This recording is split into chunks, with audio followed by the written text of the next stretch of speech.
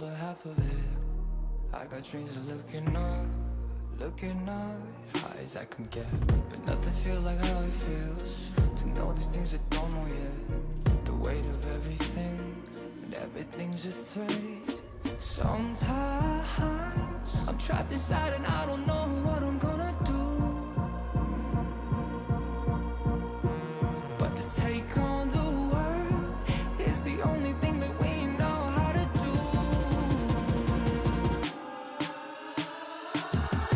I've got dreams of finding out what all of this is for. It's you and me, and everywhere we go it leads to an open door. Welcome back to VALORANT Game Changers OCE here. In the playoffs, we've just done and dusted at map 1 of our opening series. And PILSKI, 13-7 between TSG and EVE. It is not the best look from EVE, but it is an improvement from the split 1 performance versus TSG. And now we're about to head into Icebox. Yeah, I'd 100% agree. I think they had, a rough start to that. Some of the individual players that you've seen have some good performances in either the Swiss or last stage. Maybe not necessarily starting Ascent in the fashion that you'd want to see from them. I think now that you've gotten Ascent out of the way, it's been a weaker map for them in the past. They can move on to their own pick of Icebox and maybe show us a little bit of a better look and try to turn this series around. A massive performance that we had on the last map from Ferret and also Alana, notably the duelist as well, Lily, and also Ferret just kind of exploding onto Ascent. And we'll move over towards Icebox now, where maybe hoping for or potentially expecting more of a normal type of composition. I did have a bit of a peek over both of these teams. EVE, we're looking more towards the Gecko side, perhaps based on history. TSG looking over towards the KO, and then obviously rounding out as you would normally expect with, you know, your Sovas, your Killjoys, etc. I mean, yeah, we could say that. I think at the end of the day, you're going to get a little bit more faith that EVE might be playing the similar comp that they've been playing in the past with this, which is this kind of double init slower style rather than the KO Gecko. You're going to play the Sova Gecko, so you're going to play a bit more of a slower drone style. And they have had more reps recently. They've had 5 reps since the last time the TSG core did actually play this map. So I think at the end of the day, TSG, you know, they haven't played in such a while that they might just change up their comp. Again, what we were looking forward to in towards Ascent was certain comps expected from either team, and then they changed things up and they play double duel. It's hard to really predict compositionally agent-wise, but if I was to hang my hat on anything, it's that EVE has practiced this map recently. They've been playing the same comp for 3 officials in a row. They'll probably play something similar to what they played, and the tournament before that, they were playing double duelers with the Reyna. EVE and from TSG. Look, we'll see what we're going to get. Worth mentioning that I believe they did have Katana in for the first map, and now you're going to have their sub out and their main player in the roster. That could also be influencing what they were playing on Ascent there with the double duelist, having Alana, who usually plays the smokes or the secondary kind of pseudo Senti on the Viper, at least looking at their previous agent pool. Playing the Phoenix, which is the second time they've played Phoenix ever, so maybe, you know, that could be kind of changing up what these teams are playing as well. Yeah, so see if that sub does end up happening for this team. But, you know, looking over towards some of the history here as well, I am looking towards Sava potentially coming back on the Jet. Does play the Jet on towards Icebox. Had a little bit of a rough go about it on Ascent, so, you know, a bigger performance now required on Icebox. Operator is going to be pretty large on this map as well. We saw some pretty large, as mentioned, duelist performances coming through from TSG, so wouldn't be surprised if that ended up repeating itself. Not too sure if we're going to really necessarily see, you know, the likes of the Phoenix and Neon. Pretty sure moving towards the Jet at minimum would be more standard for the side of TSG, but they are currently in a winning spot, in a winning team, as the team to defeat, as, you know, the team from last year in Game Changers that took it all the way and represented our region over in GC Pacific. Now for EVE, in this best of 3, one more life at least in this side of the bracket than if they do lose into the lower bracket. Yeah, for sure. I mean, it is a double elim bracket at the end of the day when you do get seeded up against the tournament favorites to some extent, although every team is kind of saying to themselves, oh yeah, we're going to win, or like we're really backing ourselves. At the end of the day, you do kind of temper your expectations. It is at the end of the day, a map or a series rather, where you can get some nerves out of the way, you can kind of test yourselves against a favorite that even if you did win in this upper bracket, they would be likely to run it through the lower bracket and potentially take you on again. So look, it'll be a good test early on here for Eve to try to shake off some of those playoff nerves, whereas for TSG, they're kind of the favorites. They've already qualified before. They should probably be the team that's a little bit more match fit for this kind of competition. Let's take a look at how our agent select is going before we head into Icebox. If things are going to be moving the way we expect them to, as I mentioned, the Gecko coming out for Nabiki here onto Eve and on to TSG. This time, Lydia's going to move over on towards the Jet and Ferret on Viper. So our Phoenix player MVP of Ascent now moving over to a controller. Yeah, I think this is a bit more of a standard looking comp from what I'd expect to see for TSG. The main kind of outlier would be the Vice. I think that's going to make it quite hard to kind of hold the middle of the map. The Killjoy is really good at keeping the middle of the map in check with the alarm bot and the turret. So looking at TSG's defense, I want to see a good game plan from Eve's attacking side, being able to kind of exploit some of those gaps on the map if they are there. And over on the side of TSG, they're going to have to be a little bit more active at filling those gaps, I think. Yeah, looking in the history here as well for this core of TSG, the one major change is they're going to be moving Bethany away from the KO, the previous position that was being played here. In fact, if I'm looking at this correctly as well, yeah, Bethany is going to be moving onto the Sage instead. I don't know if you have any particular thoughts on that. Sage, to me, doesn't seem quite as particularly meta as maybe playing something like a KO or maybe even the Harbor on this particular map. No, I mean, it hasn't been meta in a while. It's kind of the old meta, but you even did just see in Toronto, Fnatic still running the Sage. A lot of people still really rate the Sage, and it still does have a lot of power on Icebox. I think Icebox is a very flexible map compositionally. The Sage can definitely still work and definitely still has a lot of power at establishing those post plants on attack or being able to pull off some of the retakes on defense, for example. Yeah, well, we're just about to get into map now. And so let's head into map 2 of our opening game of VALORANT Game Changes Oceania. Bryce, Jem, let's get into it. Thank you, Kev and Mitch. This time I'm using first names. It's good to be back here in our second map. Of course, TSG did win that first map pretty strongly in that latter half, though, of course, Eve put up quite a strong fight in that first half. I'm excited to see what happens here on Icebox. This is Eve's pick, so things could maybe shake up a little bit here. Yeah, this definitely looks like one of the better maps from Eve, although TSG I feel like looks so strong that I'd be nervous to face them honestly on any map. And I feel like these players have been really great at Icebox historically, and as many of the OG Game Changers OS fans and community know, Icebox is one of our most played maps in this region. It's definitely Lotus #1 and probably Icebox #2. So I think going into Icebox is going to be really fun to see kind of what our squads are working with here. TSG versus Eve. TSG with the first map win here in this series, looking to take it here on Eve's pick of Icebox. And I think these compositions are really interesting, Rice, as the desk was alluding to, as we have Nabiki here on the Gecko here for Eve, which is kind of the more recent evolution of Icebox, is this Gecko Icebox, whereas you have kind of the old Icebox in the Sage here for Bethany. So it's kind of, you know, old versus the new, but we do of course have Vice, Tiff on the Vice here for TSG. So, you know, kind of combining a little bit of the old with the new, and then of course you have your mainstays with your Jets, Vipers, and your one Killjoy, but hey, there you go. And of course your servers. I'm also really intrigued to see on this map, as it is such a great server map, Dariari versus Alana, because I feel like that was such a great matchup in the first series, and I'm excited to see if that continues in map 2 of Icebox. TSG on the defense, Eve here on the attack for our first pistol round. No, I completely agree. I think that's a matchup that I'm very interested and curious about as well. Alana versus Dariari. It's definitely one of the most interesting matchups in this series so far. Of course, we also keeping our eyes on Savo as well, seeing if they're able to step up again here on Jet. Looks like it's going to be a bit of rush on a B side at the moment, with Nabiki now starting the plant, as you mentioned, Eve on the attack first now, but TSG are there down to 3 members now. It's a 5v2, and Eve probably have to back up and respect this. Able to take down Lily is massive, but Alana with the wall is able to do a safe defuse. Haley, of course, has to try and rush in and get something. They're able to get one, and that's a pretty good. Yeah, defuse go out from TSG, and they're able to kind of, you know, sneak it from underneath Eve here, getting the first round win here on Icebox. And Icebox is a kind of a funny map because I feel like back in the day it was so attacker favored, and then last year it kind of swung defender favored, and now we're like, you know, pretty in the middle. I feel like you can't really say one half is better than the other at the moment.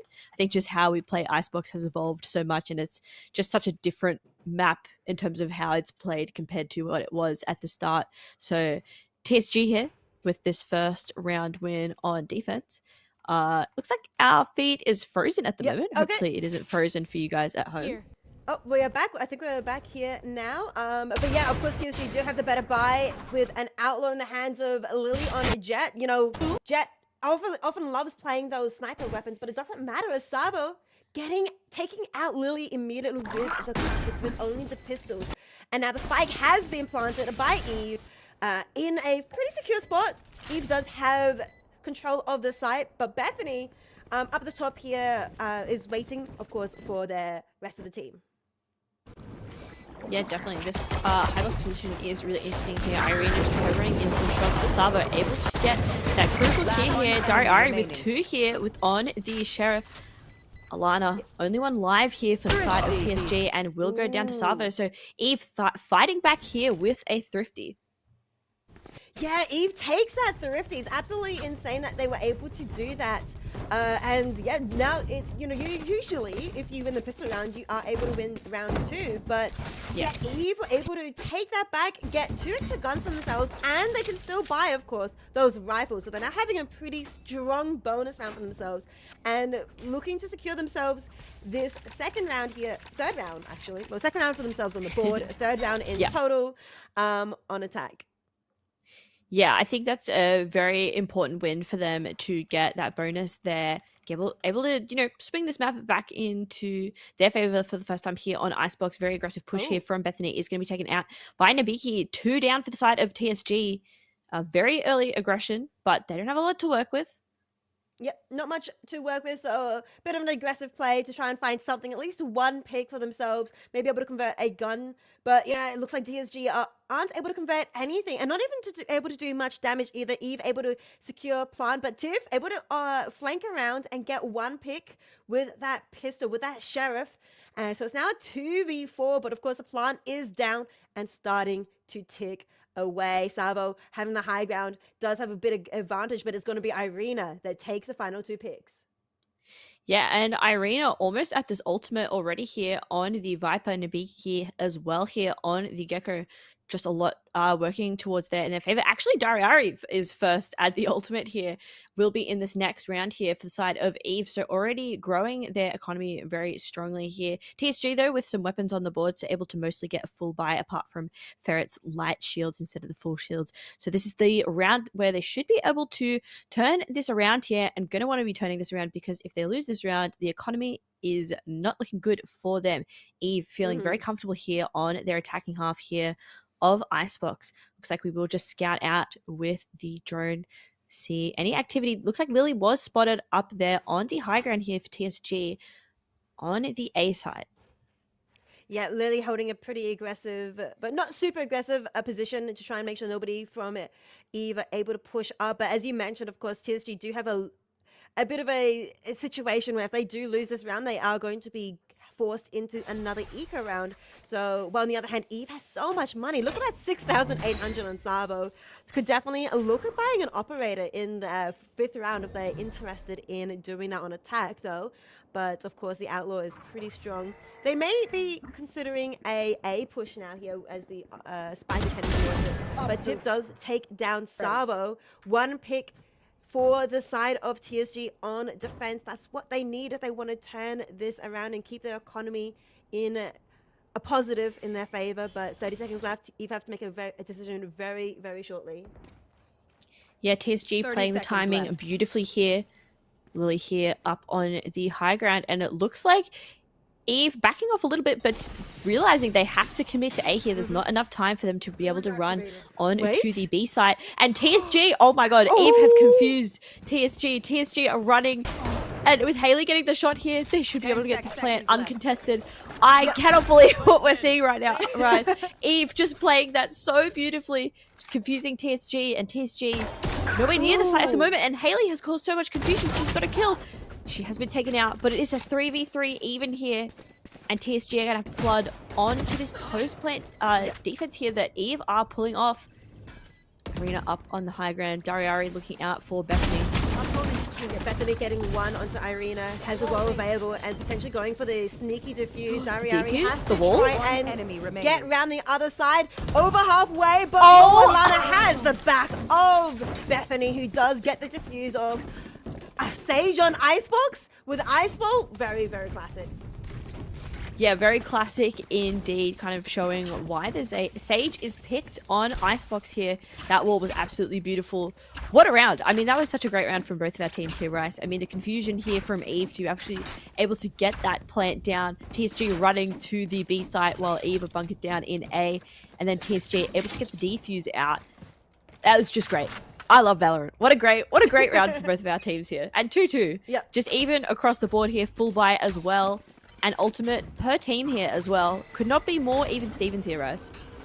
Yep, even Stevens indeed. And yeah, the walls are always fun to watch on Icebox, not just here in Oceania Game Changers, but just in general in all esports Alana. tournaments. Alana getting one, Ferret getting another as well. TSG standing their ground here on the A site as well, of course, where Eve has postured the spike towards. There is an ultimate available in the hands of Dariari. It is, of course, the Hunter's Fury. But yeah, TSG have so many more ultimates. But of course, the Resurrect is not needed as no one from TSG has fallen just yet.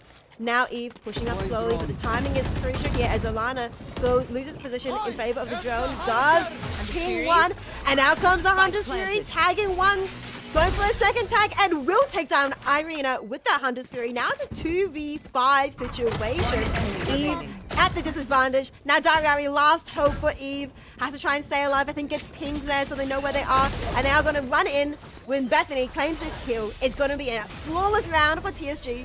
And of course the defuse goes their way. Yeah, flawless round indeed, and only having to use the Hunter's Fury there, Rice, and building up quite a bit of other ultimates as well in the bank during that round. And a flawless, so not... couldn't really have played that round any better if you are TSG. Eve falling there, everyone going down, although they also don't commit any ultimates there, so they've got quite a fair few for this next round.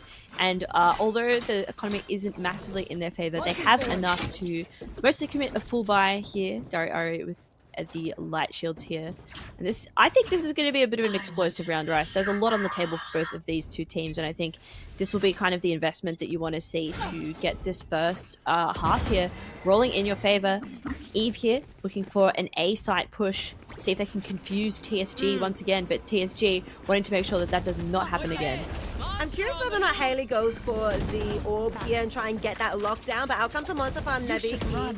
I don't know if they're able to find anyone, but they are respecting it, and out comes a lockdown, as I was mentioning, from Haley, and that forces TSG to clear the site. Once again, going for A site again. I think A is a lot more common for people to pick on Icebox, and yes, successful planted. Now TSG have to try and come back in. Now that the, of course, the... Wait, they didn't plant? Oh, now they're planting. As Parry takes down Dariari, and out comes all the ultimates. I think that was still Garden Farm at Tip, but it doesn't matter. Oh, that does make a big difference, like, as TSG clean up another flawless round for them. Yeah, that was a really interesting one, Rice, and I totally get your confusion about the spike not being planted, because what happened is Nabiki actually sent Wingman out to plant. Wingman went up onto the high ground there and was actually killed by TSG, so the plant not coming out there and relying on Wingman, I think just Wingman was the problem there. Wingman really had that one for Eve.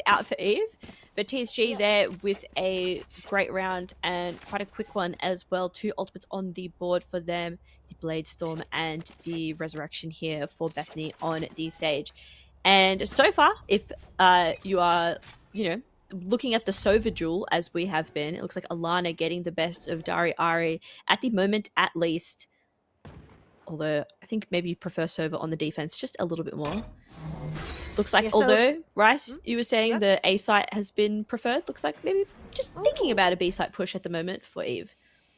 Yep, thinking about a B side this time, but they haven't hard committed to it just yet. But the Viper Ball is out. They do also have Viper's Pit available for this side as well. Maybe that is one of the reasons as well they are wanting to head towards B side. But of course, the utility, of course, from Viper is on board on B side, so they have to be very careful when they push on the site. Yep, Salvo. Just having a look up on these boxes at the moment. TSG fairly split, but most members around B right now.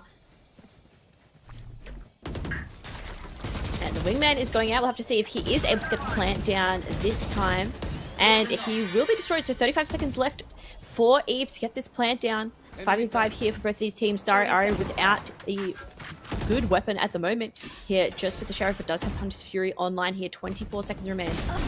Haley winning out that duel in the mid, taking down Lily. As you mentioned, 20 seconds left, now 18, but Ferret and Alana stepping up. It's now 4v3, 4v2. TSG do drop down to try and stop the pop from happening, but with only 10 seconds left, Nabiki is a bit concerned as they are getting ganged up on both directions. Now Haley, last one left, who was flanking around the corner, only has 4 seconds, but they're nowhere near the spike, cannot plant, has to go for picks, but of course TSG are going to be hiding. Alana, though, still aggressive, does go for the pick and does take them down. 5 on the board for TSG, 2 for Eve. Yeah, another great round here for the side of TSG.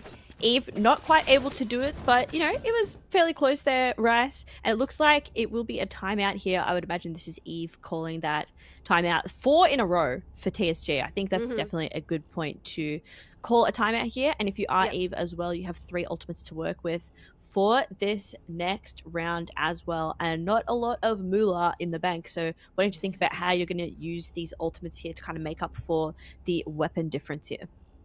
I mean, we were mentioning this around the 3rd round or 4th round or something, where, you know, TSG were a little bit more on the back foot with their economy.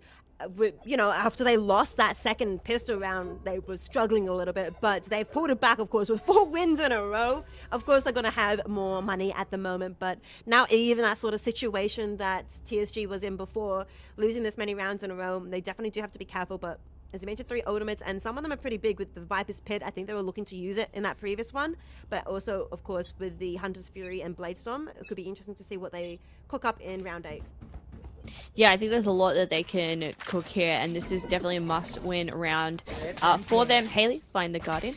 Is actually gonna pick something else. Gonna make me eat my words here. But full buy online for TSG, looking clean here. 3 ultimates on the board. They might even get Alana's Hunter's Fury as well, as Alana has been seriously cooking rice here on the Sova. Looks like the Bladestorm will be committed here for Savo, looking to get some work done here around the B side. Lily, though, taking down Haley, so that is the Killjoy off the board for the side of Eve. Savo now on point with Bladestorm, trying to clear the round, clear all the utility. So much utility from Tiv, from Ferret, from TSG. But the spike has been successfully planted on B side this time. Alana now is on site for TSG, getting all the information. 2 key players currently holding down yellow for Eve. And Alana's going to take one of them. That's Dariari. Lily takes 2. Tip goes as well. That's a very quick round once again for TSG. That retake, super fast. Yep, they're looking better every single round, Rice. I feel like maybe they were just not warmed up 100% in our first few rounds there on our first map of Ascent, but they're looking extremely warmed up now, like a well-oiled machine, just working so beautifully together, incredibly fast as well. And I think maybe surprising Eve and catching them, you know, off their toes. I don't know what that phrase is. Catching them by surprise. I think they're definitely catching TSG off. TSG are catching Eve off guard, and I think a little bit not frustrated, but maybe flustered and fumbling a little bit. I think when we've spoken about previously in this matchup, Bryce, I feel like TSG just have so much experience that they're working with, not only as a squad, but as individuals. They've played in GC for so long, and as you've said, they've been to international tournaments. They've been in those high-stress situations, and they know what to do to, you know, keep their calm and composure. But I feel like Eve, when things start going poorly for them, I feel like it tumbles out of control pretty quickly. Haley going down, and is the first down again, but Irina is going to commit the Viper's Pit here. 4v4 as Ferret goes down as well. Viper's Pit committed, but yeah, Ferret has fallen, so they can't counter Viper's Pit at all. But TSG be able to take down Lily's now with 3v4, and Hunter coming out from Alana does find Irina, does take down the Viper's Pit, and so do the rest of the members of TSG.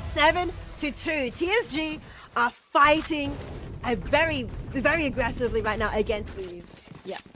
Yeah, they're playing really, really quick here, and Alana is putting on a bit of a clinic here and in the server and on her team. 12-3, Rice. She has the least amount of deaths in the lobby, and she also... Oh, sorry. She has the second least amount of deaths in the lobby, and she has the most amount of kills.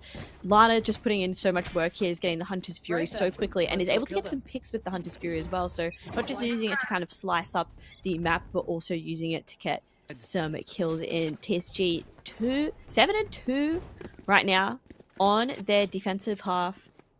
Eve thinking about an A push at the moment. Viper's ball is on B at the moment, and Bethany's gotten Sabo. Bethany gets Saba, Lily gets Dariari, and Lily gets Irina as well. Oh, he goes for a third. Resurrect as well onto Alana. Not quite a flawless, but all 5 members from TSG are alive and well heading into round 11. Yeah, I feel like that resurrection was just kind of like a BM resurrection. I don't think that was a for real one. I think it was a little bit. I think it was a little bit. I think it was like, yeah, we don't need it. We don't even need it, guys. We're gonna win this. We don't need that resurrection. Don't even worry about it. That is 7 in a row for TSG. Wow, guys, 7 in a row. That is some crazy, crazy momentum here that Eve are going to have to stop here. And with a very light buy for the side of Eve, I think this is going to be quite difficult here. Got 2 ultimates to use, but so do TSG. Yeah. TSG with the Viper's Pit as well, which could be explosive for them to defend here. Yeah, Ferret does have that Viper's Pit available. Tiff has all those few bits of utility to hold down B side, but doesn't need them. Sabo falls to Tiff at the yellow box, but now out comes the plant from Wingman. But it's going through the thorns. It does go down successfully. Now taking down Nabiki. It's currently a 4v3. Alana with the recon dart just got one, but also sees the one at yellow. Out comes the Hunter's Fury from Dariari. Doesn't find many just yet, but Bethany gets one. Tiff gets another. Now just last one left. Dariari, who gets taken out by Tiff. The defuse coming through. It's a 2-9 scoreline. Yeah, I mean, this is so many in a row from TSG, right? We're up to 8 in a row now for TSG on their defensive half of Icebox. Feeling very, very comfortable here on these agents in this composition and on this map. They look fantastic here, right? They just look so, so clean. Savo picking up the operator here. We'll have to see what they're able to get done with there, as Savo, you know, picking the operator in the first map, right? But we didn't see a lot there from them on the operator. So, look, you know, looking to see if, yeah, okay, never mind. Well, yep, was a bait. Heard me talking. I was excited. I was so excited as well. I was Me like, too. oh my goodness, operator. We haven't seen that yet on Icebox. But yeah, I do think Jet and operator is such a common combination. It's sad I'm not saying it, but it's good to see Lily as well going Haley in a duel up the top of that. Massive pick for TSG. Currently 2-9. TSG looking for that 10th round, but of course Eve wanting to activate that 3-9 curse. Out comes the monster from Nabiki to try and clear A side, and it does so successfully. TSG respect it, as now Eve go forward and start the plants. Irina taking down Lily. That's the first pick for Eve in this round. It's now a 4v4. Out comes a Steel Garden from Tiff. This could be a big one for TSG as Alana Ferret take down 2. Now that Eve don't have many guns available to their disposal, back to only pistols. The diffuser started halfway there, and now Eve have to try and push forward. Nabiki getting one, Salvador being taken. Now it's just Nabiki, last one left. It does have the Thrash back alive, but the wall is in the way, and the diffuser successful. Ferret gets the final pick as well. It's a 2-10 in this half.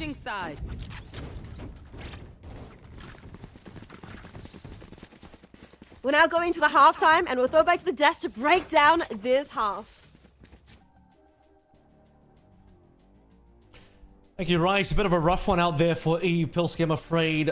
First couple rounds in there looked pretty decent. We had a round 2 Thrifty coming through from Eve off the back of Sabo finding a nice pick onto Lily, upgrading to the Outlaw.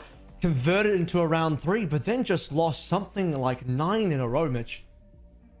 Yeah, I think you need to get a little bit more done when you get the thrifty across the line, right? So what you want to get your attack half rolling. I think at the end of the day, unfortunately, it just felt like TSG had a much better approach. They were quite comfortable playing those retakes. The Gecko Wingman plant continually got disrupted. They were using the Sage Wall quite well, and it felt like, unfortunately, Eve didn't really have that extra gear in them, unfortunately. So I think, look, at the end of the day, a couple of learnings there for Eve. I think they had the right approach early on. I like the way they were going up tube. They were kind of exploiting some of those gaps. That's what I wanted to see them from them against the Killjoyless comp.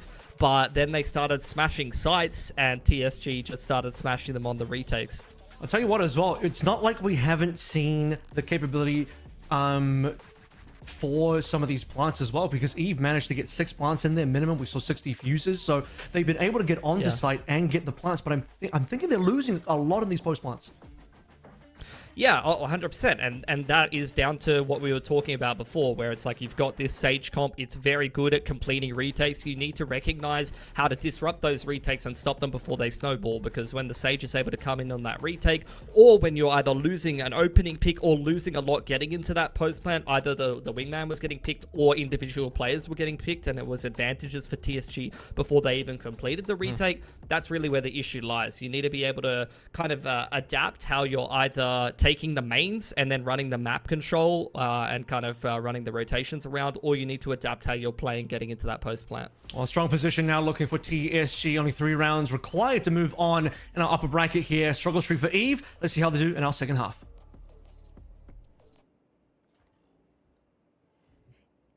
Yep, extremely strong start for TSG in the first half, 10-2. Eve and now on the defending side, so they have to try and defend against this. But I mean, TSG only 3 away from winning, Gem. Yeah, I mean, an absolutely crazy half from them. We'll have to see if they're able to snowball this. If they get the pistol, this should be pretty easy for them to be able to take the win, not only on Icebox, but in this match in general, Rice. They've just looked so strong, so together. Here is the second half here of Icebox TSG on the attack. Eve on the defense. Savo is going to take out Tiff, so that is 1 less player on the board for TSG. Yep, Tiff getting taken out initially as Savo now getting a second pick. Woe goes down. Bethany trying to commit this plant onto A side, but Savo now feeling themselves, jumps on top of the generator, gets taken out immediately. But Nabiki there to back them up. Now it's a 2v4. As the TSG only have Viper and Sova to try and keep this fight from being diffused. Alana and Ferret holding this angle as now Haley gets taken out by Ferret. The defuse has been started halfway there, but they're not able to stop the defuse. Eve getting this first round in this second half. Looking pretty good, but a long way to go. Yeah, a long way to go, but that's a pretty great pistol round there from Eve. 3 alive at the end there, and starting to get to kind of the halfway mark for a lot of these ultimates, and can get some good weapons online here for the second round. But you're right, Rice, they have to do so many in a row, and not a lot to play with if they do lose a round here, but obviously that pistol win is going to set them up for success, at least for the next couple of rounds here. TSG, though, not to be feared here on the not to be feared here on the Sheriffs. They can still get a lot of work done here, no matter what the weapons are. I feel like their team play has just been absolutely extraordinary here, and looks like it will be a B site hit here, as the orb will get picked up by Bethany. And Ferret, as I said, does not need any weapon but a Sheriff, and is able to take down Savo, who was cooking up a storm in that last round, Rice. But Ferret goes down as well. Gets traded out by Haley, who is able to cover that location, cover that mid area. Out comes the plant from TSG onto B side. Successful, of course, with that Icebox protect. Alana now taking down Dariari. TSG up quite a few members now. It's a 4v2. Though TSG aren't able to upgrade any of their guns in the meantime, but they are holding this post-plant situation. This could be converted towards TSG. The advantage that Eve did have is starting to dwindle with the wall, with the Vipers orb as well. It's now a 1v4 situation. And it's Nabiki who is on Gecko that gets taken out by Lily. 11-3, TSG slowly, only 2 rounds away. You know. Oh, I don't think you're gonna enjoy that round if you are Eve or an Eve fan there. That seemed like a round that really was in their favor, but TSG able to turn it around here. Just, I mean, exactly what I was saying, Rice. They don't need anything. They could do Sheriff's Classics, whatever. They feel so firmly control of this map and this series here. Only 2 rounds away from taking it. Looks like Bethany almost up to this resurrection as well, but not a lot of other ultimates on the board here. Half buy for, not even a half buy, a very weak buy here for the side of Eve. This is a very difficult round for them, but they're going to have to see they can, you know, do something with this weaker buy. But Lily taking out Savo kind of stops this push here. Savo gets spotted by the Recon Ardara. Now Tiff takes down Haley. It's a 3v way to secure not just map point but series points in this round. 5v3, only Stinger, Sheriff and a Spectre online for Eve, but they are holding down A site as strongly as they can. So TSG recognizing that, head towards B, but only Irina, who is holding mid, gets damaged quite aggressively. Yeah, indeed. Lily going down there to Dari Ari, so at least down, and there should be a bit of a better weapon here for the side of Eve. Wall goes up here from Bethany, who's been an absolute pain for Eve with these walls here. Just able to confirm the spike plant with no issue. Dari Ari will be running over 3v4 for this next fight, Rice, and the resurrection is available. Irina going down too, so yeah, not a 3v4 anymore, but it does get traded out once more. Now it's a 1v3. Dariari last on that. You've seen a lot of heroics from Dariari, and it might be the star, but no. Bethany secures that pick. It is now match point for TSG. Match point. Match point here for TSG, who've been playing just so fantastically, firing on all cylinders here. Resurrection still in the bank too for this next round, and Eve would have to do almost the impossible rise here and get 9 in a row in able to, you know, tie our series up and get us to overtime. It's a very difficult feat for them, but TSG look very, very firmly in control and look like they should be able to take this win in this next round. Not a full buy as well for the side of Eve, so TSG with a strong advantage coming into this potential last round. A very strong advantage for TSG, and yeah, Eve, as we mentioned, don't have a strong gun buy, but we've mentioned this a few times, you don't always need good guns to take a round, so Eve, desperate here, have got both their Killjoy and Viper holding down B site, where TSG are bringing the spike towards. They do have a bit of utility that they are going to be destroying with a shock dart arrows. Out comes the walls and out comes the plant. But the wall does get broken immediately. Tiff has to respect this, falls back. He's getting healed up by Sage, who does have Resurrect available, remember. And now going in for a second plant as the Viper wall comes up. But the spray, the damage coming through from Eve are trying to do their absolute best to prevent this spike from being planted, but the spike does go down inevitably. Irina, 9 HP, holding the backside as best as they can, dangerously holding that snowman area, but now out comes the rest of the team. Haley taking down Alana. It's a 4v5. Lily, though, finally takes down Irina, but Eve are here, and they want to stay in this game, getting a few more members. Now it's just Bethany. Last one left is a 2v1, and Bethany gets taken down by Savo. Eve, 4-12. 4-12. Maybe this is the start of Eve getting closer and closer towards TSG. Great round for them, and they're able to pick up the better weapons here from TSG as well. Still holding on to this resurrection for TSG. And Dari Ari here with the Hunter's Fury, so something to work with here for Eve in this next round. But again, Rice, there's just so many rounds they would have to get here. It would be almost impossible if they are able to do this. TSG, though, need to make sure that they don't, you know, kind of sit with this comfortable feeling and that they don't get too comfy at this 12-4. Obviously, it's a lot of rounds to do, but you don't want to, you know, be taken off guard here. Really up here on the high ground is going to spot out some members from Eve.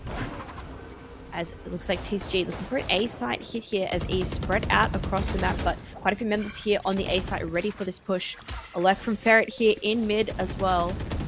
Wall comes up from TSG to separate, but Savo is lying in wait, taking down the fellow Jet as Lily is now off the board.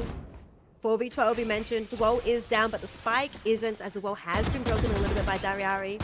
Dariari trying to use that arrow at the wrong time, gets a little bit of damage, but stays alive with 5 HP. The Resurrect also comes out onto Lily as Alana takes down Dariari finally. Now it's a 3v5, a bit dangerous for Eve. This could be it. This could be the moment. But Sabo gets taken out as well. Still Garden being used. No guns for Eve. And that's going to be the win for TSG. Poison's off.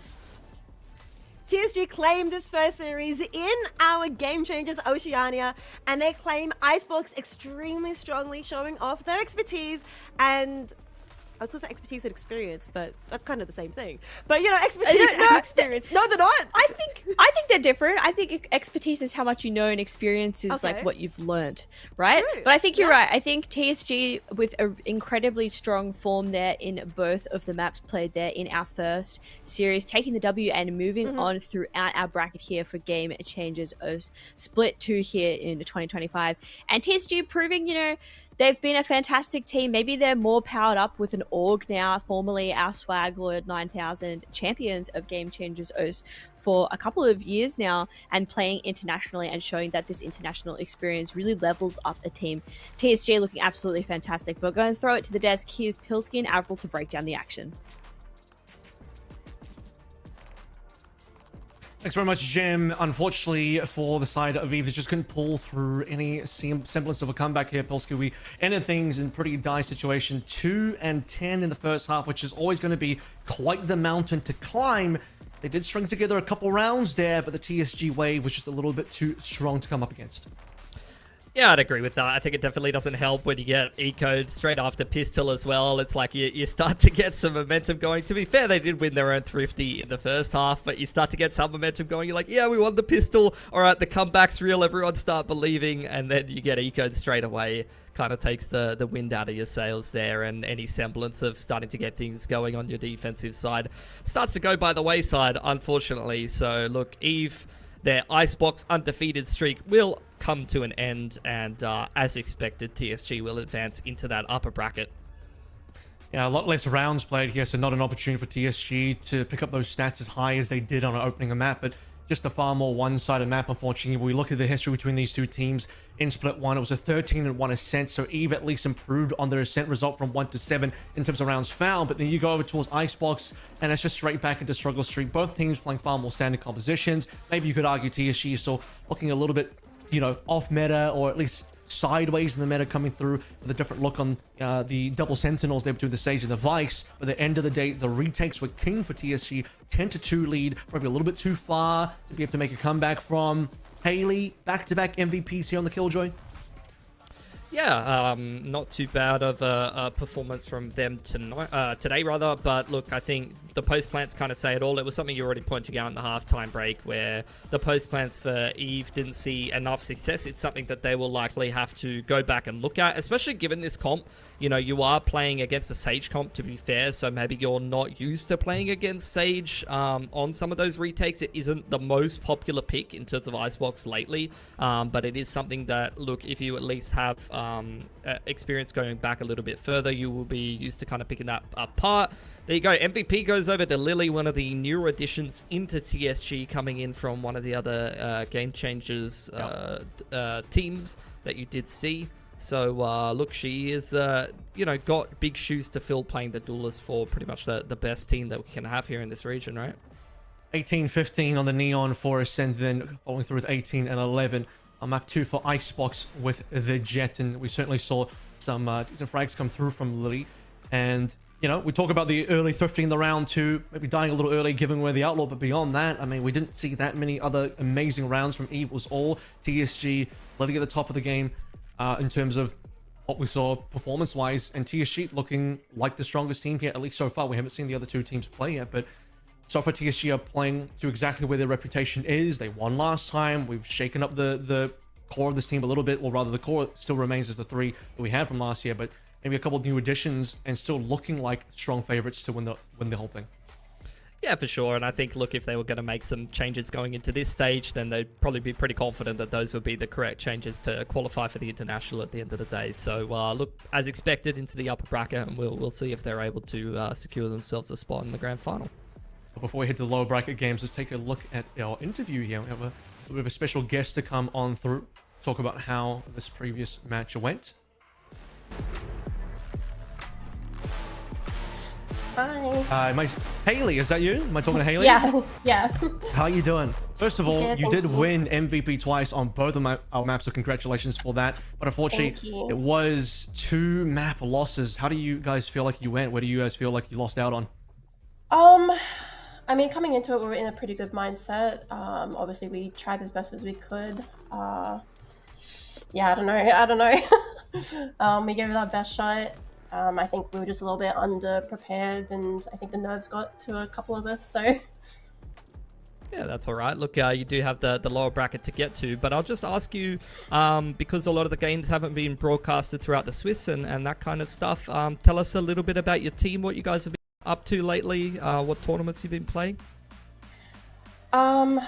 We've just been competing in Split 2 at the moment. We did Split 1 together. We played in an off-season event as well together. We've gone through a couple of roster changes, so it's been a bit of an adjustment, but we've kind of just been vibing, to be honest. Nice. And how have you guys, what have you guys been working on lately? I mean, you did just take on TSG. That's probably the toughest team that you'll likely have to play in this bracket, but playing some of your other tournaments and maybe playing your way through this series, what are you guys focusing on and working on heading through the rest of this tournament? Mostly just our coordination, swinging with each other and stuff like that. I feel like the more you fight together, the more of a chance you have to win your rounds and stuff. So we're mostly just working on like our synergy, I suppose, getting used to playing with one another and seeing how that goes. That's great. You enter the lower bracket now, and as we head into the lower bracket, you'll be facing either Kiss or Divine in the upper bracket game. How do you think that game will go, and who do you expect to face in your next match? I mean, we versed both Kiss and Divine before. I think we are going into it kind of knowing how they play, so I think we're pretty confident with either team. Just taking stuff we've learned from versing them before into our future games and not letting our mentals get down. I think we should have a good shot. All right, well, best of luck for your next game coming up tomorrow. Thank you so much, Haley. Thank you. That was Haley, our Killjoy player from EVE, and looking forward to how EVE end up doing in that lower bracket. Maybe see a bit of a cheeky lower bracket run come on through, but you know, we're getting ready to see what Kiss and Divine are going to be up to in our following game here, Mitch. So with that, I think we'll just take a bit of a break. We'll come back, see where game 2 is at. See you after the break.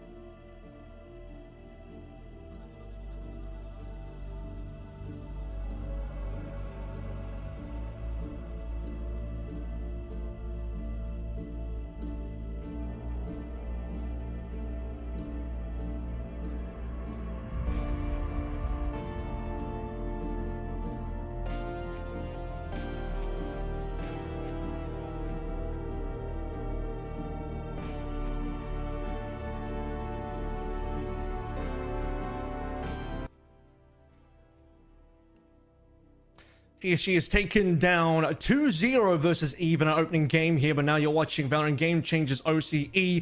Coming up is going to be game number 2 here, Mitch, and brand new teams up on board. We have Kiss taking on Divine. Yeah, so you do have, once again, a team that did advance from the Swiss over in Split 1, and a team that's grinded their way more recently through Split 2, going head-to-head in one of these opening games. Be interested to see who's going to go out, come out ahead, because, look, your reward for winning this game is taking on the favorites for the whole tournament in the upper bracket, and that's going to be a little bit difficult for either one of these teams to do, if I was to guess. But maybe if they put on a really, really good showing in this opening game, you feel a little bit more confident about their chances. Yeah, we have Kiss, who are formerly Exto Gaming, who they played in Split 1. They came second in Split 1. They only lost a single match, and guess who they lost it to? It was to our TSG core of Swaglord, who that was the name they played under in Split 1, now under TSG instead. So that was the one game they lost. They lost 0-2.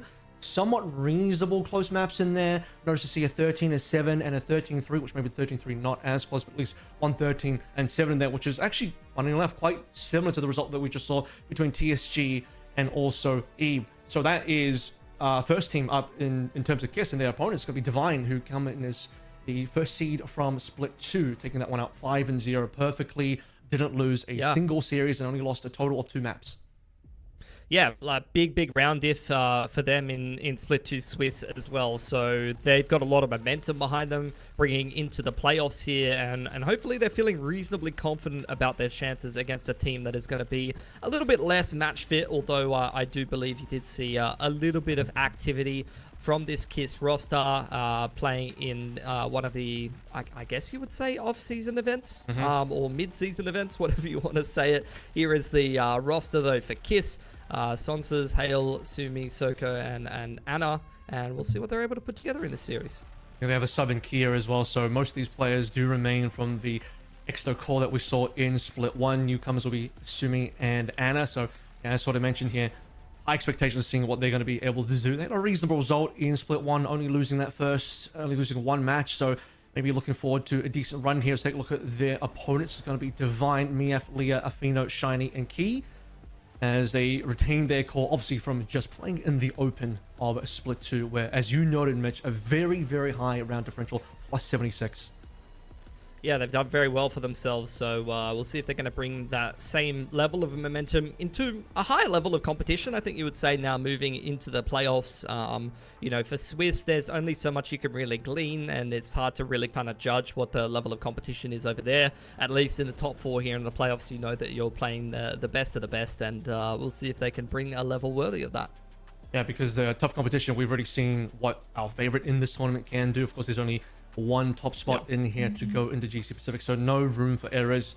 Coming second, you will be in for the money, but unfortunately you will not get the qualification in the GC Pacific, so we do want to see the strongest representing OCE to make it over to GC Pacific. And right now, I think the standard has been set. Teams that go up against TSG seem to fall by the wayside, and we'll see out of these two teams if one of them can be that challenge. Let's take a look at how our map draft has gone here, Pilsky. Yeah, so we do have, you know, Haven and Split taking out first bans. Then you're going to get Pearl, Lotus, Sunset. It's an interesting veto. I mean, looking at the relative map pools of both of these teams, these familiar. They do at least have a fair few reps on both of them. So somewhat of a handshake veto, but like I said, you know, looking at the Swiss results, it's hard to kind of get a super strong bead on which one of these teams is going to be better on which maps. Like, you've got a ton of reps on Lotus and Pearl for Kiss, even looking back at their Exto results. Over on the side of Divine, they're actually the team, I believe, that is going to pick Pearl, and they have less reps on Pearl, but they haven't lost on it yet. So look, we'll see which one of these teams did get the better end of the veto. Both of them have really, really good win rates on both of these opening maps. I think the only main difference that I'm seeing between both of them is that Divine has 4 reps on Sunset. It recently came into the map pool not too long ago, whereas I don't think Kiss, looking even at their Exto results, have Blatant official on Sunset yet. So that's something that there won't be any data. You don't know what kind of comp they're going to be bringing into it, and we don't know what kind of match fitness they're going to have if we do move through to that third map, whereas at least Divine have got a couple of reps and they've got a decent strike rate on it. Yeah, it does look like we have most greens in terms of map history here between both teams. They've just basically won across the board for their relevant maps, and even for Sunset, it's just only the one loss in there for Divine. As you said, no data at all for the side of Kiss, even back when they were as Exto Gaming. But Pearl being up first, chosen by Divine, and then Lotus being picked by Kiss here. Looking over towards Pearl, and pretty standard stuff here. Probably not expecting too many wild compositions to come on through. I think Yoru probably does still look like a reasonable pick to come into Pearl, but it's going to be a pretty large map here. So Astra's to be coming into play, you'd think? Yeah, I think Astra is kind of like the meta smokes pick on Pearl, right? I think at the end of the day, if I look at this Kiss agent comp, I mean, you see the Chamber in there. That's kind of been popularized by G2 internationally, and a lot of other teams kind of adapting that. Even some teams picking up the Chamber in Pacific. You have the Yoru, and the Chamber can kind of be the two edges of the sword, where on attack on Pearl, you can play slower anyway, so running something slow like a Chamber doesn't really bother you too much, whereas the Yoru is going to be kind of that one-man carry to kind of brute force some of the chokes and actually try to get into the sites, as well as running those set rounds with the Yoru ultimate as well helps you kind of choose a couple of attack rounds as well. Yeah, I'm seeing a lot of the Chamber actually show up in some of the history here for the side of Kiss, so it might be a little bit of a pocket pick, maybe a signature pick to be played. Yeah, I think it was. I was looking through some of their results as well, and who is it that plays it on their roster? I think it's Sonsas, yeah. And I was seeing some absurd numbers. I'm not sure about the relative level of competition. Like if Sonsas is just going out there and taking aim duels with players who aren't really able to win them against them. But look, we'll see what she's going to be bringing into the game today. I love some peak Chamber gameplay, and we love it here in OCU. We've had some great Chambers abusers in the past in this region as well. We've already seen a couple of surprises in our opening match. The double duel is coming in very early. Phoenix even being played a little in there, which seems a little rare to me. So, perhaps some surprises on board for Pearl. But I think Pearl does seem pretty cut and dry at this stage. I mean, obviously, we're not going to be expecting any Teos to come on through. I'm a big fan of seeing the Yoru on the Pearl, so perhaps if either team looks towards that, it's going to be a pretty big one. Yeah, I think Dry, it's good that you mentioned that, because that is Pearl in a nutshell. You just sit around on attack side for like 45 seconds to a minute, don't really do much of anything, then you just end up hitting one of the sites. It's not my favorite map. And when Pearl and Abyss was in the map altogether, it was, it was like running your nails on a chalkboard as far as I'm concerned. But look, I'm hoping for some more up-tempo gameplay on this game of Pearl, at least. Maybe for Divine, that's the team that you might expect it from, because they're playing kind of that other style that you did see on Pearl that's lost a lot of popularity, where it is kind of that Ascent Metacomp-esque kind of approach, where you do have the Jet Sova KO, you can run some of the faster plays and things like that, but that kind of style has lost a lot of popularity. So we'll see if they end up sticking to that as we head into the playoffs here, because both of these teams have had a little bit of time to maybe prep something different, but that's not what you're going to get from Divine. They're running the same comp. Over on the side of Kiss, they're also backing themselves, except the ISO. So they're going for the double duelist there, Kev. They'll be moving away. Obviously, we're not expecting Teo to be played in this meta anymore, so moving a couple pieces around here. But double duelist, we kind of already have seen that. Maybe I'm a little bit surprised the ISO would have more expected towards the Jet. Perhaps Jet and Yoru at the same time, even looking at that. Everything else seems pretty standard, maybe for the side of Kiss, given that we expected the Chamber to be played, and maybe across the board today. Not too sure how Sunset's going to go, if Sunset is going to bring that through one more time. But I did want to talk about Shiny on the device as well, because that did seem like a bit of a pocket pick, as Shiny wants to bring through on both Pearl and potentially the next map as well, Lotus. Yeah, it's very, very strong on Pearl right now. You even see a lot of teams playing double Senti, where the Vice is kind of the choke point Senti, and then the KJ kind of manages the middle of the map, for example. For Kiss, although it's a double duelist comp, the solo init Fade does give you a lot of flexibility with multiple prowlers, and the Haunt coming off cooldown, as well as the Yoru can kind of be a pseudo init. So I don't hate the comp. I think it could definitely work on attack here.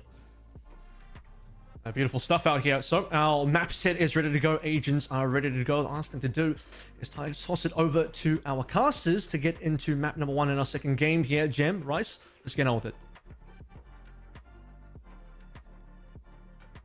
Welcome back. Thank you so much for passing over to us. Welcome back now to the Game Changers Oceania. We are here in Series 2 between Kiss and Divine. Super excited to see how this one goes, ends up, because I don't really have any predictions for this game. Do you have any predictions, Jim? I think it's going to be really close. I did not mean to throw you on the spot like that. No, it's okay. I think it's going to be really close. I mean, we're having, you know, a team who went 6-0 through split through the Swiss stage, and then you have a team who didn't play the Swiss stage and they just went straight through. So I think it's kind of a similar matchup to our last one that we just had, but I'm muted. It's okay. Thank you. It's okay. I'll re-say what I was gonna say. What I was gonna say was, I feel like this matchup is honestly kind of similar to our first one, where you have one team who did really well through the Swiss stage, and then you have a team who went straight through and didn't have to play the Swiss stage. So you've got one team who was 6-0 through the Swiss stage, which was Divine, and they played basically flawlessly. It just absolutely crazy numbers, as was talked about on the desk.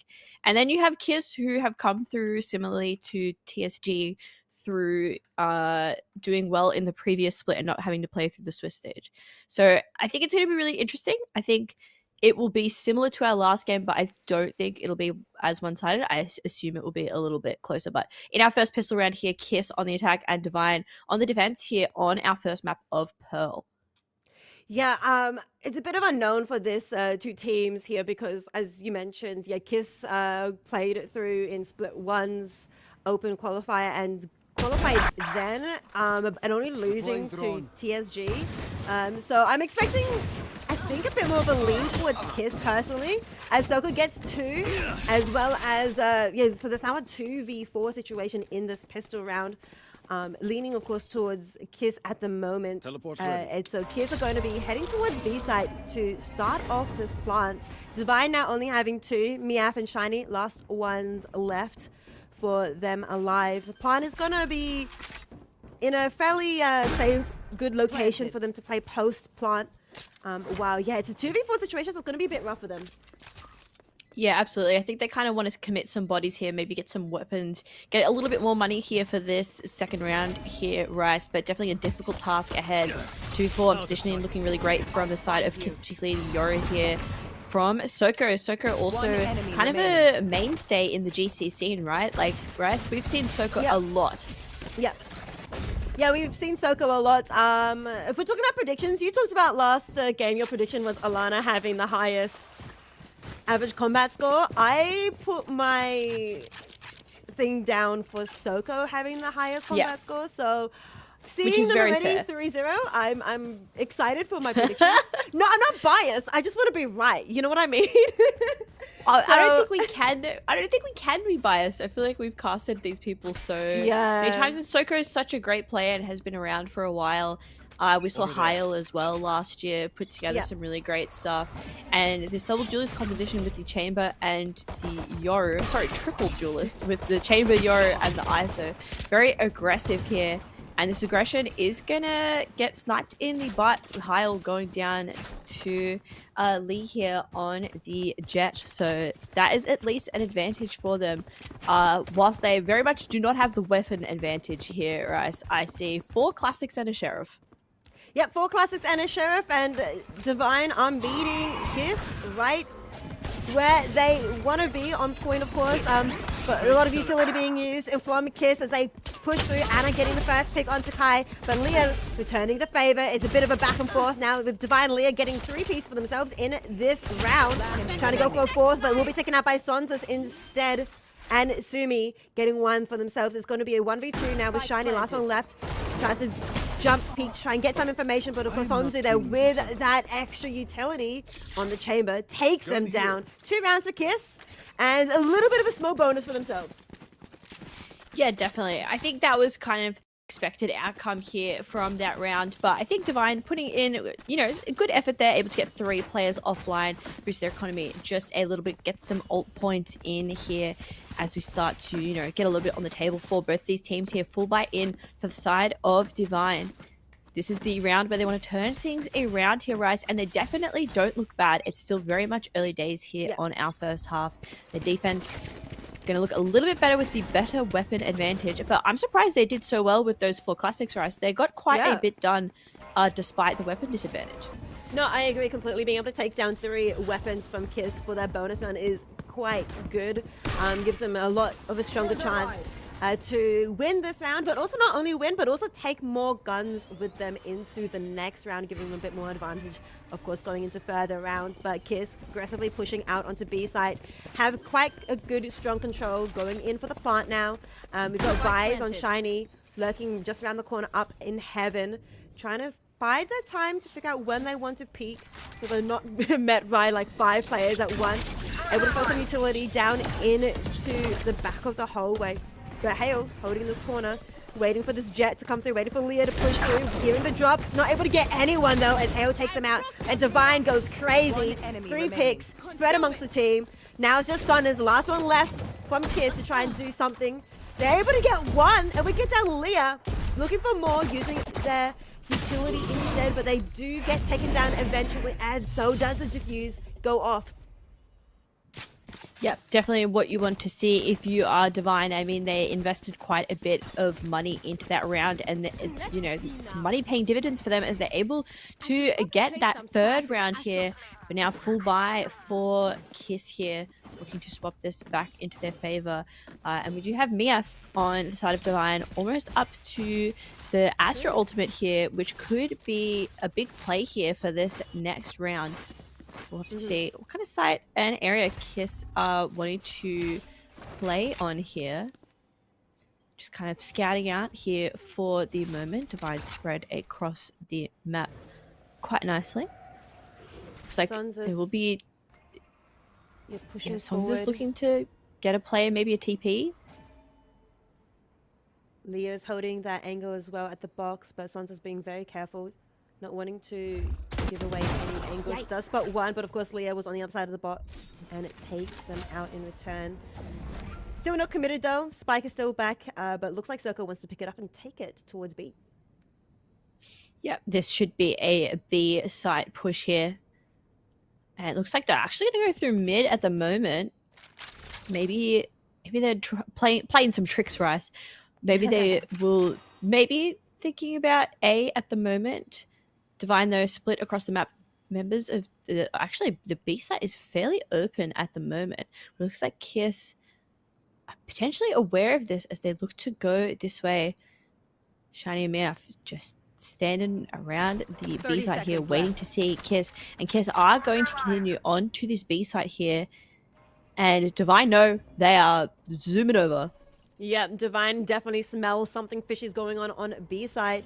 No, the plant hasn't been started, now it has. And so, of course, Divine hear that.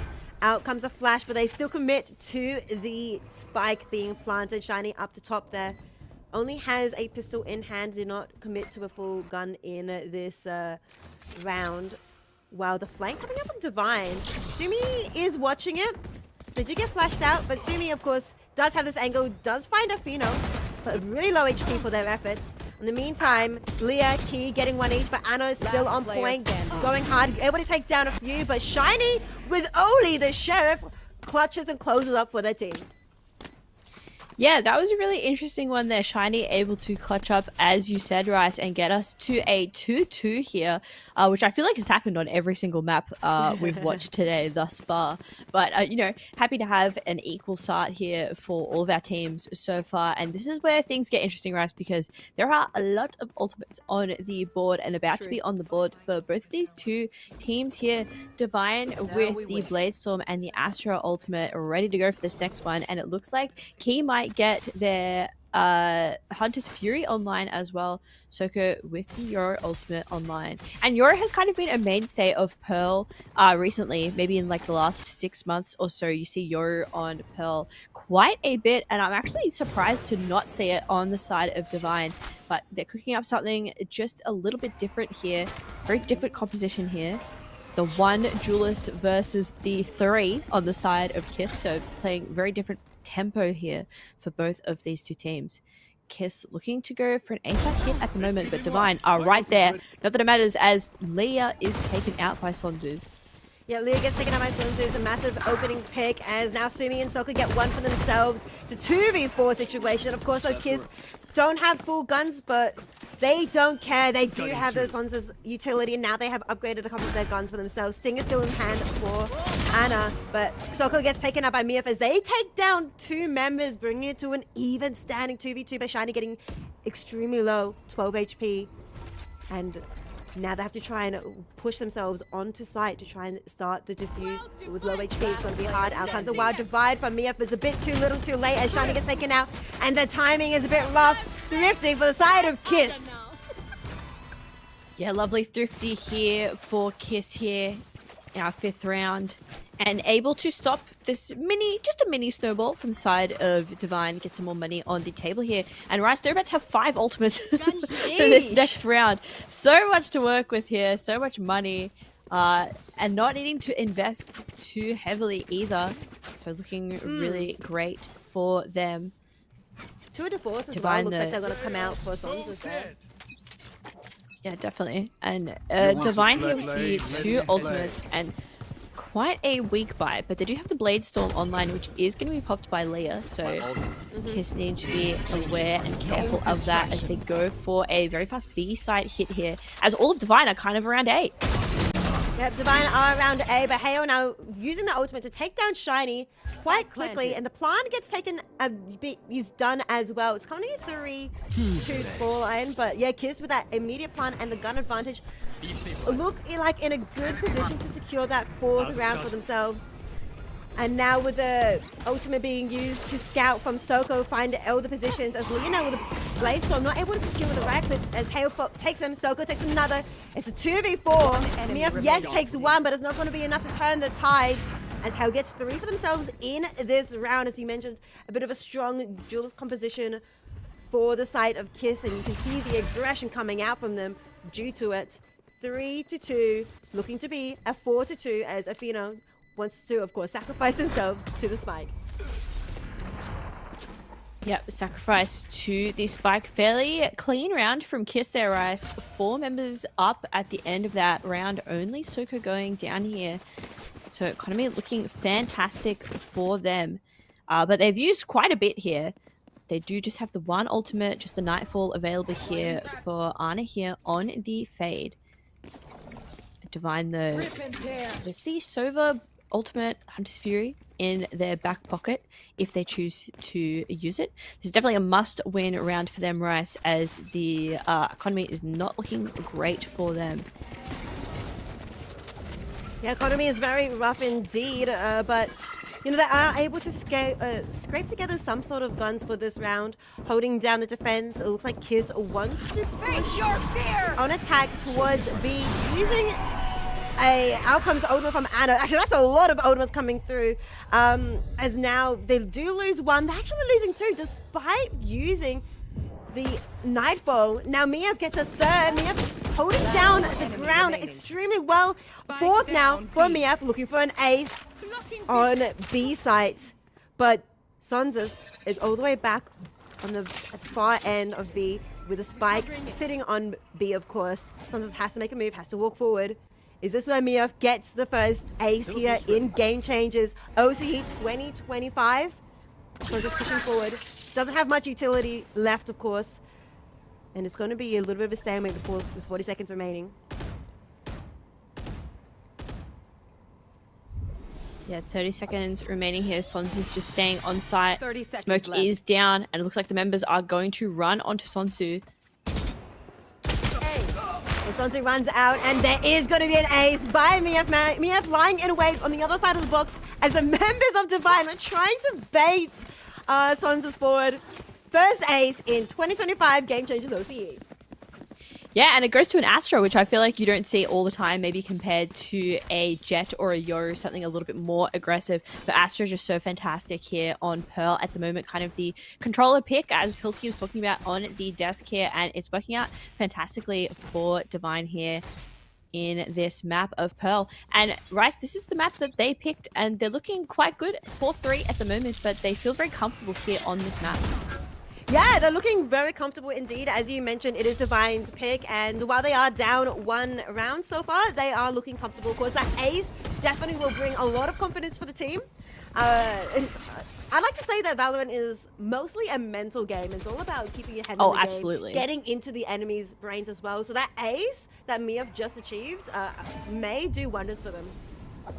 It may, but you are looking at, kind of some, classic members of the GC community here on Kiss, people who've been around for a while and who, know how to deal with this kind of thing against them. I think particular players like Soko and Heil, who have witnessed and been on many great big teams and teams who have had to go against very difficult things. So I'm not sure it'll rattle those players in particular, and hopefully, they're keeping their spirits up. They are ahead as well, so probably feeling quite confident right now. But again, fantastic play from me up here. 39 seconds on the clock here for Kiss to get this plant out, and not anywhere near a site at the moment, just having to run through mid to kind of get a B push 30 going. seconds left. Looks like Heil just making a little bit of noise through A.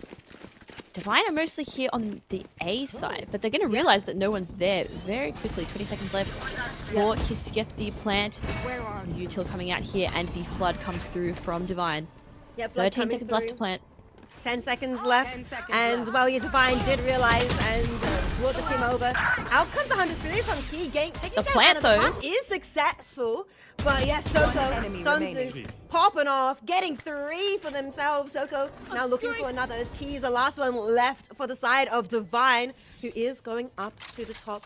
No, is actually going to save instead. Not a bad call, but lots of money for the side of Divine, but Leah might not be able to buy, so I rate it. Yeah, I think that's definitely the move here. The save from Key, definitely, I think, definitely the move here. But I think Kiss are probably going to want to chase this. I don't know if they'll have time to be able to get Key here. Key just kind of sitting on A by themselves, waiting for the spike to go off.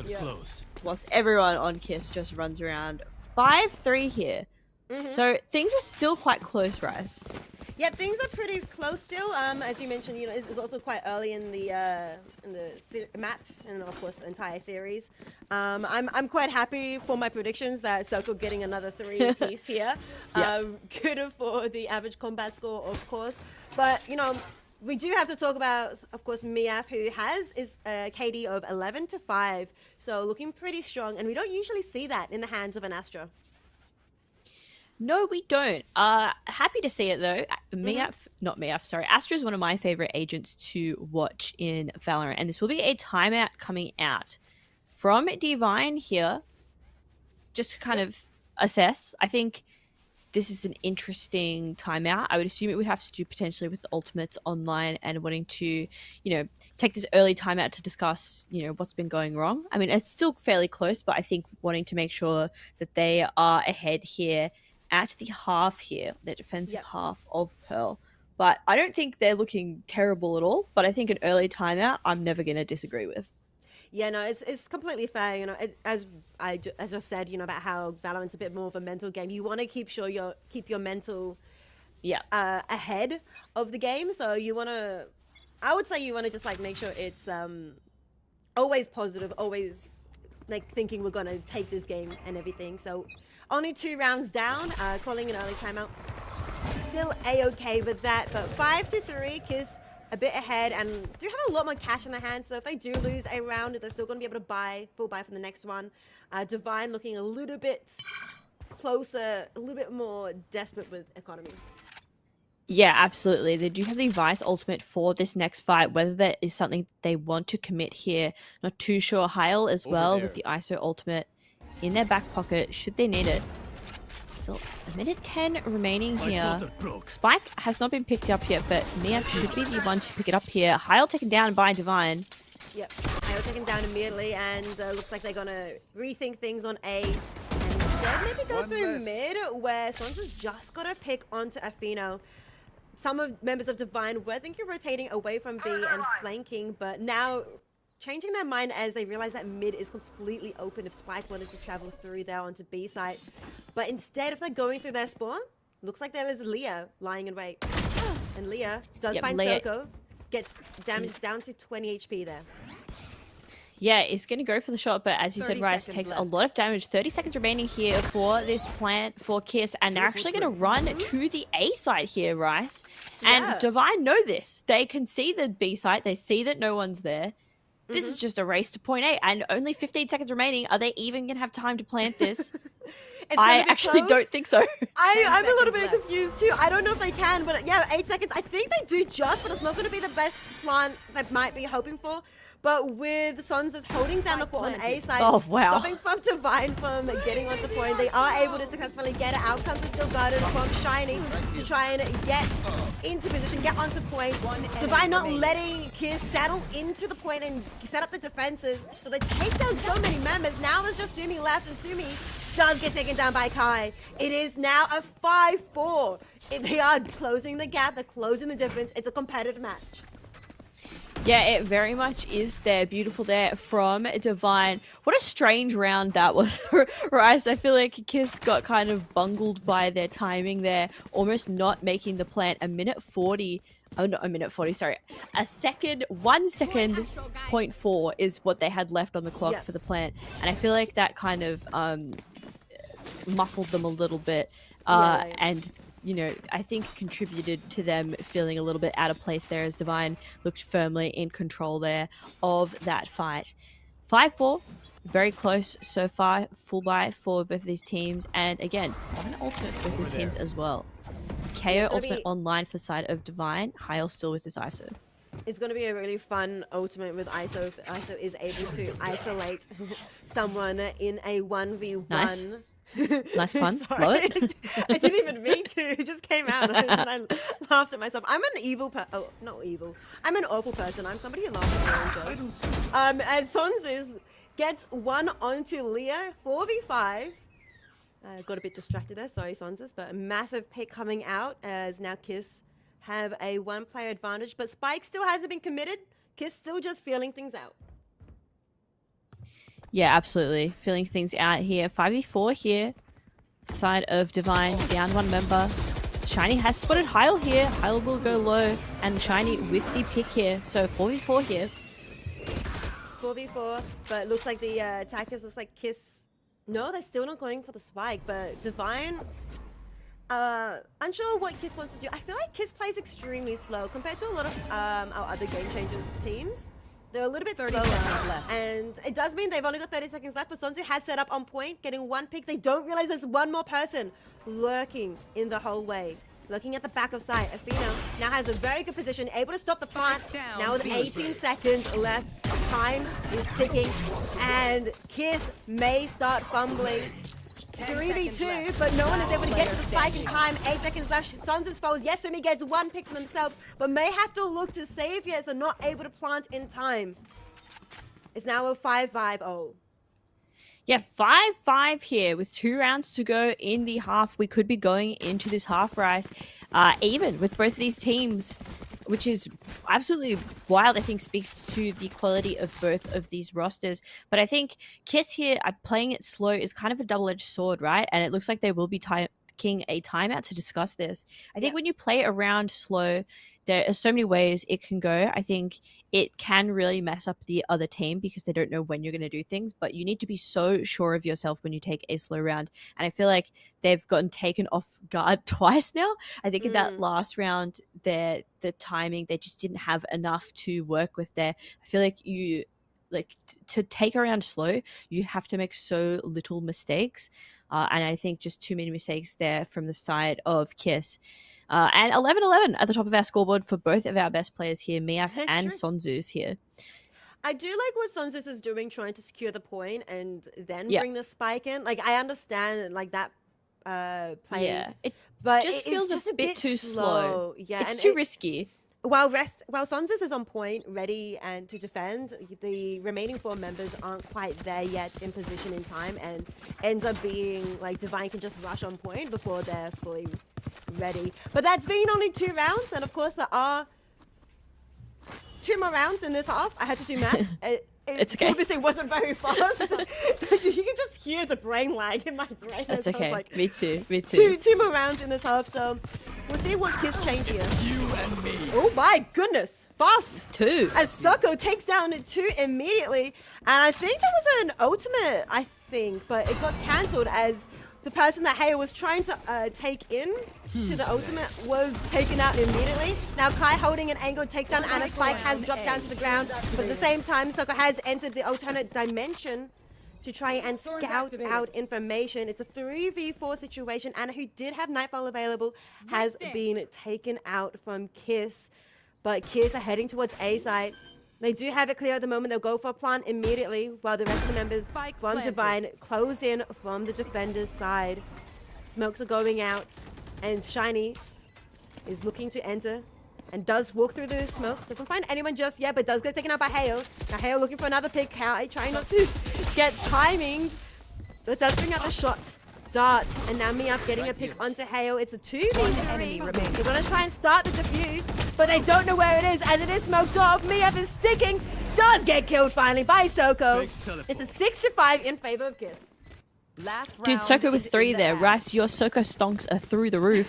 Soko playing fantastically there and being the reason I think that round went so well for Kiss there too at the start, and then is able to seal the deal at the end, stop the defuse from coming out here from the side of Divine.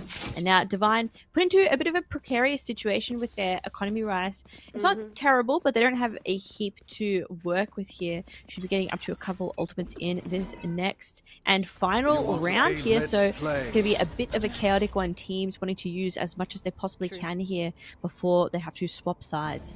And this scares me, Rice. If you're Kiss, this looks like another slow one.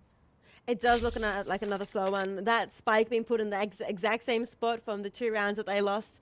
Sonso's pushing up forward on a B side with that tour de force. But, I mean, Divine do have a slightly lower buy, so Kiss probably feeling a bit confident in this round. I'd love to see Anna use the Nightfall in an aggressive way once the time starts ticking, but we'll have to see. Yeah, we definitely will. 1 minute remaining here for Kiss to get the plant online, and Spike still not picked up, just gathering as much intel as they can. Divine here just spread out, lurking through mid here at the moment to try and catch any of the members of Kiss. Hyle about to meet with 2 of them. Yeah, about to meet and gonna try and get one. Takes down another one in a different location, but yeah, it's now a 3v4. But the 2 of the 3 remaining only have the timing. Doesn't matter if Miav only has a sheriff. Able to still take down Sonzus and possibly upgrade the gun, but no, cannot, as now Sumi is pushing forward to protect the body of Sonzus.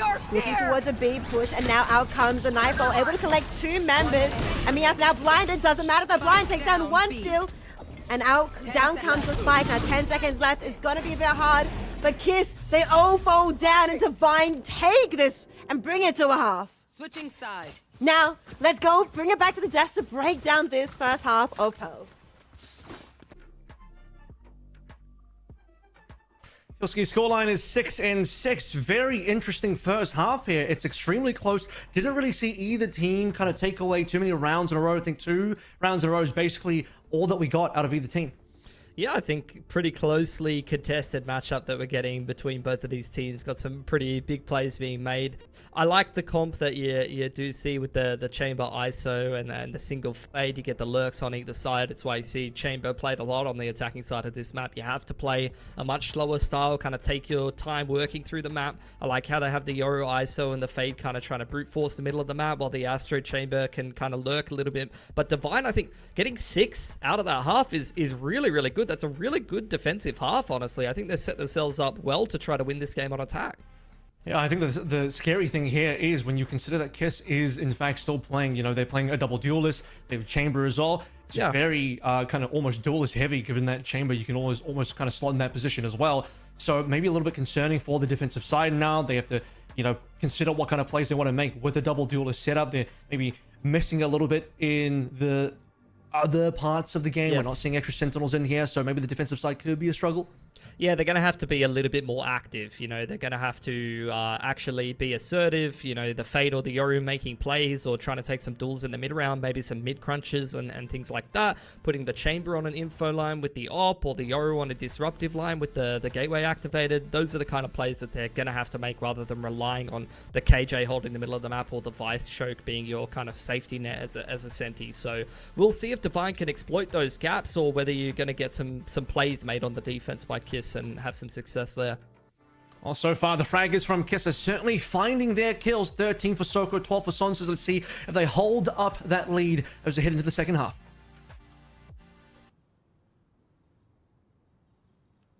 We are back here with an even half between Kiss and Divine. It's good to see things being even. We haven't seen it yet so far today, and I'm excited to see which way this team, which way this game ends up leaning towards. I did mention at the beginning, Jem, how I was thinking that this is going to be a very close match, and I can see that it is going to be pretty close. Yes, 6-6 here at the half. I mean, you literally cannot get any closer than that here for our two teams. Have to see what Divine are going to do on their attack here. Should be kind of the easier half for them on the attack. Kiss here on the defense. First pistol round here, our second pistol round here in this series. Second of this map here of Pearl. Yeah, it's going to be now Kiss on defense, Divine on attack. They looking like they want to lean towards B site. But they're going a bit slowly. There's a lot of smokes in the way for them to push forward, but out comes information onto Soko, but Soko is the one that takes use of it, taking down one as Nassons is getting two as well, but Shiny is there on the attack, on the flank actually, taking out two in mid, stopping the rotations from coming through, but in the meantime, their team has been crumbling on a B site, losing 3 members. Miaf still has the spike in hand, and they will be taking it to join Shiny, and maybe rotating over to A site. Yeah, looks like it for sure here. 2 members alive for this side of Divine. Shiny a little bit low, but Sonzu's on Kiss, just a little bit lower. And he's gonna miss there, not gonna get taken out, which is quite surprising here. This looks like, oh boy, Sumi. Oh no! Okay, Sumi lying in wait for Shiny and Miaf. While Shiny does fall, Miaf is the one that collects that kill instead on their behalf. Now it's a 1v2 situation. The plant is successfully down. As we mentioned, this is a 6v6 in total in the second half. It's pretty much even. It's back to essentially what we saw in the beginning, where both teams have no full advantage. Miaf able to take down one. Take down Sonzus is using the utility a bit early as Soko tries to tap the shield, fakes it out, and Soko does fall to Miaf. Miaf taking this victory for Divine, bringing them up 1 round in the second half. Dude, Miaf is crazy. Miaf has been unreal here on the Astro. 17-7. 17-7. The person next with the most kills on Divine has 9. And Miaf has 7. 17-7. That's crazy. That's absolutely wild here. Miaf putting on a clinic on the Astra and being the reason that her team takes that pistol round, Rice. And it's going to set them up for success potentially in this next round. Kiss, though, have been very scary throughout this series. A very fast push from Divine onto A side. Lee able to take down Soko, but is traded in return. But they're not able to actually push straight onto site just yet. Kiss holding the defense and Divine respecting it for now. It's a 4v4, but remember Kiss do not have any guns here. They did not buy up. It is going to be a pistol round for them. Divine, though, even have a rifle in their hands as well as 2 bulldogs. Yep. So it's going to be a pretty strong gun show from Divine. Yeah, I think this is Divine's round to lose here. Very likely that they are able to take this. A minute left on the clock here for Divine to get the plan out. Still a 4v4 at the moment here. So no clear advantage as far as numbers go. They do see the trap and they do destroy the trap. They're rushing in through Arts. It's going to be quite aggressive with Kai pushing through from main as well. But Shiny, FBNO, they get 1 each. As you mentioned, is their round to lose. And they are able to start the plant off. It's 3v2. Kiss aren't too they're slightly disadvantaged in numbers, but it's really the guns, really those classics that they may struggle with if they want to take Jules on. But time is ticking. They want to at least go down to the spike here, so they're going to hold their ground for a little bit. But Divine are lying in wait. Flashes are ready. Out comes one of them. They're going to push and take down Sumi. Sonzu does take down Kai. 1v2. Does have one bullet left in that utility, but they're going to pull back a little bit.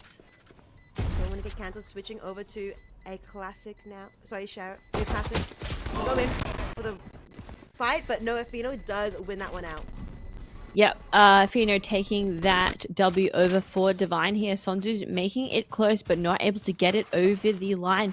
But Rice, this is where they get some more money here. I was about to say in the chamber, but he's already in the lobby. The money in the bank here for Kiss. This could be where they are to turn it around. And Sonzu's also almost at this ultimate here as well. So something to play with here for this next round. And Sonzu has been getting so many kills per round. This should be the ultimate online for this next round, Rice.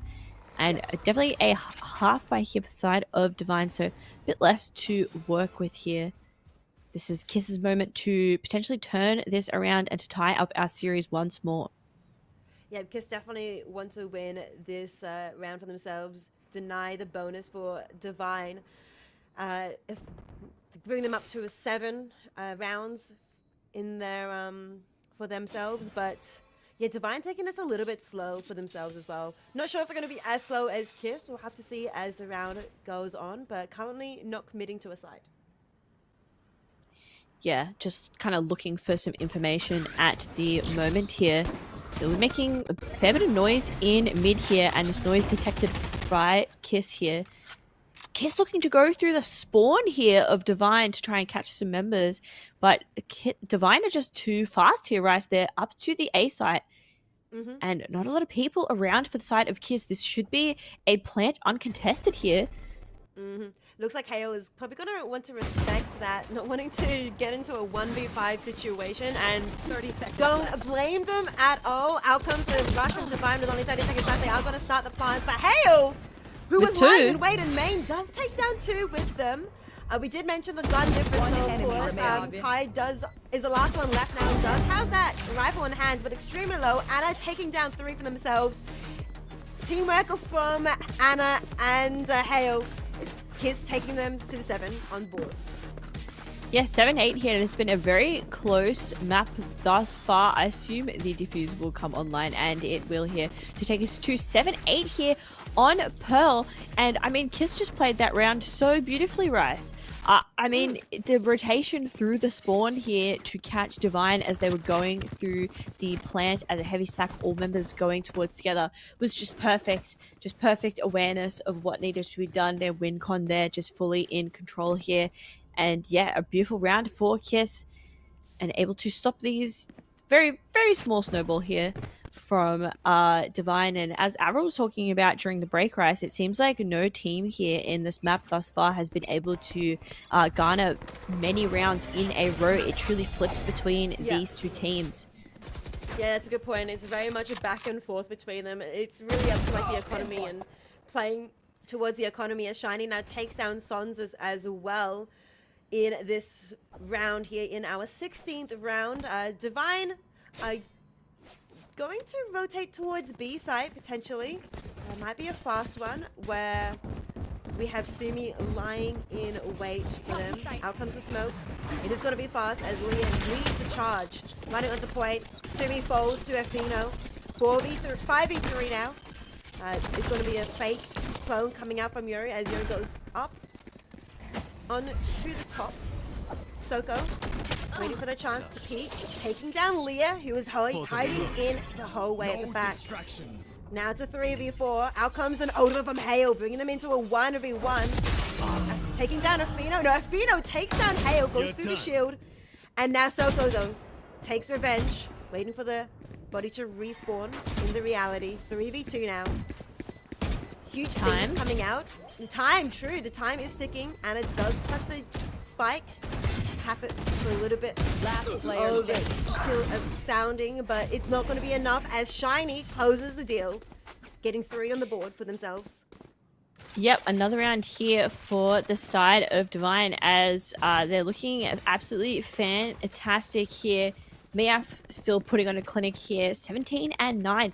Miaf dying almost the least in the lobby here, Rice, and the most kills. That is an absolute raid boss of an agent at the moment. Miaf here on the Astra. 7-9 here for Divine, and they look just as good on their attack as they do on their defense here. Two ultimates here for this next round as well. Ana here with the Nightfall available as well for Kiss. Have to see if that is going to be used here. I'd like to see if we got any clutch stats afterwards, because I do believe like Miaf is doing quite a lot of clutches here. But yeah, 7-9, as you mentioned, Divine looking pretty strong on the attack. This is, of course, Divine's map choice, and it looks like they have been studying it quite strongly. It looks like they're not going to go for a B push here, Gem. Yeah, definitely. It feels like they're a little bit unsure of what they want to do at the moment. Hyel has to be very careful, but is going to take down Shiny, but will go down to Athena here. Athena, who's been absolutely cooking in the last few rounds here of Pearl, and it looks like, yeah, they will be walking through mid here at the moment, but Ana behind them all, and the Nightfall committed. Lying in wait, yeah, as you mentioned, Nightfall committed as well. Can't hear anything, but Kiss does that take down Athena. It's a 2v4, and now Ana pushes forward to try and find more. Sonzu takes down Miaf. Now it's just Leah. Last one left. Leah versus Fury. Spike is in the hands of Ana, as you can see and mentioned, and Leah has to try and push forward, but 3 members are holding this. It looks like it's going to be an up-down situation as Leah does fall to Sonzus. Yeah, wow, look at that. I feel like every time we say one team's doing really well, the other team swings back. It's just such an even matchup between these two teams here. 8-9. We might get overtime, to be honest. I feel like it has just been so close with these two teams here. Even though it is a map pick from Divine here, Kiss looking fantastic here on their opponent's map choice as well. And it really just, the rounds go back and forth for us. We're not seeing any significant lead between both of these two teams. They're very much close behind each other. But 3 ultimates here for the side of Divine, but pretty weak buy here. Kiss with a lot to work with at the moment. But it looks like Sonzus has spotted Leah here. Does spot and does land that 2-4s onto Leah. A little bit in shock, we can see Sonzus pausing there a little bit after that pick, and I'm not surprised at all. That was absolutely massive coming out from them. 8-9. Now Divine with a little bit of a lower buy has lost one of their members. They are still pushing and still committing, but through the smoke, Kai does take down Sonzus, and Kai takes down Soko as well, bringing a little bit more even and getting the gun upgrade for themselves. Plant goes down. Kai successfully claiming B side for Divine. Now it's 3v4. Kai's a little bit low, and out comes the well divide from Miaf. Sumi trying to peek through, but it is going to be a bit hard with that well divide. And Shiny at the back of sight, trying to find one. Does get Sumi, looking for another. But yeah, with the plant very securely in. Hang on. Are able to push through, getting down at 2 now. And it's going to be a 1v1 situation, but 4 HP is getting pinged. But look at the Hunter's Fury coming through. And just as you mentioned, the time as well. 4 HP. Ana just has to either die to the spike or run and escape with a gun.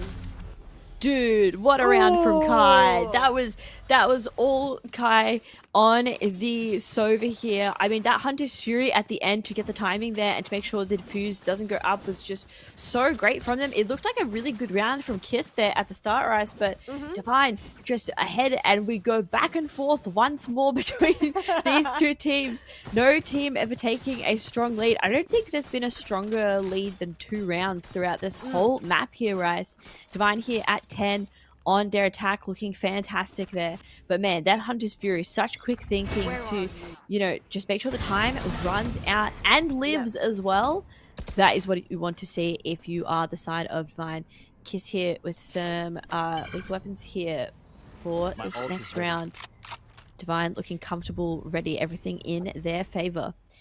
But it would be the first time in this series, if Divine win this round, Rice, that someone has had more than a 2-round lead here.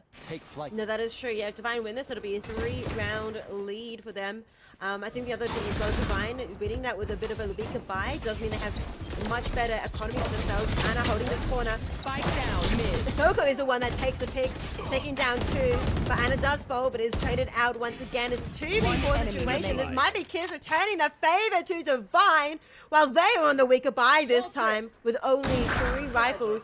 They are able to get quite a few members, but now Shiny holding down the fort. 1v4, now bringing it to a 1v2 situation. This could be what Shiny needs to try and win. They do have Spike in hand.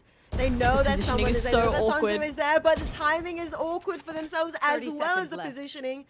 Now Shiny with only 40 HP has to try and make a decision, but they are being hunted down.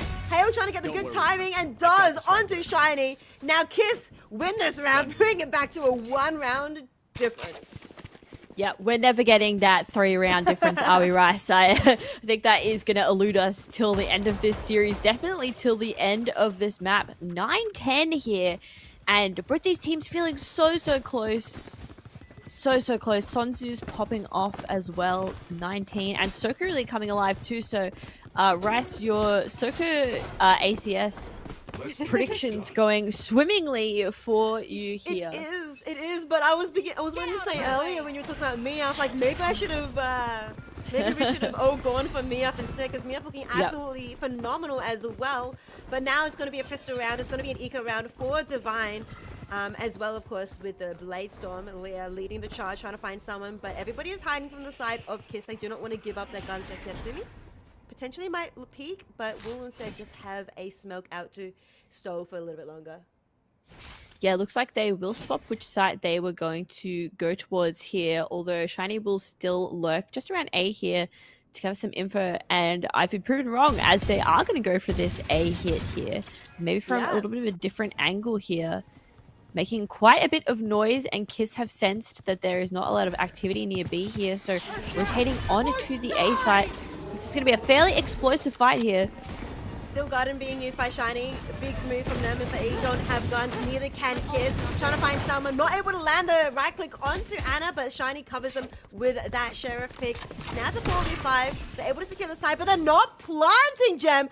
What are they doing? It looks like they're rotating over to B side, but the trap does trigger. They know. If Kiss didn't put all the eggs in one basket, they do have Sonsus laying there, lying on B, but now lying on the ground on B as they take them down. Well Divide being used by Sumi, by the defenders like Kiss, and Soko is now fighting on side, getting 1-2. Now Sumi getting a third. Out comes the ultimate as well from Hale to delay the plant even longer. While they do fail, no, Hale does win that against Shiny because of the gun difference. They aren't able to plant. It will be Kiss bringing this back to an even 10-10 score. That's what we want to see.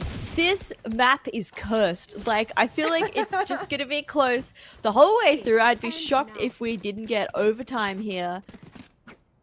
Just absolutely crazy between both these two teams. So even. Soko stonks through the roof for you, Rice. And because of that, 10-10. And 2 in a row from Kiss. This is a timeout, I believe, from the side of Divine. Yes, it will be here, as they want to chat about how they can swing this back into their favor. And maybe they could be the first team on this map thus far to win more than 2 rounds in a row. Because if they win 3 rounds in a row here, that's it. That's the end of the map. They win their map pick. We move on to the next one. So but it could also be Kiss's turn to win 3 in a row. Remember, there were 2 up already. That's true. If they do win another round here, the economy for Divine is not going to look good. Yes, that's true. I think they have a lot to work with in this timeout here, because I feel like the same thing that was troubling Kiss in their first half is starting to creep in a little bit again, which is just their timing and their pacing. Is they just play so slow sometimes. And I do think that's kind of the style they're going through, especially with this composition. But I think it is biting them in the butt just a little bit, and I think that's something their coaches definitely want to be thinking about. Sonsu's with the operator, so we've got the chamber operator in the server now. 10-10, wanting to take this to 11-10 to be the first team to you know, get rid of this 2-round curse here for the side of Kiss. I'm sure someone's feeling themselves after that pick they got here with the Tour de Force earlier. They should be. They are going to be spotted. Yeah, they are spotted by the owl drone. So, and they did see the operator, of course. So you can see Divine fully and truly respecting that operator pick on B. Yeah, absolutely. They're just gonna look towards maybe an A hit at the moment, not wanting to cross the sign of Sonzus here on the chamber. As you were saying, Rice, looks like will be a heavy stack through mid on to A at the moment here for the side of Divine. Members of KISS floating on towards the A side as well. Still not committing yet though for Divine, just kind of peeling back a little bit. Shiny, it does go down to Heil, so that is one member gone for the side of Divine. Yeah, one member gone, and we do note that, you know, Miaf only has a pistol there, but now can upgrade to a real gun, so... sorry, no, the pistols aren't real guns. I need to stop saying that. It's a bad habit of mine. 30 seconds left. Updating to a rifle now. But yeah, 4v5, and with only 30 seconds left, Divine do have to make a choice, but look how many members of KISS are on site A. They're definitely holding down the floor quite hard, and KO with an aggressive one that does take down one. Sumi takes down another. It's now a 2v3, but Kai extremely low. Does have Spike in hand. 10 seconds? With only 10 seconds left. They do have to commit here. And Sumi is pushing forward. Not able to get a pick, but look at the HPs of everybody. Can Divine turn this around? It's looking quite close. And Divine do turn it around. Kai, despite the low HP, take down Soko. 11 in favor of Divine. Hey, guess what? No one's round. No one's done 3 rounds in a row yet. It's cursed. As you mentioned, this map is cursed. It's crazy. But yeah, Kai getting the last kill there, but really it was Miaf once again stepping up to the plate there. Everyone just so low at the end there, but is able to get the crucial players out of the way for Kai to seal the deal here. Afino buying a Guardian here. Why not? Yeah. Why not? Buy the Guardian. KISS here with a little bit of a weaker buy, but they do have the Euro Ultimate online for this next fight. Divine 11, 2 rounds away from taking what would be their map pick here of Pearl. It's been very, very close throughout this whole map, Rice. Difficult to say who will be able to take this. Ultimate is committed here by Soko, running around the back here as Sonzus just sits here, waiting. Yeah, Sonzus has a bit of an aggressive position on B long, but Divine are not feeling B at the moment. A very aggressive position from Hale as well, pushing out all the way from A main. Leah taking down Anna. Does mean Divine have a one-player advantage, now taking down Soko as well. Yes, Sumi gets one, but the damage has been done. It's a 4v2 situation, and now the spike in the hands of Miaf is being run towards A side where Hale is lying in wait. Hale does not land that sheriff shot and has to run away as quickly as they can to stay alive. It's a 2v4 as I mentioned earlier, so Sonzus and Hale have to work together, but they're going to be working together from the opposite sides of A side. Plant spike is now in play on A side. Hale does take down Kai, bring into a 2v3, but remember the gun is quite intense. And now Sonzus gets taken out. Hale does have the ultimate available, probably not going to use it right here. Shield is up and in play as Shiny gets taken out. Double tap still being used, but no, Hale does fall to Afino. With now Divine on map point. Map point here for Divine. Heil putting in some good efforts here in that last round, but not enough to take it out, but is going to get the ultimate online, so definitely a worthy decision there to go in, and it looks like we will have another timeout. This one coming from Chris here, which makes sense. They're potentially 1 round away from losing this here unless they can continue this curse and have it switch back to their favor here. They do have a fair bit to play with for this next round, Rise. Yeah, they do have a little bit, you know, one ultimate. Hale has that ISO ultimate, of course, that can isolate people. But yeah, guns are in play, I think, for every player as well. Shiny might struggle, but this is basically the last chance for KISS for them to step up and... I mean, if you talk about the curse though, Gem, Divine just won 2 in a row. So if they break the curse, they could win the map right here. Yeah, break the curse, win the map. That feels like a worthy thing to do here for Divine, able to take this. Potentially KISS coming off of a timeout though, so they could have a strategy, a set play, ready to go here for this next round here. Potentially Divine though looking fantastic here, full buys for both of these teams here. and should be a couple of ultimates online coming through for Divine in this next round. Kiss though with her Hyle's ISO ultimate ready to go, ready to fire. No Yeah, distraction. ready to go, ready to fire, and he's using it immediately off the cuff from the start of the round.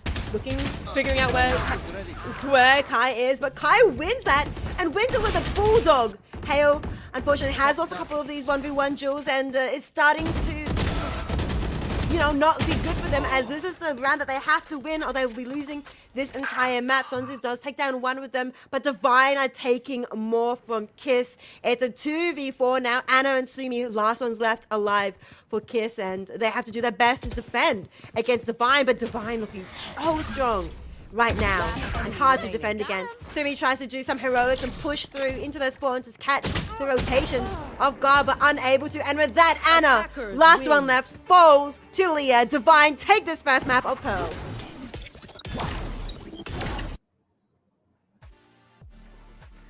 What an exciting, fun map to start this series off. As we mentioned, not just us, but the Dusk as well. These two teams were back and forth the entire time. Not able to win many rounds in a row, but Divine finally broken that curse, win 3 and win the map. Yeah, it was a really close map there from both of the two teams. It truly felt like no team was dominant over the other throughout the course of the map. And it was such a fun one to watch with these teams just so closely matched. And it was just an absolute blast. And congratulations to Divine. They're winning their map pick, but we are going to send it to the desk to break down Pearl further. Thank you very much, Gem. A 6-6 half ends in a 13-10 finish for Divine and PILSKI. As we sort of said here, maybe it would have been a bit of a struggle for Kiss to maintain the momentum after swapping over the defensive side of the double duelist composition. Seemed like the struggle started to pile on at least a little bit.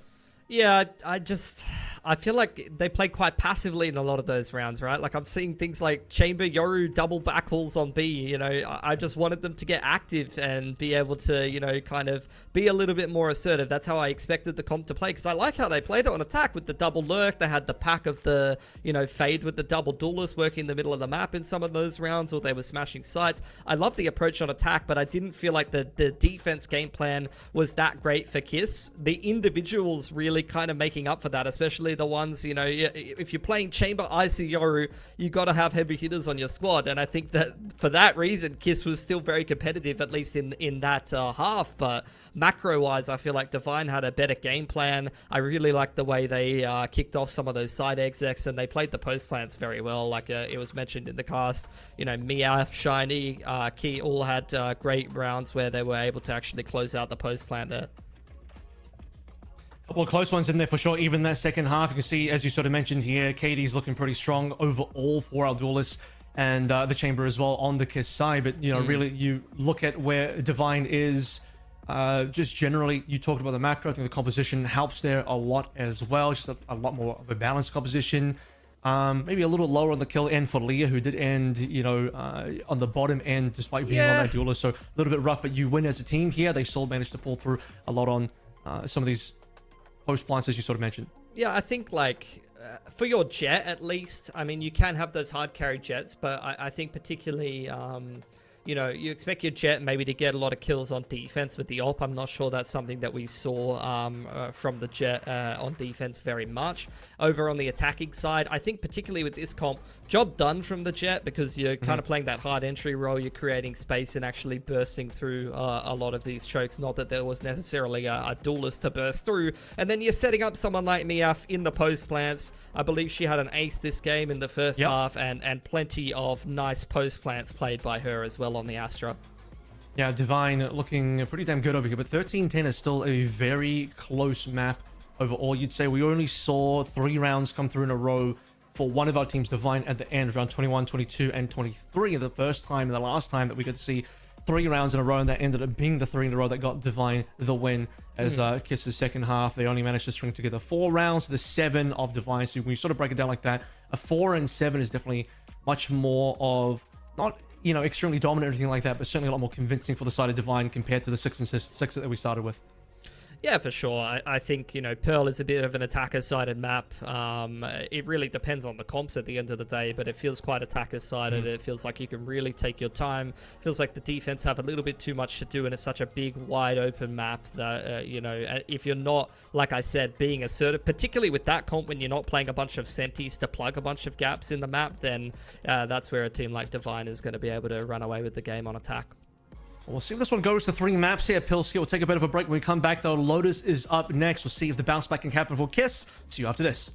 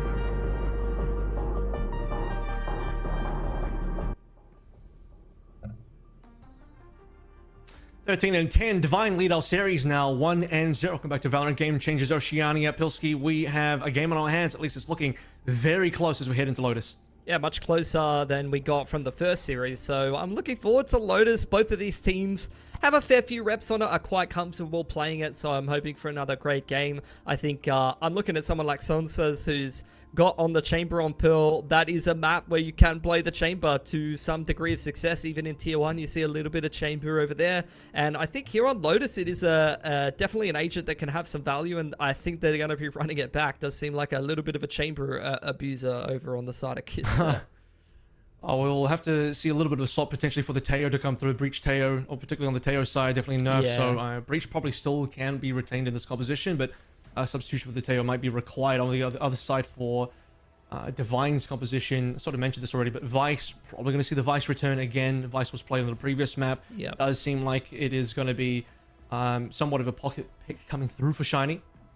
Yeah, Vice is meta on Lotus. The walls on C and front B are just so good in the current meta. You know, the Arc Rose does really well as well, but it's not a must play. Like the other Sentis can do fine for you as well. The Cypher quite good with the global map presence that it has, and the cam traps, things like that. KJ's totally fine. I just feel like some of the other options are a little bit better, or run no Senti at all and just run Viper for the info denial. Can work. Let's take a look at it again at how our map draft has come down to Lotus as our second map, Sunset the Decider. Now, given how close these teams are so far, we're thinking that it is a possibility that we could be seeing a Sunset today. We didn't quite get the 3 maps in our first opening match.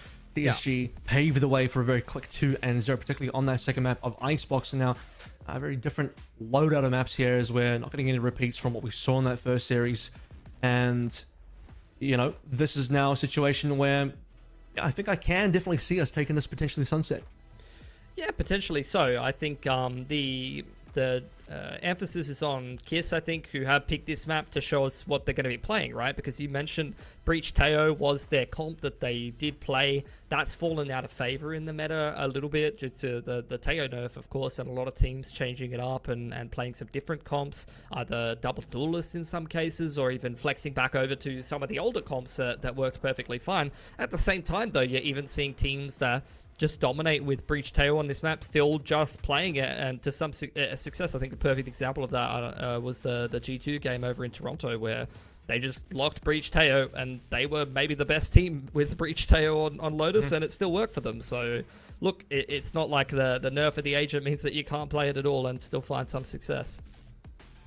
Yeah, certainly if you're good enough at the composition, you can still manage a decent amount of the combos. Despite the character being a little bit weak, I think the combos can still be pretty strong for you. So we'll see where they move towards. Neon was also a pick that came through for the side of Kiss in previous games on this map. So maybe moving away from the Rays over towards the Neon, which I do see a lot on Lotus as well. And composition choices on the other side, yeah, we see the Neon typically come through for, well, the Rays is probably a little bit more common for the side of Divine, but they might bring out the Neon for something like Sunset. And as you say, maybe both could be decent here. But a Vice and a Fade, basically sort of repeating the composition that we just saw on Pearl for the most part, as far as that core goes for Lotus once more for Divine. Yeah, potentially so. I think Fade is just such a good Enia on Lotus because it's a 3-lane map, and attack kind of necessitates you taking control somewhere at the start of the round, or the other team takes a control and you have to respond to that. And that's exactly what Fade is good at, being a flexible solo Enia where you could just throw out a Prowler, I want to contest this part of the map, or you could cycle through the haunts, and you have to do that at multiple junctures in the round, whereas some of the other Enias a little bit less flexible, especially Teo now used to be able to be subbed because you could use the salvos multiple times in the round, right? You use it at the start of the round, contest some control, then you have more later on, like the flexibility of the Fade Prowler. Now you have to just decide where you're going to use those salvos and where you're going to take map control. And yes, you can bully the other team, but it's a little bit harder to be flexible later on unless you're going to mix in another Enit, or maybe play like a Yoru or a Neon or something that can create a little bit more space and contest some of those mains. Yeah, without really having good reference for some of the quality of the other teams they played against. We've had 4 Lotus in the past for Kiss, 13-3 versus Coven, 13-8 versus Zinren Sirens, and 5-13 versus Coven, which did actually lose, and 13-1 versus Rapid GC. So 4 Lotuses that we've seen in the past. On the other side we have Lotus on for Divine. 3 wins for them in the recent month. I mean, this was just about a week or 2 ago. Noob Esports GC, Bunny Girls, Washington Retired, all 3 wins. This was in the actual Split 2 Open qualifiers, part of their journey through for the perfect 5-0 record. They had 13-4, 13-6, and 13-7. So yeah, pretty clean wins across the board on their Lotuses. Particularly, we're looking at strong attacking sides. There was either a 10-2 attack in there versus Bunny Girls, who had a decent run themselves in Split 2. Yeah, for sure. I think their comp can really work quite well. It's a comp that I am pretty familiar with playing. The only difference really being the Vice in for what used to be Cypher.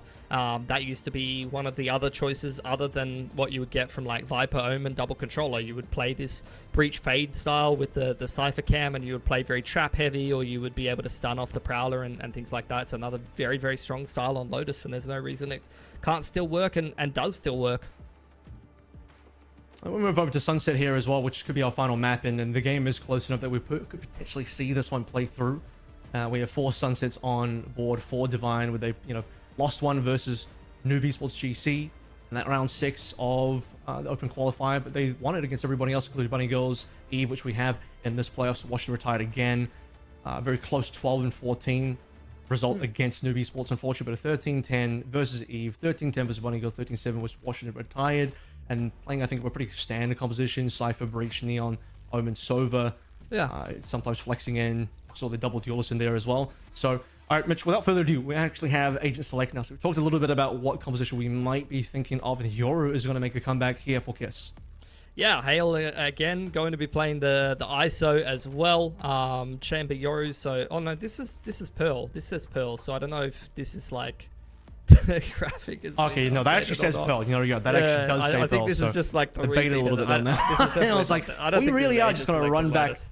They're the just gonna same all look the agents, same. like perfectly. Yeah, run it back. Just replay Pearl again. It was so close. Just do it one more time. Yeah. I mean, I saw Yoru ISO and I was like, that's interesting. But I don't know if it's good, but it's something. So let's hopefully have a look here what they're going to be running on Lotus and see if any of them are going to make any changes. The main thing, like we said, was kind of getting our head around whether Kiss is going to back themselves with this Teo, or whether they're going to chuck something else in the mix. And here we go, Divine. I mean, that is kind of what we were expecting. They're going to play the same comp, and running the same comp worked quite well for them over what we saw on Pearl. And for Kiss, you called it. There you go. No Teo there, and they're going to be running the Neon in there. Yeah. And swap out the Teo for a Fade, essentially, in terms of your secondary init. Everything else looking pretty standard. Did talk about the fact that Sonsis was going to potentially come back on the Chamber, 2 maps in a row, and that will be certainly on board for us. Yeah. On the Divine side, there's not going to be the Neon, but we've seen Leah move between both Neon and the Rays. Everything else seems pretty standard. Already talked about the fact that Breach is still extremely standard on this map. Both teams will be running it. One of the big differences is going to come through from Shiny's Vice, rather, which is something I did bring up. As Shiny looking to pocket pick that one twice in a row, Pearl and Lotus. Yeah, for sure. I think, look, it's going to be execution-based for both of these teams. Main difference point comes straight away on the defensive side. How much damage is this Chamber going to do as Divine make their way through this attacking side? And can they deal with it? Because they've got the tools to do it, but it's all about execution. Let's see if they do. Divine versus Kiss number 2 now on Lotus. Let's take it away. Lotus is our next map between Kiss and Divine, and I am excited to see how these two teams go against each other on Lotus. One of my favorite things about Lotus is having Fade out in play, but also because Lotus was my predicted map of choice for being the most common, so I'm excited to see it, and I'm excited to watch it be played. Yeah, I was just going to say, Lotus is kind of like the home ground of Game Changers OS. It's consistently been the most picked map over every single GC tournament in OS that's ever been played. I remember there was one tournament where we got it every single series. Yep. Like, Lotus is truly the home ground of OS, so I'm very excited to see Lotus, and I'm also very excited to see Divine in particular, because I was doing some research, as you do, and last time Divine played Lotus Rice, Shiny walked away with a 538 ACS. Shiny? How is that even possible? Sheesh. 500! That's a lot. That's a lot. And I remember looking at the talent predictions. Komodo was the one that put Shiny as a top average ACS. So Komodo stock, Shiny stocks might be that's so understandable. Might be going to the roof soon. But Soko and Neon, I'm excited to see that on this Lotus map. It's basically Neon versus Rays. See how they both go. Most of these compositions are very similar. But oh my goodness, the Fade utility, the utility being used out here at the side of B, door being triggered every now and then, Shiny getting a little bit of damage in the process, but Sonsu is the one that's going to be able to take the first pick onto Kai. 4v5, and remember Shiny's a little bit low, but I mean Sonsu's getting a little bit in trouble with all the utility, all the blinds being put onto them. Leah claims their life. Now it's a 3v4, 3v3, 3v2. Divine is stepping up. And now it's down to just Sumi. Last one left. Miaf is extremely low, 2 HP. So if Sumi just breathes on Miaf, who is currently planting the spike. Spike planted. We'll bring it down to a 1v2. But it's still going to be a hard round for Sumi to clutch. Isolating 1v1s. Afino, though, is going to be winning that duel and taking the first round for Divine. Yeah, lovely first pistol here for Divine here. on Kiss's map pick here of Lotus, our second map here. And Divine looking good already. They looked fantastic in that last map of Pearl. So I have to see if they can continue this dominance through this map pick. I have to say, selfishly, I'm a bit sad that there's no double controller on either of these teams. For Lotus, I miss the Viper Omen days. Those are my favorite, my favorite days of Lotus. But yeah, interesting to see the differences between these duelists here, Rice. The Raze versus the Neon. I feel like Neon is kind of the more recent pick here, but Raze always good, and Shiny on the Vice here. Very interesting indeed. Kiss being very aggressive, getting pushing out for Miss C main. In the meantime, Divine are starting to push on to A. They do give, Kiss does give A site away to Divine, deciding to work as a group, but they are going to be spotted because of that whoa trigger from Vise. Indeed, still 5v5 here for our squads here.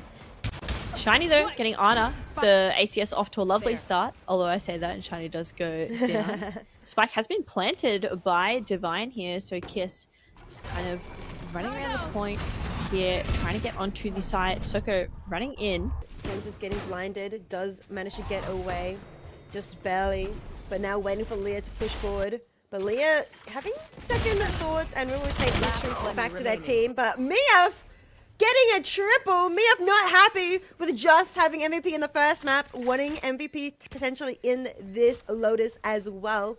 Now Sonza's last one left. Has to try and die to the spike, but Leah is looking for them. Does a lot of damage onto Sonza's. Will fall to Leah, and that is Divine with 2 rounds on the board. Yep, 2 rounds. I think pretty expected there, as they did win that first pistol round. So 2 on the board. This is where it could get difficult though, as Kiss is starting to get some money on the table here to be able to use for this next round. Soko stats still looking good for you, Rice. Top of the table for her team of Kiss. I feel like we're playing like fantasy Valorant. Yeah, I feel like, you know, fantasy sport. No, I feel that. Yeah.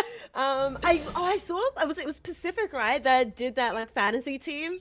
Yeah. And that was really fun to watch. I've never really played fantasy sport though in general, so it was a bit hard for me to follow, but I'm starting to learn it. I'm starting to understand it because of esports, which is funny because that's how I learn all about sports, is from esports.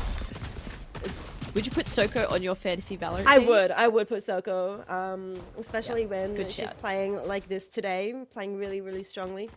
But yeah. We should get like fantasy sports.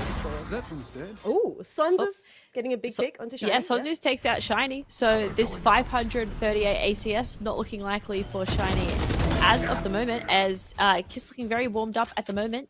3v4 here for this next fight. Spike not planted yet though, a minute remaining for the side of Divine, so a lot of time to work with here. Boombot is going to go in here. Scope out and push members back. Soko getting 2! Soko getting 3! Excuse me, Gem! Don't diss the fantasy name. Valorant is real. Fantasy Valorant is real. 3! That's crazy. Dude, the slide into the last kill is beautiful. Absolutely bonkers. Bonkers stuff. And it's been 3 rounds, and Soko is 1 point away from getting the Neon Ultimate online.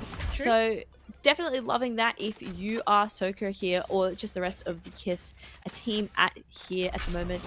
Full buy for both of our teams here, although light shields on Leah. So I have to be just a tiny bit more careful here. This could be a bit of an explosive round here as Fine to scope out which site they're going to go for. Well, Spike hasn't been committed, but I mean, it's a pretty big, heavy hover towards C site. Of course, they want to get some information. They do get the orb into their hands to try and get the more ultimates online and trying to clear the corners. They will be able to spot Soko with the Prowler and still committing towards C site, but of course, Smokes comes out, Utility comes out, Decay onto Soko as they get seized, but nobody getting too much damage onto them. Bit of a stalemate, 1 minute left, and they are rotating. Yeah, 1 minute left. They will have enough time to get this rotation through the spawn here to kind of go towards A, but Sonzu on the lookout here will be spotted, and TP here onto the chamber. Shiny up onto a little bit of the high ground here, just kind of scope out where the members are. Kiss kind of all over the place at the moment. and kind of climbing their way back to the A site. So we do have Sumi here, kind of around C at the moment, just looking out. But Divine, 30 seconds left here to get this plant online. Yep, 30 seconds left, but they have to move quickly. Now 20 seconds. Sonza's on point, gets one, but of course gets traded out, and the Spike is still getting tapped, but not committed. As Soko gets another 2 for themselves, not able to get that third this time. 2v2. Spike finally will be committed with 10 seconds left. And now it's a 1v1 between Miaf and Sumi. Miaf, who was the MVP in the last round, commits the ultimate here. Nightfall is used and will get the win as well for their team. 3-1 for Divine. Yeah, I think that's worth it for Miaf to use the Nightfall. They're able to secure the round here. 3-1, so a great start for Divine here on their attack, and Lotus fairly attacker favored here, right? So they're going to want to get as many rounds in a row as they can before they have to potentially struggle on their defensive half here of Lotus. But Divine looking absolutely fantastic here and proving that they are, you know, maybe apart from TSG, one of our fantastic Lotus teams here. They have never lost Lotus in GC thus far. They have an 100% win rate here on this map using this exact same composition, and I think definitely starting to see why here. Yeah, no, Lotus is very fun to watch indeed. 3-1. Kiss doesn't quite have a full buy online, but I mean, you can never count. Sonza's out on the chamber, of course, with the chamber's utility. A lot of utility also being used by the Rays, and Soko takes down one. Sumi, another bit of an advantage currently for Kiss on the defender side, and Sumi does get out, but they're not able to upgrade any of their guns just yet. But Divine, down 2 players, still considering A site. There might be a flank coming from Sonzas. Yeah, very much could be the case here as the members of Divine have to be a little bit careful as they are down 1 member at the moment. Sonzus, though, not with the best weapon on their hands, but as you know, Chamber with the abilities can just do so much damage. Mia being aggressive. Trying to get a 1v1 with Athena, but respectfully walks away. In the meantime, Sumi takes down Key, which is on A side. Now 2 players left. Divine are thinking about B side, but where is the Spike? It's still in the hands of Kiss. Miaf, though, just a bit bloodthirsty. Only 1 kills at the moment. And now heading back to the Spike, which is being guarded by Sumi and Sonzas. But Sonzas will fall, but Anna getting 2 does mean Kiss bring themselves back into the game. Yeah, that kind of looked like, I mean, it just went back into each team's favor, like, I feel like every 3 seconds there. I really thought Kiss had the start of that round, then Divine kind of in the mid, and then towards the end, it still looks like, you know, Kiss were going to take it, and then Divine, it was so back and forth throughout that whole round, but Kiss able to take the W on that one, and we could be in for another back and forth sort of map here on Lotus Rise. Both these teams, this is one of their better maps, as I was saying previously. Divine with 100% win rate here on Lotus, but Kiss with the 75% win rate, so that's definitely not too shabby at all. Sonzu's looking to get the shot here, but is going to miss here. And a bit of an eco round here for Divine.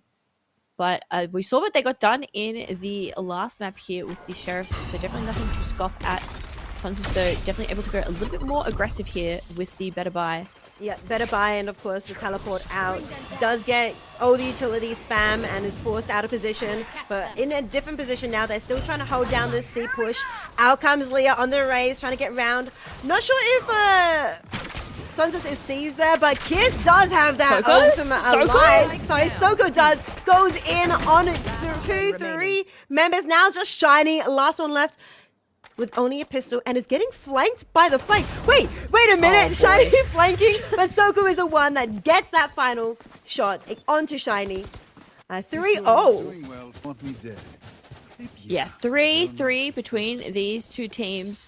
Soko is somehow 11-4. I don't know how this has happened. Soko just going absolutely crazy here on the Neon, sliding and showing that Neon is still a fantastic pick here on this map. Maybe better than the Rays. Maybe both of them together. Who really knows here? But I feel like we are having kind of the Miaf versus Soko storyline here in this map. Miaf here on the Fade, doing fantastically, but Soko just so aggressive here on the Neon. Sonzu's holding this angle here. And finally, a buy on the table here for Divine after their eco round here. So existing as a heavy stack over mound, and Sonzu's misses the shot and Oh, ultimately never committed mind. but is taken out. Yes, Sonzu does finally take down Leah, but that is, of course, the showstopper now offline for Leah, who tries to use it but not able to commit to it. Now the plant goes down. Athena securing that for the team of Divine. Now Kiss trying to get back in, and out comes both of the breach ultimates from both teams. Soko going in fast and hard, taking down 2 before they fall, and Sumi Sonzu's clean up as well. Out comes the final defuse for Kiss. Yeah, lovely round there from Kiss, utilizing the Rolling Thunder just a little bit better than Divine's Rolling Thunder there, and able to seal the deal. Only Soko going down there, so that's a great boost for their economy at the moment, which is already doing wonders for them, so huge advantage for them. 3 rounds in a row. We've only seen that once more throughout this series, and Sonzu actually looking to buy an operator here, right? Ooh. Things are about to get very interesting here. I love seeing Sonzus on the chamber. That flick we saw in that first map of so Pearl, good. it was beautiful to watch. I'm excited to see what Sonzus cooks up here. A bit of an aggressive position on a B. Can do that with the TPs, of course, available, but will be utilitied. Is that a word? Utilitied out of position. I think it should be a word now. Let's start saying utility. Maybe utiled. I think utiled might actually be a word. But utilitied is fun. Is more fun to say. 3-4 for this 8th round here on Lotus here. Divine still on their attacking half, and just 1 round behind at the moment. Soko, an absolute force here on the Neon in this map. Yep.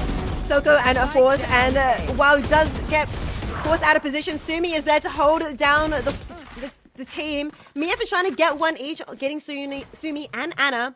Well, yeah, it's now just Shiny and Mia. Last ones left for Divine. It's a 2v3. Sonzu, don't forget, does have the operator available, is spotted out, and will not be able to get that shot off.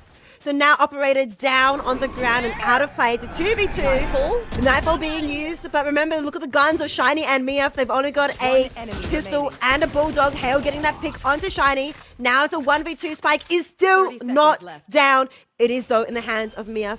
1 tap, looking for a pick, but Hale does secure that. 3 for Hale, and that's 5 on the board for Kiss. Yeah, Kiss looking fantastic here on their defensive half of Lotus, and in no small part to Soko, who's been absolutely crazy. But also Sumi here, who has been fantastic here on the Omen, and that is too many in a row. We've decided. Divine says too many rounds. 4 is too many. That is a lot. We're going to take a timeout here to discuss our options here going into this next round. Sonzu still with the operator. I think we're yet to see an operator kill in the split of GC thus far. We've had operators in the server, but I think they've been sniffed out pretty quickly. Yeah, so the only pick that Sonzus got was with the Tour de Force, not with the operator. So that is true. That is true. Yeah. So definitely going to be interesting to see if it's going to get anything done at the moment. Divine, though, this timeout, I think much needed. I think they look a little bit lost compared to Kiss at the moment. I think I am preferring the Neon to the Rays just a little bit more in this matchup. But I think Miaf's doing a fantastic job here on the Fade. She might be regretting that Nightfall for a little bit, but I think if she did have a pretty good chance of taking that fight there. So not a bad investment by any means, but I'm sure she will be wanting it for this next round though. 3-5 here for our next round. Kiss with 4 in a row here, so Divine wanting to, make sure that this does not snowball out of control from Kiss, and Kiss do not tie up our series. Potentially, Divine wanting to do a lot in this round to try and bring themselves back up after losing 4 in a row. Shiny taking out Soko is a good start. Now taking down Hale as well. That's now a 3v4 situation. But now 2v4 as Divine are slowly bringing the odds into their favor. A site now clear for themselves to plant. Yeah, absolutely here. And enemy Nightfall was committed as well by Ana, but not going to be in their favor here. Ana still alive here with Sonzu on the operator here. Teleport's I ready. don't know if Divine know that Sonzu's here right now. And Sonzu, there you go. There's the operator kill we were looking for. Yeah, massive pick by Sonzu. Ana and Sonzu now trying to bring themselves back into this round. But now it's just Sonzu who only has the operator in hand. A 1v3 situation. Door gets opened. Has to be aware of the flank, but it is just a bait by Miaf. But wait. They switch positions. And now Sonzu is pushing forward, trying to find someone. We'll be able to find Afino out of position. Now that's 2 picks. I don't know if they're going for the win here or just pick them up. Now 3 for them. Knowing Miaf is here, we'll try and go for the pick, but Miaf does finally take down Sonzus. That is 3 operator picks for Sonzus.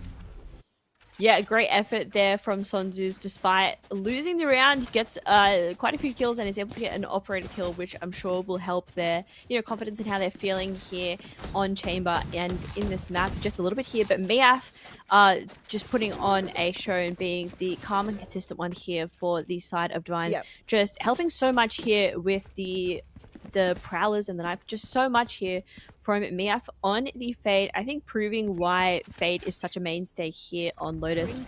Yeah, Miaf at the top of the scoreboard here for the side of Divine. Yeah, Miaf doing absolutely amazing work as the Fade.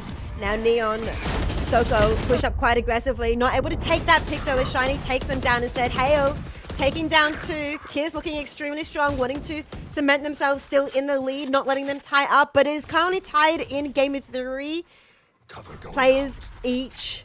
And now Divine are holding their breath for a little bit. Operator still in play in the hands of Sonzus. Speaking of operators, AVRL did check for us, and we did have 1 operator kill on Ascent in the previous series by Sabo. But yeah, other than that, Sonzus has now made it to 3 in this map. Yeah, for sure here. 3v3 here. Plant yet to go down, but 48 seconds remaining, so they've still got a fair bit of time here. Sumi a little bit low here on 70 HP. Miaf stepping out of the smoke and is going to get taken down by Ana. So Miaf out is a huge boost to Kiss here. Plant still not gone out yet. 33 seconds remaining here. He going very aggressive with this up on top, and might TP? actually being TPing over to C, leaving Afino by themselves on A site, trying to look for the rotations. Ooh, does manage to land. It was a bit of a concern at first as Ana falls. Now Sumi falls to Afino as well, and it's now a 1v2, but Sonzus is actually already on B. Can Afino get there in time? Sonzus is probably just going to go straight for the defuse. No, yep, straight for it. And now Afino has to run over, but what? Can Afino's Afino not get this? running. Afino uses utility instead. And the clutch comes through from Sonzus. Yes, Afino gets the pick on Sonzus as a consolation prize, but ooh, timing is a bit rough. Oh my god, they're gonna have nightmares of that round, Rice. Okay. The TP from Key was absolutely the right move. It was such a good move. Get the TP down, get the plant, we're good. And then Afino in the back manages to get 2. Yep. It's looking so good for them. Now we win. And then Raid Boss Sonzus is like, I'm here by the way, guys. Gets the kill, and then the timing is just all wrong, and Afino doesn't get back to the site in time, and the defuse just goes out. I feel like that will rattle them a little bit here. For Divine, they're gonna have to, get their mental back into, a good handle here, because that round was just silly, and I don't think it needed to be. Yeah, a little bit silly. And not only will their mentals be a little bit rattled, but their economy is a little bit rattled too. But Afino, still feeling good from the previous round, gets 1. But, ooh, it's a bit of a fast round as Ana ran takes down 2, but now it's just Leah left for the side of Divine in a 1v2 situation, which shouldn't really be a 1v2 situation in the first place because Divine didn't have a strong buy, but Leah's extremely low, has upgraded the gun now, 16 HP, and a Dream does find 1 person just around the corner. If they do check, Ana is extremely low, but they're not going to check, and Ana gets that pick. 3 for them, and now 7 on the board for Kiss. Yeah, Last 7 round here before the for switch. Kiss. They're looking really fantastic here on this defense, Rice, and just on the map in general, despite No, this is their map pick. Sorry, I was going to say this is Divine's map pick, but this is Kiss's map pick. I think you could definitely see why here they just feel so comfortable here. 4 ultimates to Rice for this next round. I think this is going to be a very explosive one, as it is the last round before the half. So get ready for every ability and every ultimate to be used in tandem here. Divine wanting to get us to a 5-7 half here. Aggressive Son's to very divorce? far forward. Yeah, very far forward, but of course gets utility out once again. Now back on point. Out comes a Rolling Thunder. Doesn't quite land a tour de force and now has no teleport. Is a sitting duck as Shiny takes him out. Soko though will be taking it down. Leah in the meantime has Overdrive on line and in play. Now wanting to go in, but I think Overdrive has now run out. Holding position. Shiny still has Spike in hand. So Divine can choose where they want to go from here. Yep, 4v4 here. Spike has not gone down yet. Shiny just holding onto it. Steel Garden being used by Shiny to push forward, and it is successful as Soko and Hale, they both fall down. And now Divine, though, not using this opportunity to push forward. They're happy with those 2 picks, but they leave Kai on point to lurk, to try and get and catch a rotation. Asumi is holding that angle and is aware of it. They're all going all the way to A side, Gem.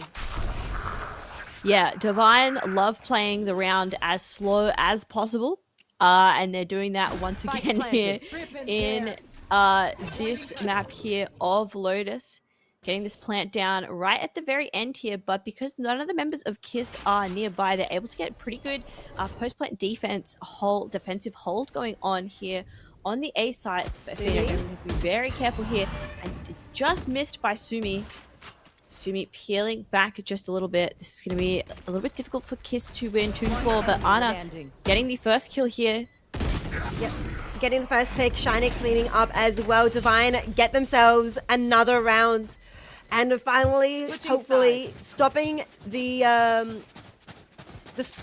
stomp from going. But let's go back to the desk for them to break it down.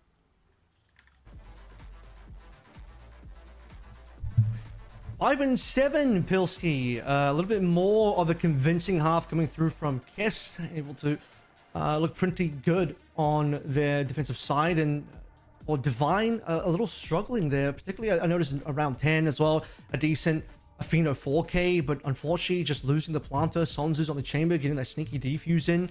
A couple of rounds just going awry on that attacking side.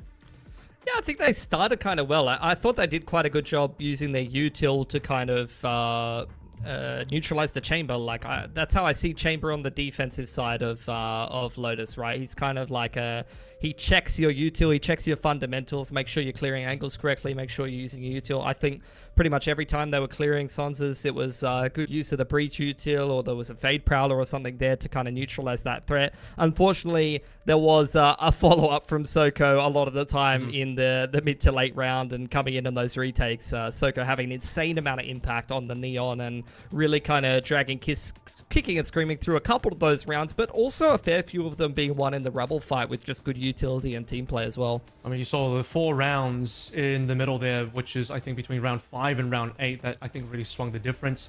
That's, you know, where I'm particularly looking at the KISS defense is finding their largest amount of success. So just stringing together not a few too many in a row for Divine to be able to handle. We talk about the score lines here as well. Miaf looking very good once again. Got the MVP on the last map. Now 13 and 8 going into our second half. Yeah, I think Miaf has been the standout really for Divine. I think they have really good team play, like the prep and whether it's the coaching or the IGLing, it means that they play with good structure, they play a little bit slower, they play with good fundamentals. But I think within that structure, Miaf plays a lot of these roles, the Astra or the Fade, where you're not traditionally meant to be fragging so hard, but she seems to put up a lot of numbers from that role. So definitely a standout for me on Divine. Well, we're swapping sides here. Again, 5 and 7. Divine currently lagging behind by just the 2 rounds. We'll see if they can close that gap, bring us to 7 and 7, and bring us to a potential third map here as well. Remember, Divine still 1 up in the series. Let's get back in the game. Yep, Divine 1 up in this series, but 2 down in this map. KISS currently have a very slight advantage as we go into the second half. But of course, it could all change, especially here in this pistol round, where things could start to get interesting and could either snowball towards Kiss or Divine could bring it back to even. Yeah, I think it's going to be a little bit harder for Divine here on the defensive half, as that is the more difficult half of Lotus here, and this is not their map pick, so maybe they don't feel as comfortable as Kiss, who looked fantastic here there on the defensive half, which is the more difficult half. But we'll have to see who's going to win our second pistol round here. Kiss on the attack and Divine on defense here. Yep, Kiss now on the attack. We can see that they're not committing yet to A site, taking things slowly. I'm trying to figure out where they want to go. Baiting a lot of utility, which is a lot of utility, as Hail gets quite a bit of damage from that combination between the Raze and the Breach. Yep, Hail going a little bit low, but still alive here for the side of Kiss. Kiss doing classic Kiss things and just kind of scouting or committing to. Sons is just holding this angle as Kai's going to be very, very careful there. Smoke placed beautifully there. It'll stop Sonzus from seeing. This will be an A-side hit for the side of Kiss unless they decide against it last minute, which they have done. It looks like Plant will go out here with 45 seconds remaining. What? Soko with a beautiful kill onto Kai. Yep, Kai. How did that happen? Yeah, Soko gets that beautiful pick, and he goes down, and now it's a 4v5 as Leah gets extremely low as well. Kiss, though, still going hard. 2v3 now, as Mia takes down Soko. Mia trying to go for another pick. Mia doing hero moves and does take down 3 as Leah cleans up too. It is a bit of a hero move as Divine do win that pistol round, bring themselves up to a 6-7. Man, I really thought Kiss had it, and then Divine completely turned it on its head. Leah and Miaf. Miaf really is the playmaker for this team in this matchup here, Rice. Not only on this map here on the Fade, but as well on the Astra here on Pearl. Miaf just throwing a lot of good looks on a lot of different agents thus far, and different roles as well. So a bit of a flex player here for Miaf, who's just been so strong for the side of Divine. Kiss, though, still ahead here in this series, but this is going to be a difficult round for them with just Sheriffs on for them. Divine with a better buy with a whole bunch of different things online as we are going into a bit of a tech pause, but hey, it's our first one of the day and of the tournament, so we've lasted pretty well. No, that is true. First tech pause for the players. We did, of course, have a bit of a tech pause earlier, unfortunately, for the stream, but we have that sorted, and now I guess it's time for the players to have their own tech pause here in OCE. But yeah, looking at this game so far, this map so far, it is still back and forth pretty close. Divine, yes. Sorry, Kiss, yes, they did win 4 rounds in a row earlier on their defense, but as you said, they have now switched sides, and with Divine winning this first round on pistols, they're probably very strong going into the second round to win with the gun buy. They might be able to take this second round and bring us to an even standing of 7-7. Yeah, I think it's a very likely here, as that is what we see happen in this next round. But I feel like this game has been kind of hard to predict apart from it being so close. So you never know what is going to happen here as we get into our 14th round here. Divine only 1 round away from tying up this second map here. And Leia with the kill onto Sonzus. That's a great start for Divine looking to tie this series up. Yeah, that was over on A site where the spike isn't in play yet, but everyone from the side of Kiss just getting information. As we said, they do like to play it a little bit slow before they commit to a site. But now with Sonzus down, their strategy of Sonzus clearing a site for them that they used a lot in Pearl is not viable anymore. And they look like they're going to commit to... No, they're going to just bait out the wall on B. Yeah, that is indeed what will happen here. Still a 5v4 and a minute remaining here for the plan to go down from the members of Kiss, who are just slowly making their way towards the A site, trying to make as little noise as possible. Divine ready for it though, as Leah is looking here and peppering in some shots and does see what I think is Soko zooming in on the Neon. And the members of Divine are going to flood on to the A site, ready for this. Kiss still wanting to push this A site and get this plant in as there is only 27 seconds remaining. Yeah, 20 seconds remaining, and Leah gets one onto Hale. Leah falls as well, though, to utility, but it's a bit of a back and forth. Now, Kiss with only 2 members left, and only 10-15 seconds left as well. They're going to have to make a decision. 10 seconds Or at left. least they have to try and, die to get some more money. Anna does take down Key. Now 5 seconds left. They do have to commit to the plant, but they are spotted. Decide not to commit, and instead they will be taken down by Divine. 7-0. Yeah, time gets to them, and then the members of Divine taking them out as well. 7-7 here. This is kind of what we thought would happen.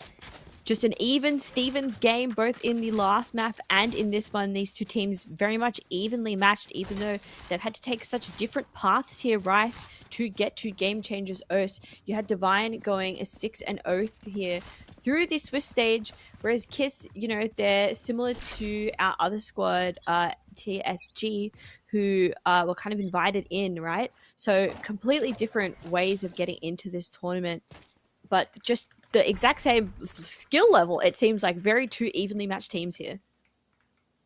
Extremely, these two teams are very similar skill levels, and it's great to see such a competitive game between them. Now back to an even standing between these two teams. Remember though, Divine does have that one map in their record already. So if they win this map, they do win the series. And Shiny starting off quite strong, taking down Soko, who was trying to make some room, make some space over in Tree. Hale now taking down Shiny, have control of Tree, and are slowly heading towards A site. Yeah, Sumi with a crazy kill onto Miaf, but Key turning the favor, getting Ana. Key will go down, and this is just chaos across the board here as this turns into a 2v2. It's 2v2, well 2v1 now, as Leah is now the last one left for Divine. Spike planted. Hale and Sonzes do manage to get the plant spy down, but Sonzes does take down Leah. Now Kiss are back in the lead. It's 8-7.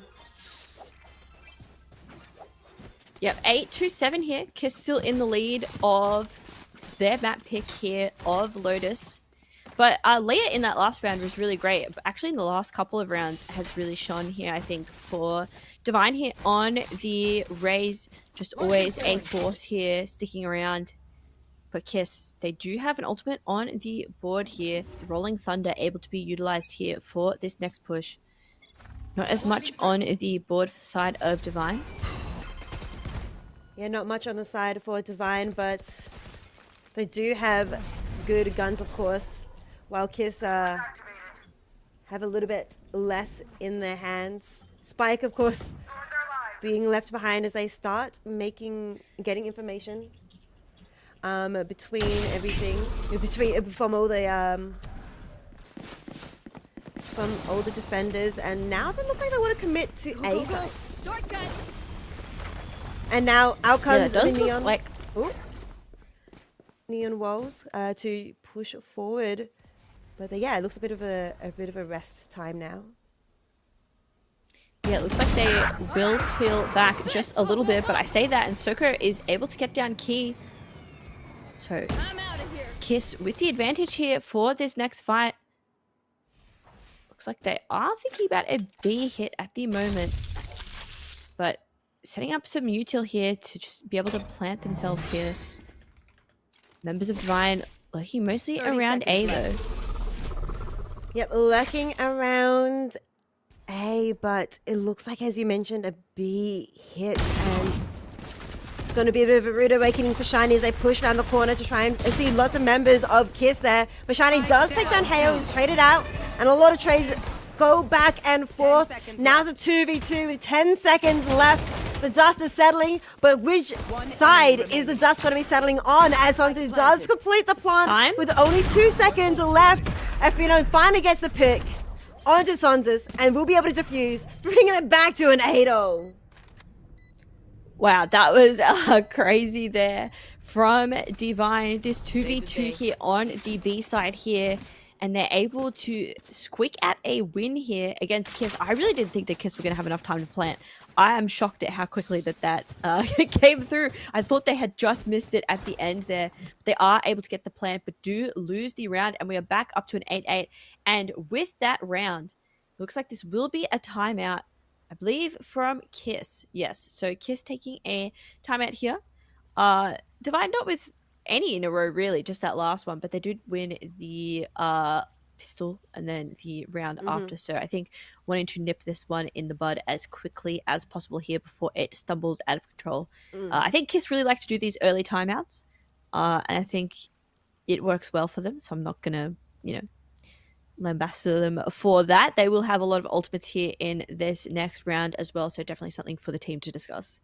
Yeah, a lot of ultimates, but not much credits in the bank. So it's going to be hard for them to decide if they want to use the tour de force if they're able to get an ultimate orb and force this round, or they will probably be looking for the next round though to be using some of these ultimates and just get their heads back into the game with this timeout. Do the best they can and take a bit of damage, put a bit of damage onto Divine. But remember, these rounds have been so back and forth, so even though Kiss's economy isn't looking that great, neither is Divine's. Divine's economy is looking a little bit rough as well. Yeah, I think it's just early in the half, and that's kind of expected here that there's not a lot of funds across the board for both of these two teams, but Divine definitely with the advantage here for this next round. Kiss looking at the A site here at the moment as Divine kind of scurry in from C as a lot of noise is being made onto the A site. It's just a very fast push here. So getting the orb is just closer and closer to this Neon ultimate. Yeah, very fast push onto A site. Spike is making their way as well, but so is Divine heading towards A. Spike is successfully planted, and now comes the retake from Divine, but of course they're taking their time. They don't want to rush in. Out comes utility. Now comes the rush from Leah with the showstopper. Doesn't land it. Does a bit of damage to themselves as well. Now 60 HP will be taken down by Soko. Out comes the Rolling Thunder as well. A bit of a battle from Soko, who gets 4, and Hale cleans up, claiming the 5th. Yeah, that was an interesting round. I feel like Divine will not be happy with that one, not just because they lost the round, but that really should have gone in their favor, and it just got a little bit silly and messy, I think, towards the latter half of that round there. It really looked like they were going to take that one, right? They just looked perfectly in position. I think if Leia hit the go on the blast pack a little bit earlier, I think that could have been a little bit more successful for them. And as you said, they did damage themselves as well. So it's not the round they were looking for there. And Kiss off to a strong start as Soko takes down Shiny. Yeah, Soko looking really good. A very immediate 4v5. Yeah, after getting 4 in that first round, now getting 3 in this. And looking extremely strong. Now it's a 5v2 situation. And Soko very confident in themselves, and no surprises there for why. And now Afida, Leah, last one's left for Divine, have to try and make a move, but Sonzes is the one making a move with the flank, getting one, looking for a second, and it's going to be a flawless round for Kiss. 10-8, that timeout did wonders. Absolutely, and Sonzus, when they are firing, are an absolute freak beast here on the chamber. Has just been so good throughout this whole series on an agent pick that we don't see too much these days, although there's a slight comeback of chamber, but definitely not how much we used to see chamber in the good old day Valorant way back when. 8-10 here for Kiss on their map pick, looking fantastic here on their attacking side, and as you said, Rice, I think that timeout paying dividends for them for here on this round here. Kiss off to another fast start. Yep, Soko going in fast again. Door is being was opened by Divine, so trying to get a little bit of a sneak peek into who was in tree, but well, looks like Afino does not want anything to do with that and is running all the way over to B site. C is being hovered by Sonzes, but the spike is hovering onto A, and Divine look like they're giving it up for free. Yeah, it definitely does look like that is happening right now. The A site is just blown wide open, but Kiss decide we actually don't want to go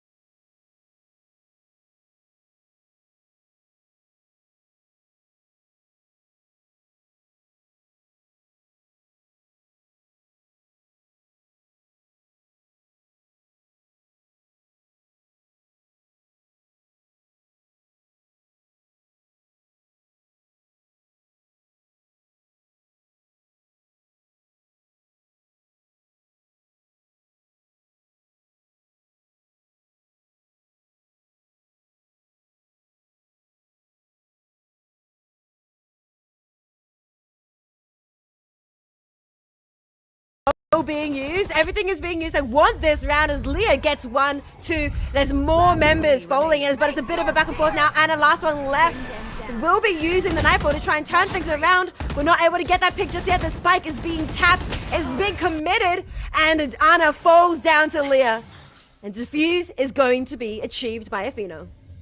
Yeah, wonderful round there from Divine here, getting us closer to tying up this map here of Lotus. Once more, I feel like it's been tied up basically the entirety of Lotus here. Divine looking a little bit better there on their defensive half. I feel like that's been the half they've struggled just a little bit with. I feel like their attacking half was a little bit better, but that is to be expected of Lotus here. 9-10 here, and Miaf really the one in control for the side of Divine, but oh my gosh, Soko here, 26 and 14 here. Absolutely crazy numbers here for Soko on the Neon, who's been putting on an absolute clinic here, and is almost up to this ultimate once again. Go, go, go. No, completely agree. Soko looking extremely strong on the Neon. And yeah, doing quite a lot of work for Kiss. Out comes the ultimate tour de force from Sonzis, but they don't need to use it yet as Soko and Sumi pushing forward, getting 2 members of Divine. 5v3. Divine do have the guns in play for this round, but the only ultimate that Afino had, the Rolling Thunder, is now offline. Yeah, it is offline. 5v3. This is going to be difficult for Divine here, particularly on the defense, especially when Kiss have looked so aggressive and so good here. A little bit of a slow round from them here as they back off. They know they have the advantage. They don't need to play this as fast as they have been playing the previous rounds here. And Divine just trying to scout out which kind of side they think that Kiss will be going towards here for this next push.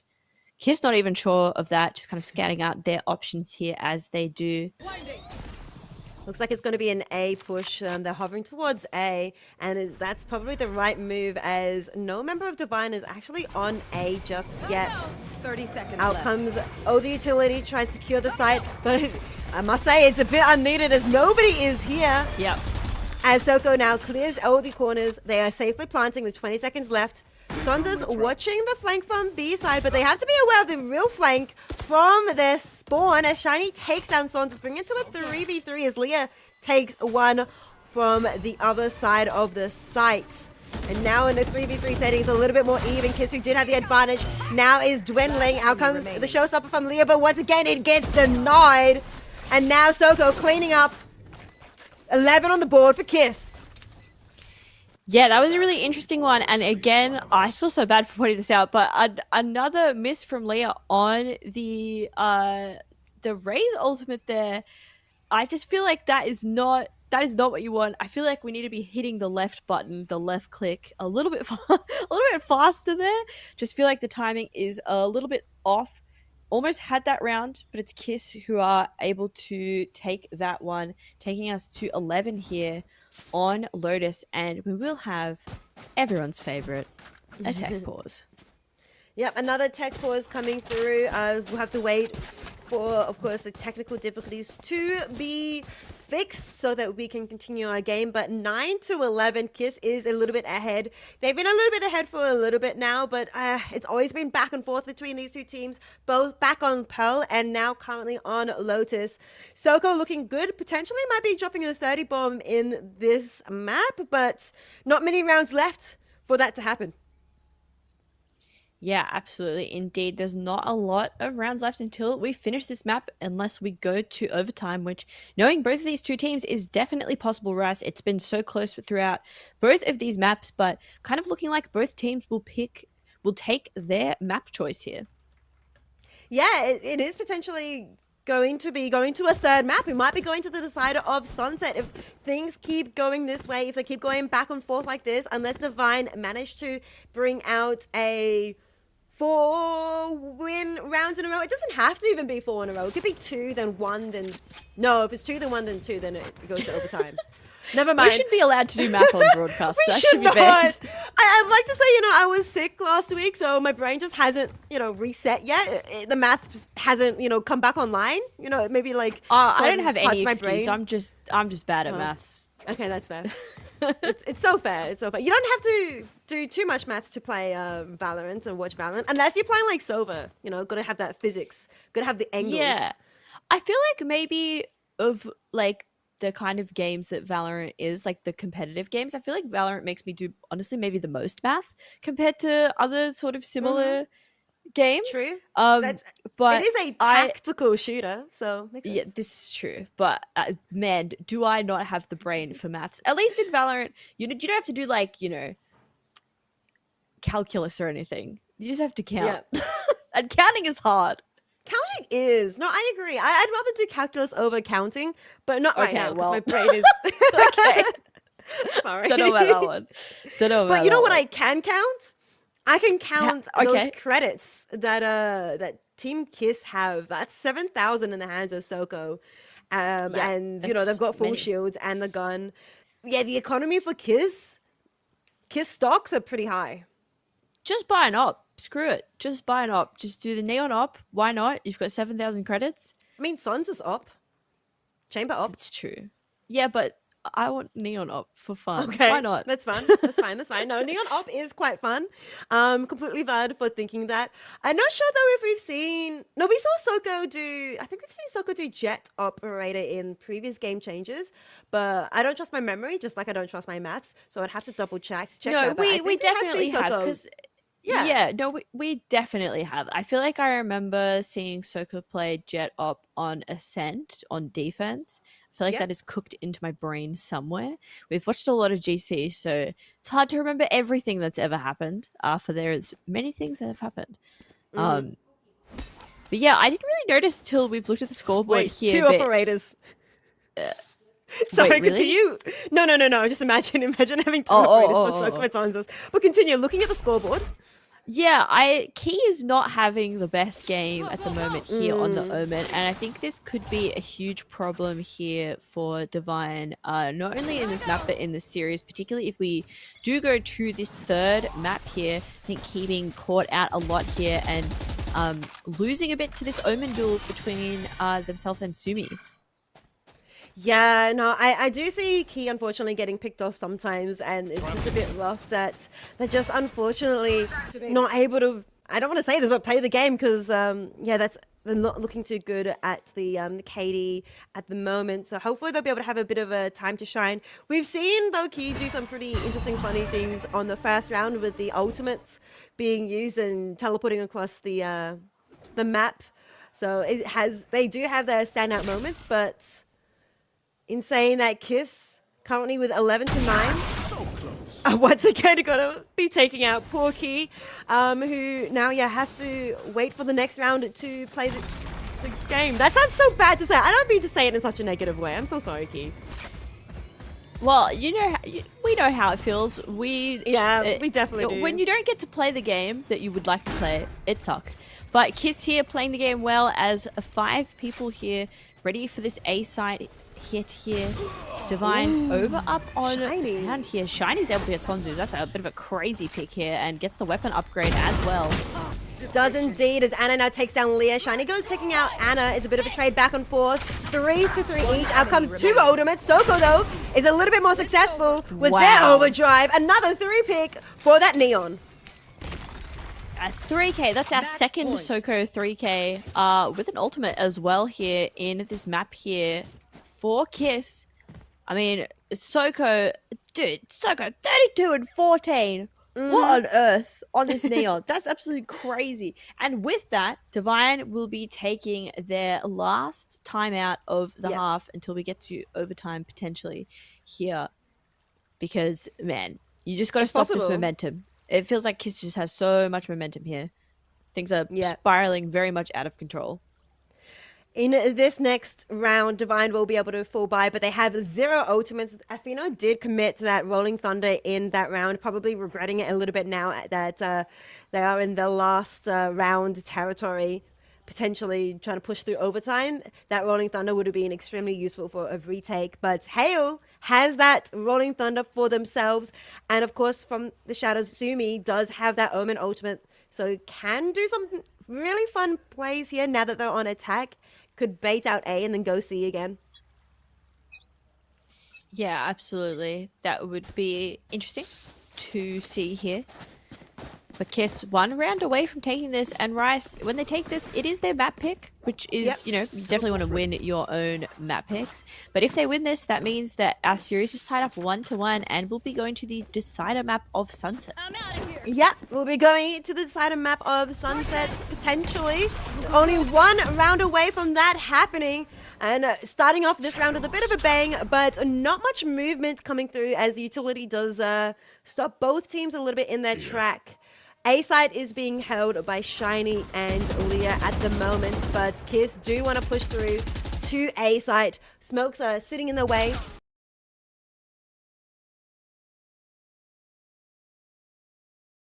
Leave. Out comes the door, but so much utility is going to be there, lying in wait from Shiny. Yep, and Shiny has been an absolute beast on this map, not just historically, but also today. I feel like has been such a trouble for Kiss to deal with. A minute left on the clock for Kiss to plant here, just kind of surveying the options at the moment as they have plenty of time to work with. Yeah, plenty of time, but that plenty of time is dwindling. Now it's 40 seconds left, and Kiss once again rotating. They were thinking A, but now they're thinking C, bringing the spike along with that journey as well.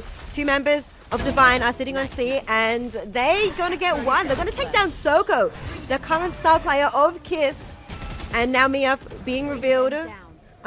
Is that enough actually for Kiss to rethink and head towards B, which is clear. Cleared by Saunders, is pushed up, able to take down Leah, bring it back to a more even ground of 4v4. Now it's a 3v4. Shiny is there, has still gotten.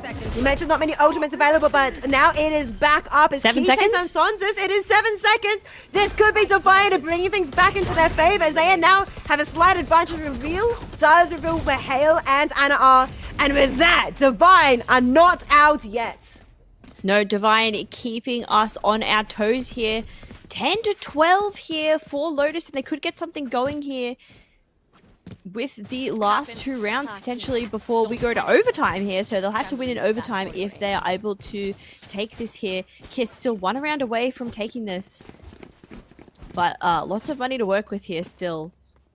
And Divine, I mean, just so good in that round, Rice. Just such great teamwork there, so coordinated. Just perfect. And I think Mia there on the fade, just some great prowlers here to set up for the rest of her team. And Shiny here has really heated up in the second half of this map.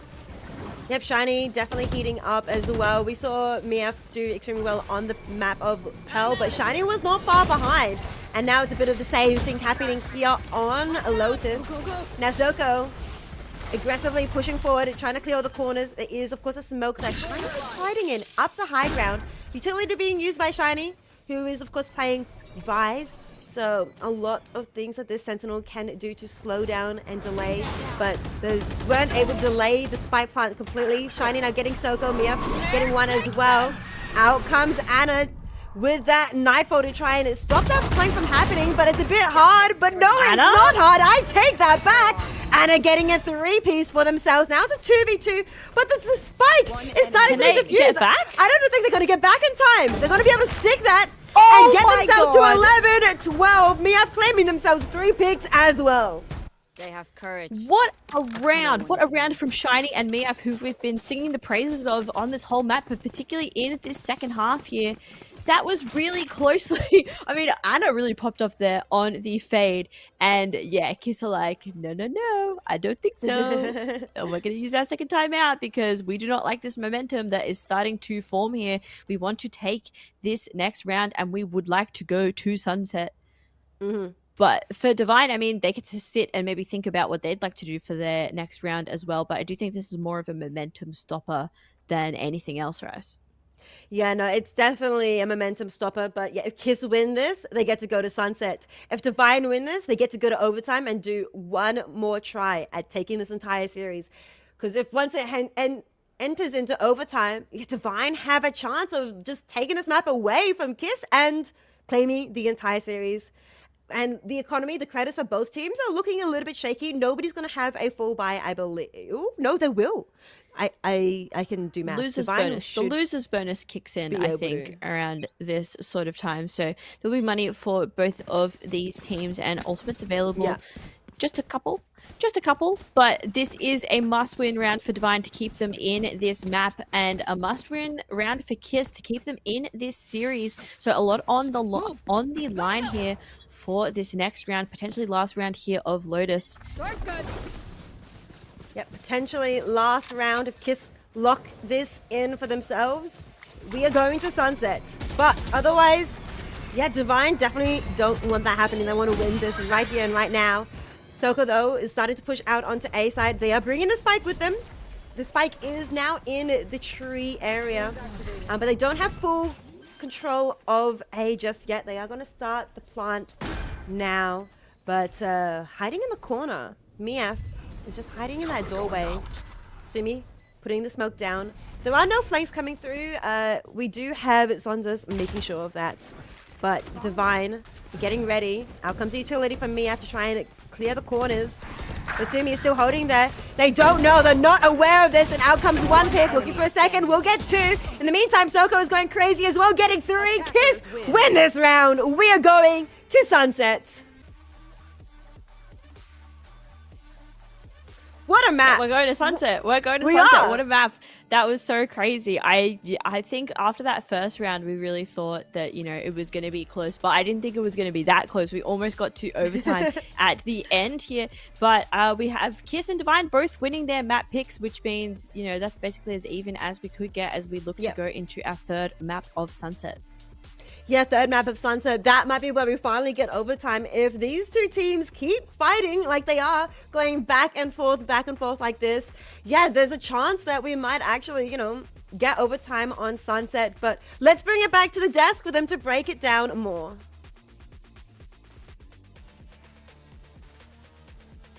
A Soko masterclass on Neon brings us to a further map in the series. PILSKI, I counted 35 at the end of that map, which is more than double of what Sonsu's second on the team there for Kiss was able to pull on through, and maybe a bit too hard of a raid boss for Divine to come back from. That's a hard carry. That is like a throwback back to the Neon OP era, where I felt like I was watching pretty much every team's duelist on Neon drop 30 or 40 kills, but now doing it in the, you know, post-nerf Neon era where the duelist pick is a little bit more, you know, up in the air. Very, very impressive, and undoubtedly the difference maker in an 11-13 victory or a 13-11 victory. 400 ACS, 35 kills. All right, that's just ridiculous.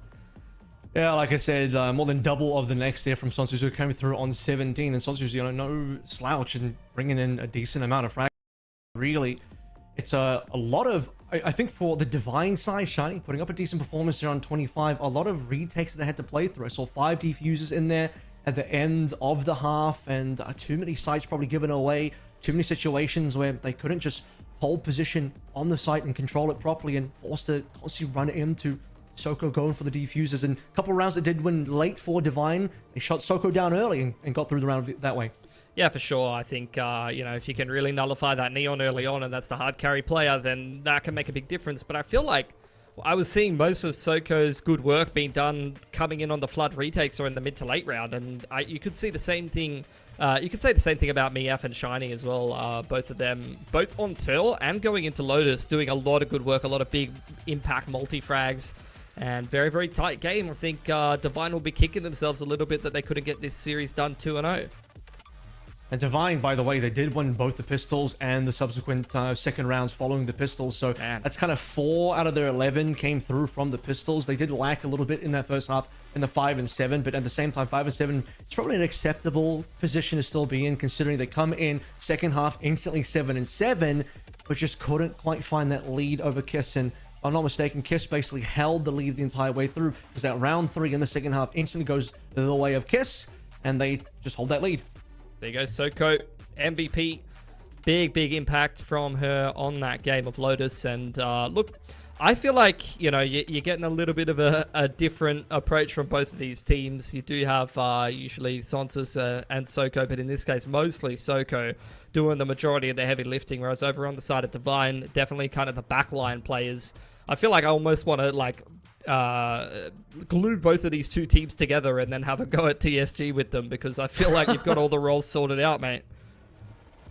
Yeah, you maybe make a second super team in the region to take on TSG. Well, somebody's going to have to take on TSG because we haven't decided the winner yet, guys. This is still a 1-to-1 in the series, Pilski. When you look between both Pearl and also Lotus now, again, I think it's the consistent players at the top of the leaderboard on both sides, Sonsu and Soko, and then Mief and Shiny just swapping places in Pearl. And Pearl with Sonsu at the top, Soko just falling a slightly further behind in terms of ACS, but in terms of, or rather in terms of just rating, but in terms of kills, it's still Soko at the top. We'll see how Sunset goes, man, because things are really heating up here. We've had 2 maps in a row that have been extremely close, so don't go anywhere. Map number 3 in this exciting series comes up right after this break.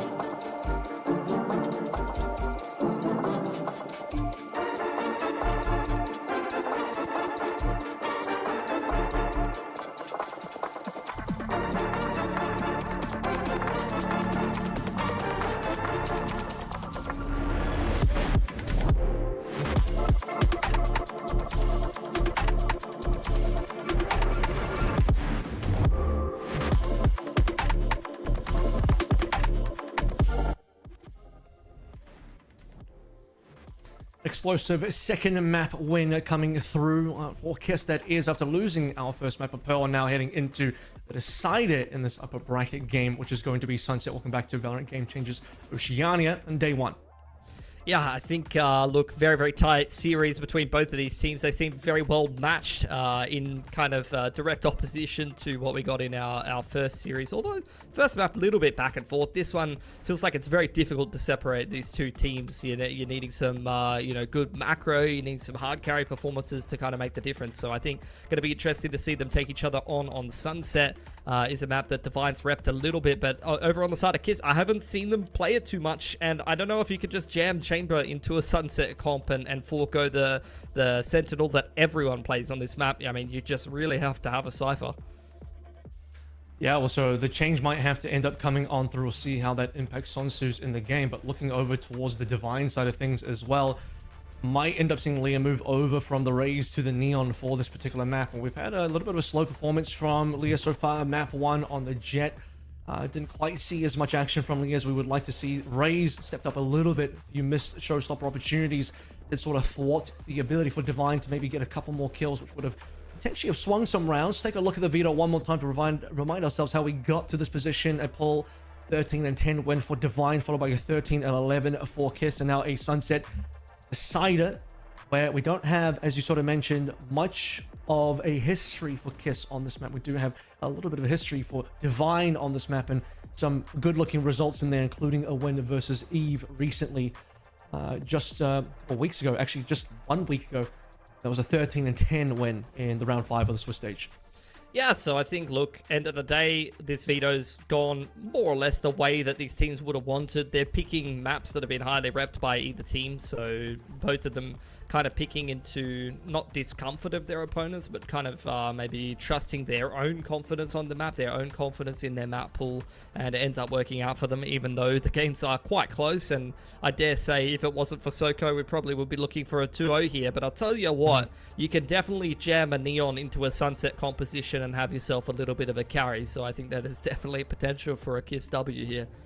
I think it's more than likely. I think it should be, at this point, if you are Soko, definitely. I think if you weren't running it, just go ahead and change that up, to be honest. Yeah, and I think both teams will be potentially looking towards that Neon for this map. I think a pretty standard for Sunset. I certainly see it all the time. And you've sort of mentioned Chamber here as well. I mean, we do actually have a bit of a history here for Kiss playing Sunsus on the Chamber, even on a map.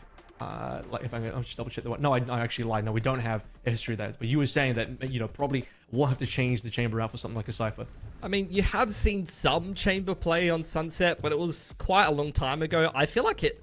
Was Sunset even having any overlap with the Chamber being OP? I don't really remember, to be honest. Yeah, I'm not too sure on I that mean, one. look, Cypher is cool on Sunset for a lot of reasons. There's so many great cams. The trips are fantastic. You did see maybe some teams swapping it out for like multiple controllers, but those are always kind of off-meta picks. I mean, Cypher is just core as core gets on Sunset. There really isn't another Senti pick that can be as comparable, although Vice does see some play as well and does have its merits as well. I think Cypher is definitely the pick, and Chamber, I think you're going to have to change how you play quite substantially, or maybe even lean into double Senti or something like that if you're going to be playing it on this map. Seem to see a decent amount of defensive success side for Kiss on the previous map. Again, they got the 7 rounds on that first half, and a bit of a different composition that we saw on Pearl, which is maybe why things were a little bit more awkward for them, given that they did try and play through on that double duelist. And as a reminder, they only got the 6 rounds, the attack side of the double duelist, and they struggled quite a decent amount on that defense. So bit of the toss and turn and flip of the coin there as we moved between the 2 different styles of compositions they played and the different maps as well. And despite that being a still reasonable Soko performance on the Yoru on that first map, just wasn't quite the 35 unreal raid boss performance that we saw from the Neon, which I think is going to be a real threat now moving to Sunset that has to be contended with. If Soko has hot hands today, that is going to be probably the main position that needs to be addressed in terms of how you're going to deal with this one player that is just so insane at dominating these maps. Yeah, I don't know. I don't get the sense that you can necessarily deal with it that well. I think the main thing that people kind of put in place to be able to neutralize the Neon players is, again, Cypher. It's you know, it's such a strong agent. There's the trips in really force the Neon to be able to have to slow down, especially if you aren't playing an initiator or like a Raze comp, for example, or like you could double duelist. I don't know if I've seen that as much on Sunset, but that is a lot of teams' answer to be fair, I have seen a little bit of double duelist Raze Neon, but not from like top tier teams or anything like that. But I have seen it work and play a little bit more of a bursty style. But I think like the trips are a problem unless you're playing like Sova Teo. You know, even Teo, you could just play standard trips with the salvos, but definitely Sova. You're seeing Sova be very core on this map and see a lot of pick as well, both in the older Sunset meta before it went out of the pool, but more recently in some of the, you know, tier 1 play, you're seeing Sova be core on this map again.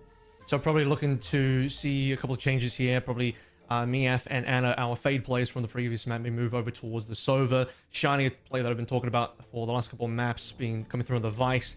That might end up having to be a Cypher look for this map for some set, given the reasons you re-outlined, camera positions, slowing down the Neon as well, controlling Soko a little bit, which is definitely going to be required.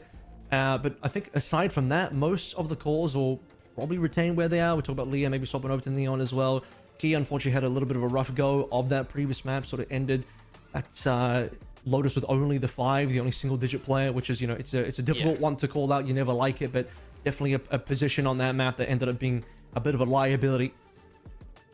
Yeah, for sure. I think you're going to have to see the Omen come out again here on Sunset. So if it's kind of like agent discomfort, which it shouldn't be, because I took a look at her profile. She does play mostly Sova and Omen, at least in the last like month or so. So I think maybe just a rougher game could definitely see things turn around here on Sunset. And Omen is definitely a core agent on this map and a strong choice. You know, you do see some teams lean towards Clove, but Omen really helps you, particularly on defense, kind of do a lot of masking of what your setup is. You rely a lot on those one ways. You have a little bit more flexibility of kind of being able to position yourselves differently, or a lot of kind of strong paranoia plays and things like that. That's why it's an agent that sees a lot of play on this map. We still did see really close rounds on that previous map, and I think we only got the one time over the course of that previous map where we had a large number of rounds rather strung together, and that was coming through from the KISS side, 4 in a row between 5 and 8, 5, 6, 7, and 8 with the 4 rounds they got in a row. Other than that, it's the same sort of story. A couple of 2 in a rows before it goes the other way, and then it's a back and forth, maybe a 1-on-1, and then suddenly 2 rounds in a row coming back through again. Most of those were on the KISS side as well. I think that was largely reflected also on our Pearl. I mean, it was basically the exact same look, just a couple in a row there for Divine, and then largely on Pearl in that second half. Then Divine starts to pull through 3 in a row, which is how they end up getting their, you know, rounds 11, 12, and notably 13 to win the map. So when you look at the scoreline here, it's just been close either way. But just trading rounds back and forth, and let's see if Sunset ends up doing the same. So take a look at our agents. Like, talked a lot about what our compositions could be. It does seem like it's lined up perfectly, essentially, to where we expected, maybe just minus the Sova on KISS. They're going to go for the double duelist here. Yeah, you're right.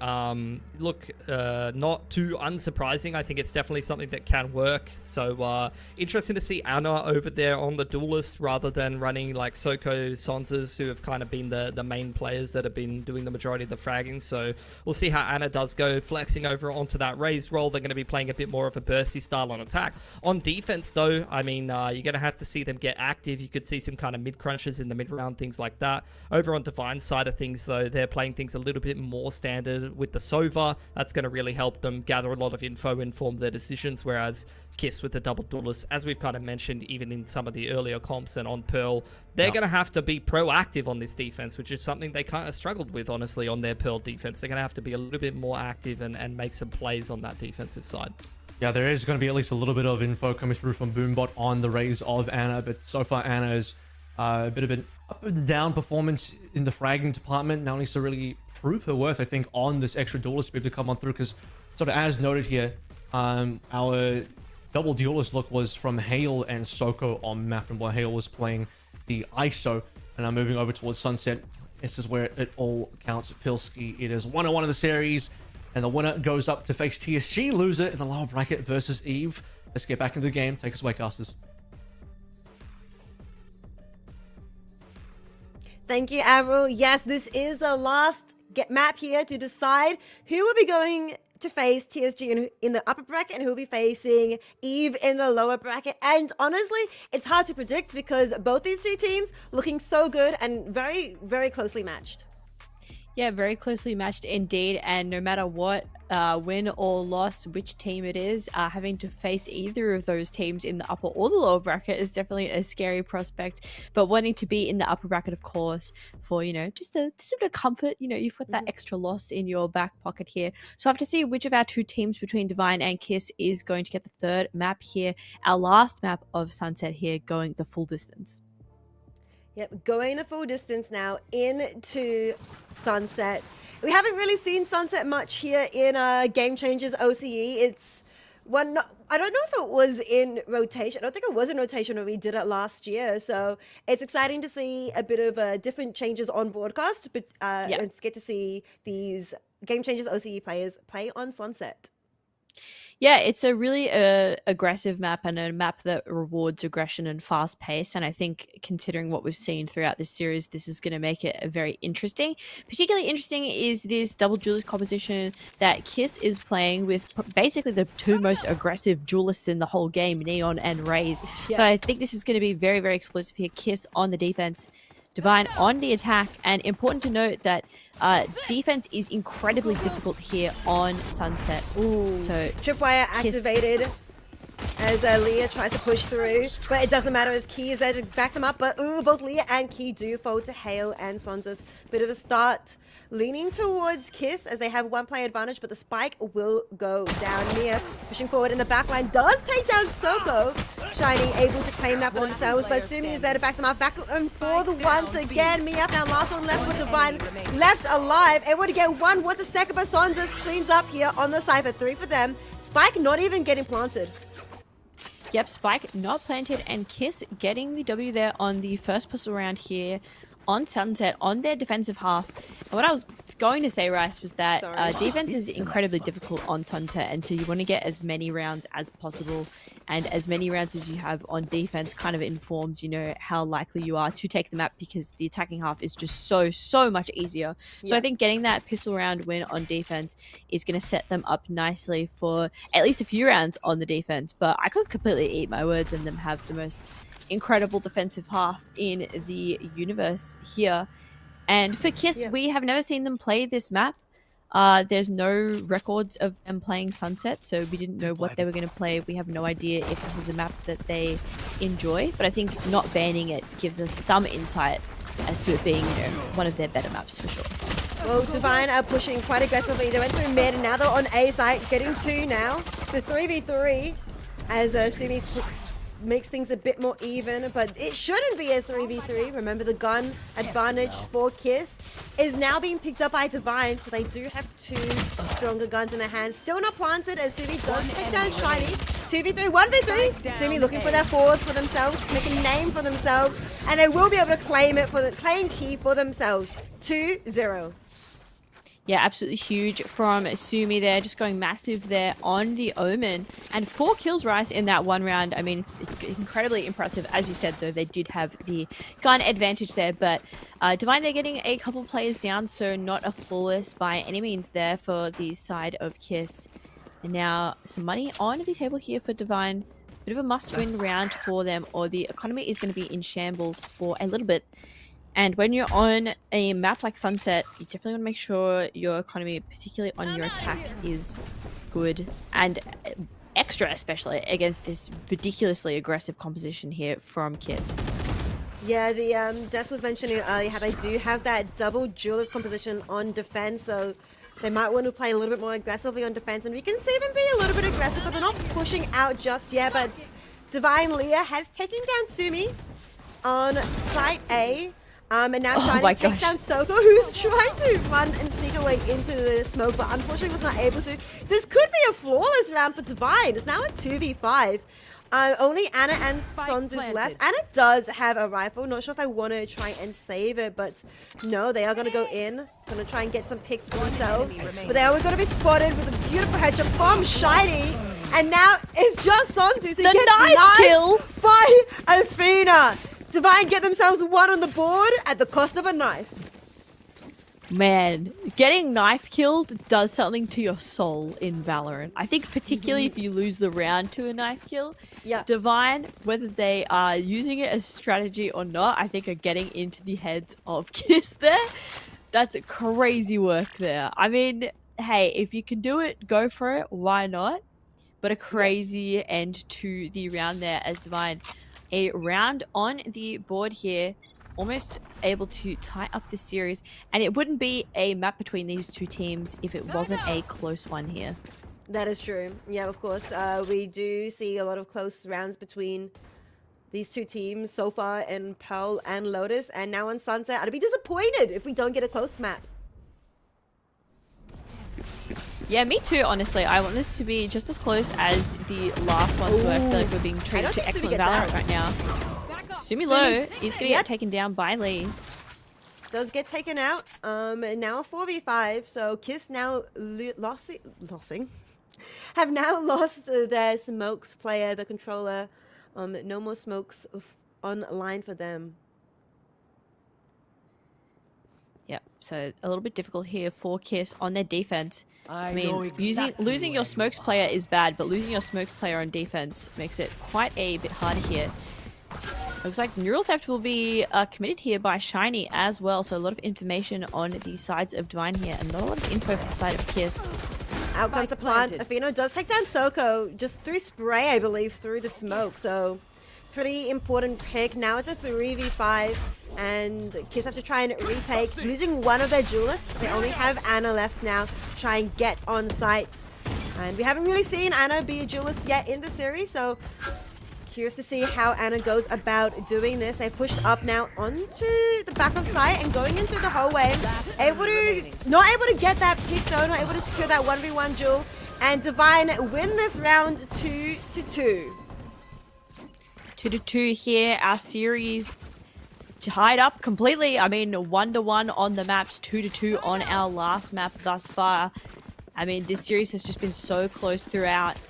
We'll have to see if it's going to continue to be this close throughout the rest of Sunset.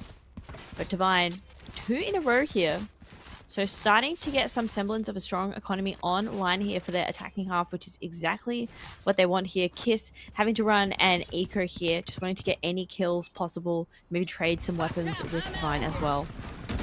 Yeah, Leah being very aggressive once again, trying to clear out mid. Not able to find anyone just yet, but remember the gun difference. We might have a flank from the 2 duelists coming up from B main, but they're not going to be able to run into anyone from where they are right now. On the other hand, Divine pushing forward on it to A site, taking down Sonzas without much effort. A site now clear for them, right for the taking.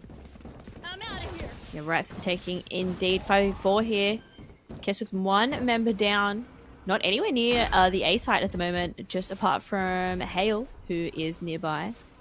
But just so difficult for Kiss to get anything going here with the weaker weapons.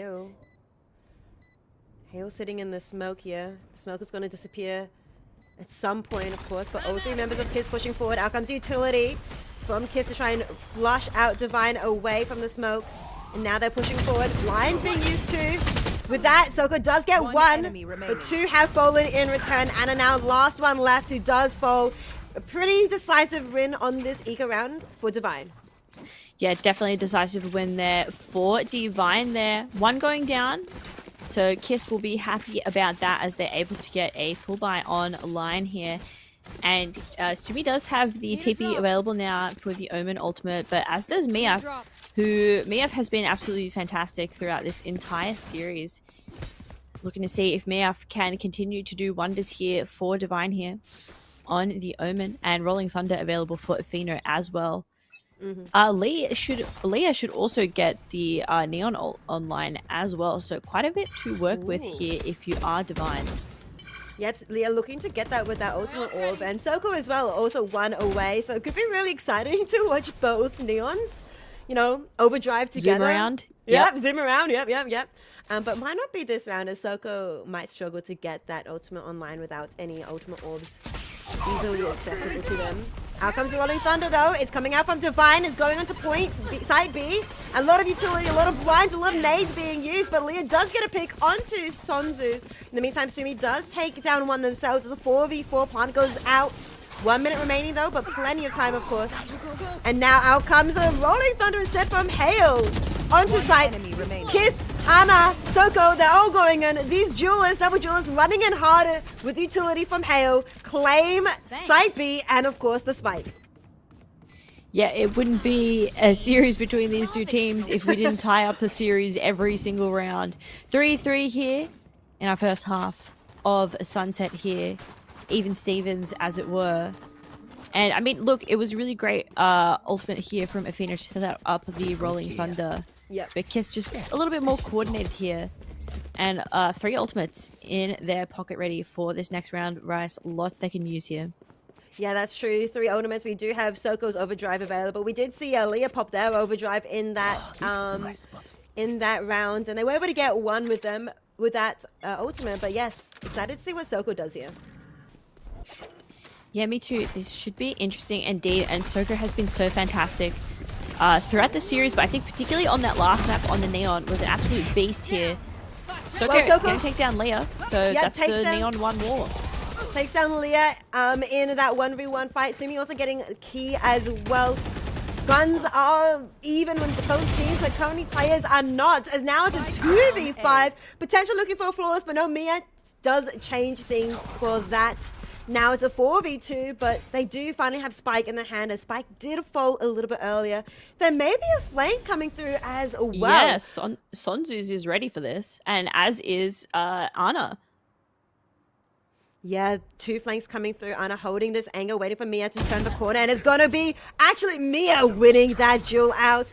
And with that, Sonzuz is gonna respect that and have to try and be more careful of them pushing through, but they are going to go straight to B. These last two remaining members of Divine, Afino, and Miaf are now on site B 30 seconds left. with Soko and Hale coming through from the spawn, and Sontus coming from B main. We still haven't done the spike. There's a bit of a tap to see if anybody's around, but Soko, who did pop the overdrive, does get taken out by Miaf with a beautiful headshot immediately, but it's now a bit of a trade and a 1v2 situation with Afino. Last one left, who still has 10 the seconds spike left. in hand. It's not down, but the I don't time is think there's ticking. enough. They're going to try it. They're going to attempt it, but they're going to take advantage of this moment, and Hale takes down Afino and will claim... Wait, he didn't get planted. Well, they do still claim the round. Yeah, Kiss able to get that round there. 2 in a row now, so starting to build some semblance of something here as Divine. I mean, look, that was so close there at the end. Miaf, I mean, dude, she's so good. She's so good. She almost had that. She gets the plant down, just kind of misses her shot at the end there onto Hale, making it very close indeed. Still 3-4. Our series almost tied up here. Would not be surprised if we got to 4-4 here, Rice. This is looking to be a very even half thus far. No, completely agree. You know, could come back to an even setting scenario again, and yeah, I can see Divine definitely doing that. They have a lot of there's no ultimates online for Divine, but Kiss do though. Has that showstopper as well, so it could be a bit of a exciting round from Kiss. Yeah, could be indeed. So much to work with here.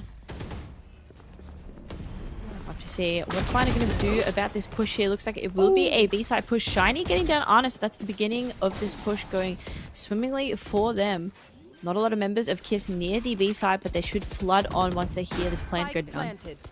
Yeah, Spike is planted. We do have Sonzuz on side, a bit aggressively trying to get a pick, but Hale is the one that does get that opening pick for themselves to try and get this retake. Out comes the Neuro Theft as well as Leo falls. No duelist for the side of Divine, but it doesn't matter as Key and Afino get 2 each. But it's a 1v1. Key is stepping up now, and it brings it to a 1v1 situation between Sumi and Key.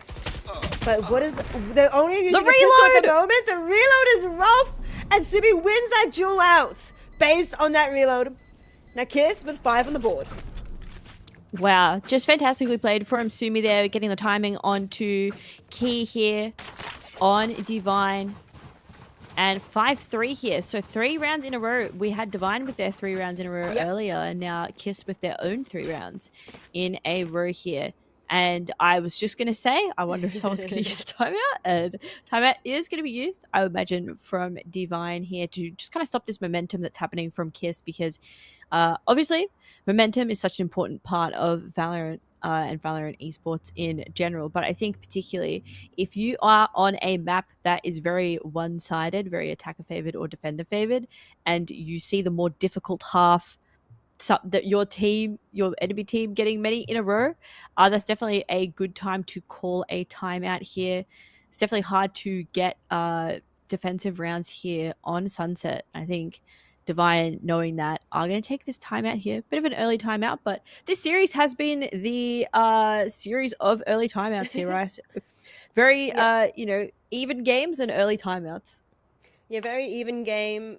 And I completely get this timeout here, losing 3 in a row. Now there's a 2-round difference as well. We haven't seen more than 3 rounds very commonly between these two teams. I'm pretty sure we didn't see it in Lotus or Pearl more than 3, except for at the end. So they don't want that lead to extend too far and have the game run away from them. Shiny and Key both have the ultimates available for Divine, and they do have guns online, but they are running a couple of half shields coming into this round. So Divine definitely want to try and make this round work for them, starting off quite aggressively. Soko is lying in wait, and we'll be able to claim Mia's head straight away. Going for a second, but we'll have to skedaddle just a little bit away.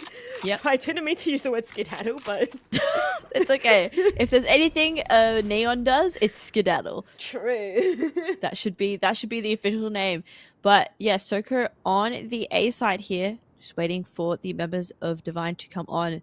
Leah very low, Shiny taking some damage as well, so Divine have to be a little bit careful about this push. Kiss feeling very much ready for it here. Kiss very ready, but they're also not putting all the eggs into the basket. They do have 2 members watching the B rotate just in case, but Divine are sitting and waiting at A, committed, and it's actually good for them. It's good for Divine. They take down 3, and now they're using Neural Theft. The 2 remaining members that were hovering around B are spotted with that Neural Theft, and they have to walk together all the way back to A site. Now, Leah is a little bit low, yes, but it is a 2v4 situation, leaning towards Divine with a spike. The camera has been taken out, and so now Kiss Anna is pushing forward with a satchel, but will be spotted out by Shiny, who is patiently taking them out. Showstopper has been stopped and in the ground. Sons does take them out, but it's going to be Leah who claims their final life. Divine now 4 on the board and 5 to Kiss. Yeah, clearly a great timeout there from the side of Divine as they're able to, you know, swing it back and stop the snowball here from Kiss. 4-5 here. Rice, we might be getting another 6-6 half. It might be happening. It might. It might indeed. Utility and gun-wise, though, yeah, Kiss do look like they're struggling a little bit with this buy. Yeah, definitely. I think this is going to be a difficult round for them to win, but I feel like that last one, I felt like that was tricky for Divine to win, and they won. So just, you know, unpredictable things happening in this game, and that's what you get when you get 2 evenly matched teams going up against each other. Divine here looking for an A-side hit. All heavily stacked together. They'll push in together apart from Shiny. With Shiny looking around the left side while the rest of the team of Divine is going through the whole way, trying to capture all of side A. They do have quite a bit of control. There is a little bit of utility still from Saunders from the Cypher on A site. And they are being a bit respectful, but Soko with a flank does get taken out immediately by Shiny. Flank absolutely denied by Divine, and now the spike is going down, and we are getting another pick. It's pretty good looking for the side of Divine. Now only 2 members from Kiss alive, Hale and Saunders. And Hale only has a Sheriff, but I mean Saunders bringing this down to a 2v2. Kiss could have a chance of turning this around for themselves, but the time of course is ticking. The spike is down. This could go either way still, but it's still looking like Divine are seated a little bit stronger in this round as Afino gets 1 pick onto Hale, and now Saunders gets taken out by Miaf. Divine bring this back to an even setting 5-0. 5-5. We're getting it. We're getting the 6-6. I can't wait till the second half till we get to 12-12. I feel like this map is destined to go on forever. It's so even between these 2 teams, and I mean, for a team like Kiss, who have never played Sunset, I feel like they've had such a great look, Rice. Yeah, no, they do have a really good look here. So not sure if this is like something they hid during the Swiss stage. Yeah, that's what I was just thinking. Yeah, maybe. But you're looking really good. Maybe it's also just Soko warming up on the Neon, bringing that out once again from Lotus as well. Yeah, but I just think the rest of the team of Kiss is just doing pretty well. But Saunders is going to be taken out immediately by Miaf, who is traded. It's a bit of a trade back and forth between those 2 teams. But Kiss is the one that does lose 1 extra member here. It's a 3v4 right now in this round 11. Spike is planted here, and post plant looking good for the side of Divine. They've got an extra player available to them. Kiss kind of flooding onto the site now. Divine playing quite far back. It looks like they're going to have a lurk through mid here for Leah to try and grab some of these players. The angle looks good. The angle does look good, and Hale is pushing forward. It's a lot of utility though, on point. And out comes the Hunter's Fury as well from Key, and it does take down Hale's life. Now Sumi's the last one remaining, and is going to be taken down by Shiny. 6 in the bag for Divine. 6 in the bag here. We'll be heading to a 7-5 half or a 6-6 half. We're yet to see what will happen here. And oh boy, another timeout. Now, whose timeout could this be? I wonder. This is going to be a timeout from Kiss to stop this 3-round in a row momentum. Which look at the scoreboard down there, right? 3-3-3. 3-3. We used to have 1-1-1-1, maybe a potential 2 every now and then in Pal and Lotus, but looks like Sansa is a pattern of 3. 3-3-3-3. So it's definitely interesting. But yeah, this is going to be a bit hard for Kiss. Not surprised about this timeout. They do have 3 ultimates on the online, and this is the last round and a half, so they definitely want to use it. But yeah, their economy, I don't think they're going to be able to even afford 1 rifle. Yeah, it's looking a little bit rough for them on the economy end of things. Although they do have a bunch of ultimates that they can use, right? And considering this is our last round before the half, all ultimates will be used in this next round, unless they die with them, which is entirely possible. We'll have to see what is going to happen here. Soko also very close to this ultimate as well, which she'll be wanting to have on the Neon here, particularly without a strong buy. And Odin on Sunset. Why not? Why not? Like, why not? Not gonna lie, I was expecting an Odin in our first series. I think it was on Ascent. Yeah. Yeah, on Ascent. When I saw the Sova on Ascent in the hands of Alana, I was like, oh no, she's gonna do it. But no Odin on Ascent, but we're gonna have an Odin here on a Sunset in this last round in this half, on attack in the hands of Key. I'm out of here. Yeah, looks like Divine saying we do not want the B side. We'd actually love to go to the A side instead. Just too much util stacked onto B here, which I think is definitely the right decision here. A pretty much uncontested here. You do have some of the members of Kiss though picking up on this, and with the smoke and the paranoia going out, looks like they know that this A hit is going to happen here. Yep, Soko watching. Soko with this Sheriff. Yeah, the Sheriff, the back of sight is going to be rough for them, but Spike hasn't been planted, but it's going to be probably now. But no, they're going to be aggressive instead and try and take down a few members. Soko does take down 1 with her, but Leah, feeling good, takes 2, going in for more with an overdrive, and they're able to take down 3 and take that round, bring them 7-5 in this half. Switching sides. Now let's bring it back to the desk to break it down.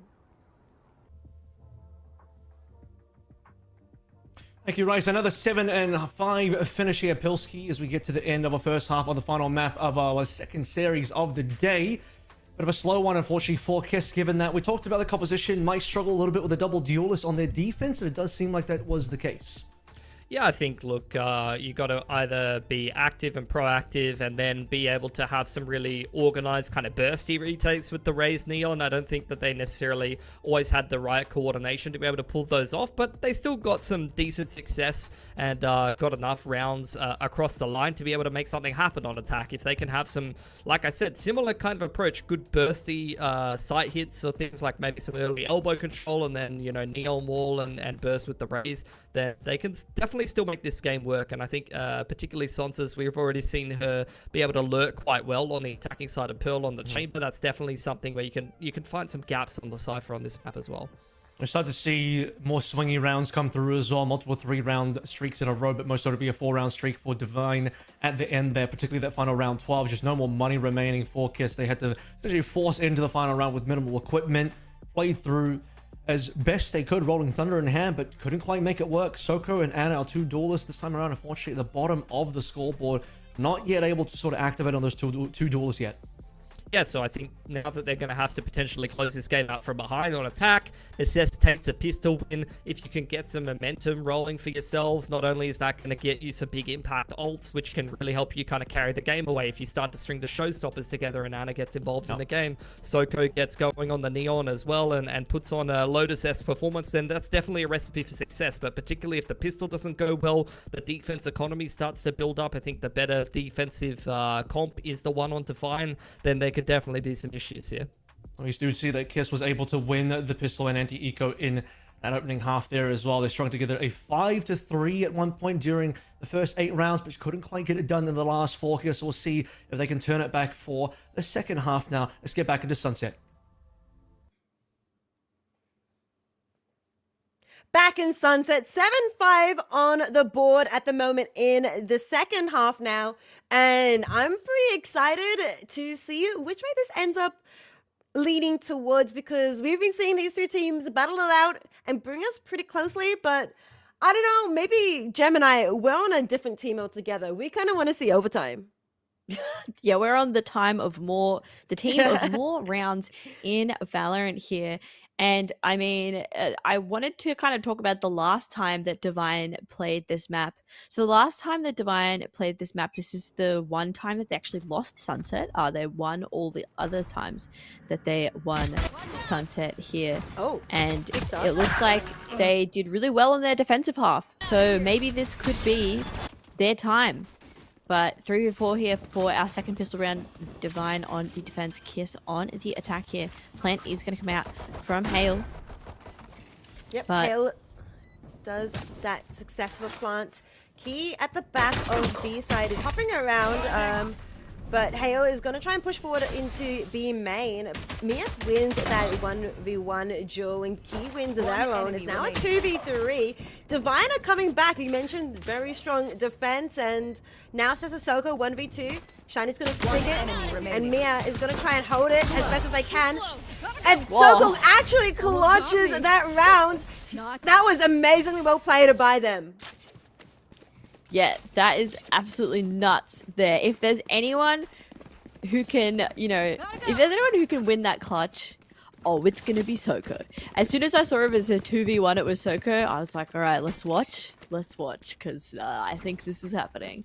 Yep, and it did happen, and Soko is able to get that pistol round for Kiss, even though it looked so in the favor of Divine there, but Kiss just so clutch in the end there, thanks to Soko, and winning the pistol on the attacking half is going to set them up really nicely for what should be a very strong half for them. No, indeed. With them winning that first round, they do, of course, have a stronger buy coming into the second round in this half. This 14th round. It looks like Kiss were thinking about A, but realizing how many members of Divine were holding down A, they rotate quickly to B with their two very fast, very aggressive duelists. Of course, the Rays and the Neon can rotate extremely fast. They're going to be able to start that plant off quite quickly and secure site B. Now, all of members of Divine have rotated over to B and are trying to start this retake. We have Ana hiding in the smoke on the site. Not spotted just yet, but trying to hold down Kia and Afino, who are coming through the market area. But Sonsus does take that shiny. First pick in favor of Kiss. Second, third, fourth. Now a complete flawless round for Kiss in this second round. So clean there from the side of Kiss. Flawless to seal the deal as well. Just looking on top of everything there. 7-7. I wouldn't have it any other way. Our series tied up once again for probably the 50th time here. That might be undershooting it, to be honest here. Both of these teams I don't think just we've had firing. 50 rounds though, but yes. Sorry, We have. Wait, We actually have. Wait. Yes. Can you quick because, maths that? Oh my goodness. hang on. No, I believe Wait, you. I I'll believe it's do about maths. 25 first been- map. it's About been 25 50. second map. It has been over 50. You're right. Sorry, Soko. Sorry for yapping too much. You just got 2 picks. Well, a big opening pick with that. This is, of course, Kiss's bonus round, but it's a fantastic bonus round for Kiss, considering they did not drop a single gun in that second round. And now with those Spectres, with those upgraded now rifles that they've picked up from Divine, they're looking to possibly convert this bonus in a pretty easy and quick fashion. Mia, though, approaching from spawn, definitely has something they want to say about this, but they are currently smoked off Leah as well is still up, could possibly entry in and is going to start sliding in, but Soko lies in wait. A 4 pick for them. Yeah, another beautiful round here from Kiss. 2 flawlesses in a row, Rice. That's a little crazy. Yeah, 2 flawlesses in a row. I'm not surprised though, considering they got that flawless in that 14th round. That 15th round felt a little bit easy for them, and they don't even need to buy any guns. They just got gifted guns from Divine. Yeah, looking really strong here on Sunset. Kiss popping off on their attacking half. And it's been 3 rounds in a row and no timeout used here for the side of Divine. They're just going to let this one happen as they are having to run an eco round here. So it can be very difficult to tie us up at 8-8 here for Divine. It'll be quite difficult, but I'm sure Kiss are excited to know that Divine have only pistols, and they're gonna probably, I feel like they're gonna rush onto B side pretty quickly with their 2 aggressive duelists, but they have to be very careful, of course, of Shiny's utility.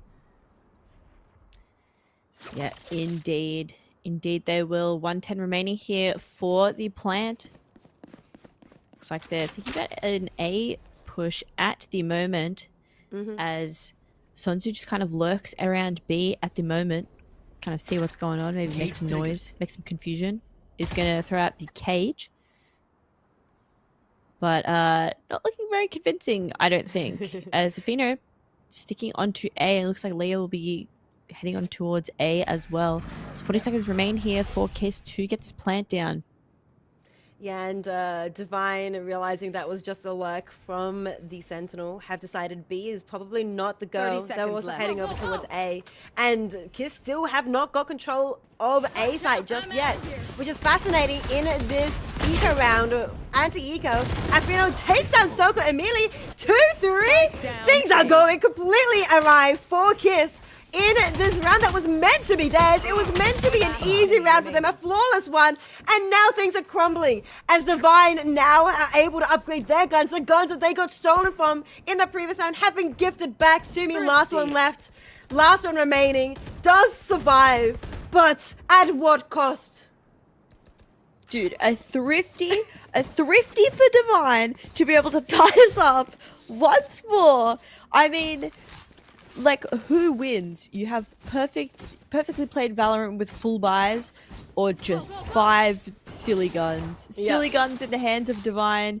Fate determines that we must keep this series going. It must be close throughout this whole 3rd map. It really feels like it. It feels like it. Even if, you know, a team looks like they should be losing the next round, if it means that the series will be tied up, oh, they will be winning the round. Yep. No, I completely agree. I do wonder though, Kiss hasn't been playing quite aggressively, even with their double aggressive duelist in that round. But here they are playing a bit more aggressively, but they still don't have the spike in hand. They're still taking their time, contemplating where they want to go. With 3 members of Divine on A site, they still want to potentially hit the A site. Soko able to take down Key, bringing it at a 4v5. Out comes the ultimates, one from Hale. It's Rolling Thunder, being able to completely clear site A. Divine respecting that, but not before Leah gets taken out by Hale. It's now a 3v5, and Soko feeling themselves pop to overdrive, trying to find a doesn't want to get stunned out, locked out of movement, of course. But Afino, Shiny, they're still here, but Soko is also going to be able to take that 3rd pick for themselves. Yeah, getting close at the end, but Soko with the ultimate does manage to get a few at the end here. 9-8 here for Kiss. Getting close towards the precipice of winning not only this map here, Rice, the decider map, but also this series. And potentially heading on to facing TSG in the upper bracket here. That is true, Jem. They are getting closer and closer to doing that. But you know what else we're getting closer and closer to, Jem? Tying up the series. Yep, another tie-up and potentially overtime as well. I feel like we're also just jinxing it. Maybe if we mention it more, we're not actually going to get overtime. I feel like we're caster cursing this whole series, but we're cursing it to be good Valorant and good esports. So I'm going to continue to keep cursing it. There's an Odin. We've missed an Odin from Key. Has pulled out the Odin once more here on Sunset. Interesting pick, but I say it here on the defense. Leah also sees on defense Sumi, who has now fallen. Sumi was lurking around A, and while the rest of KISS members are thinking about a mid push, actually no. What is this rotation? We see Mia rotate out of A main, not being, and now KISS have just slipped past. Yeah, they sure have been sneaky at the moment here. But Leia, on the side here, on the A side here for Divine, so he's going to see the members of KISS here. KISS have 40 seconds left. They have 40 seconds left. I feel like Mia's not going to go spotted as Leah takes down Anna on the site. And out comes also Mia from the back as well. But Leah with that pick brings it now to a 3v5. 20 seconds left on the clock.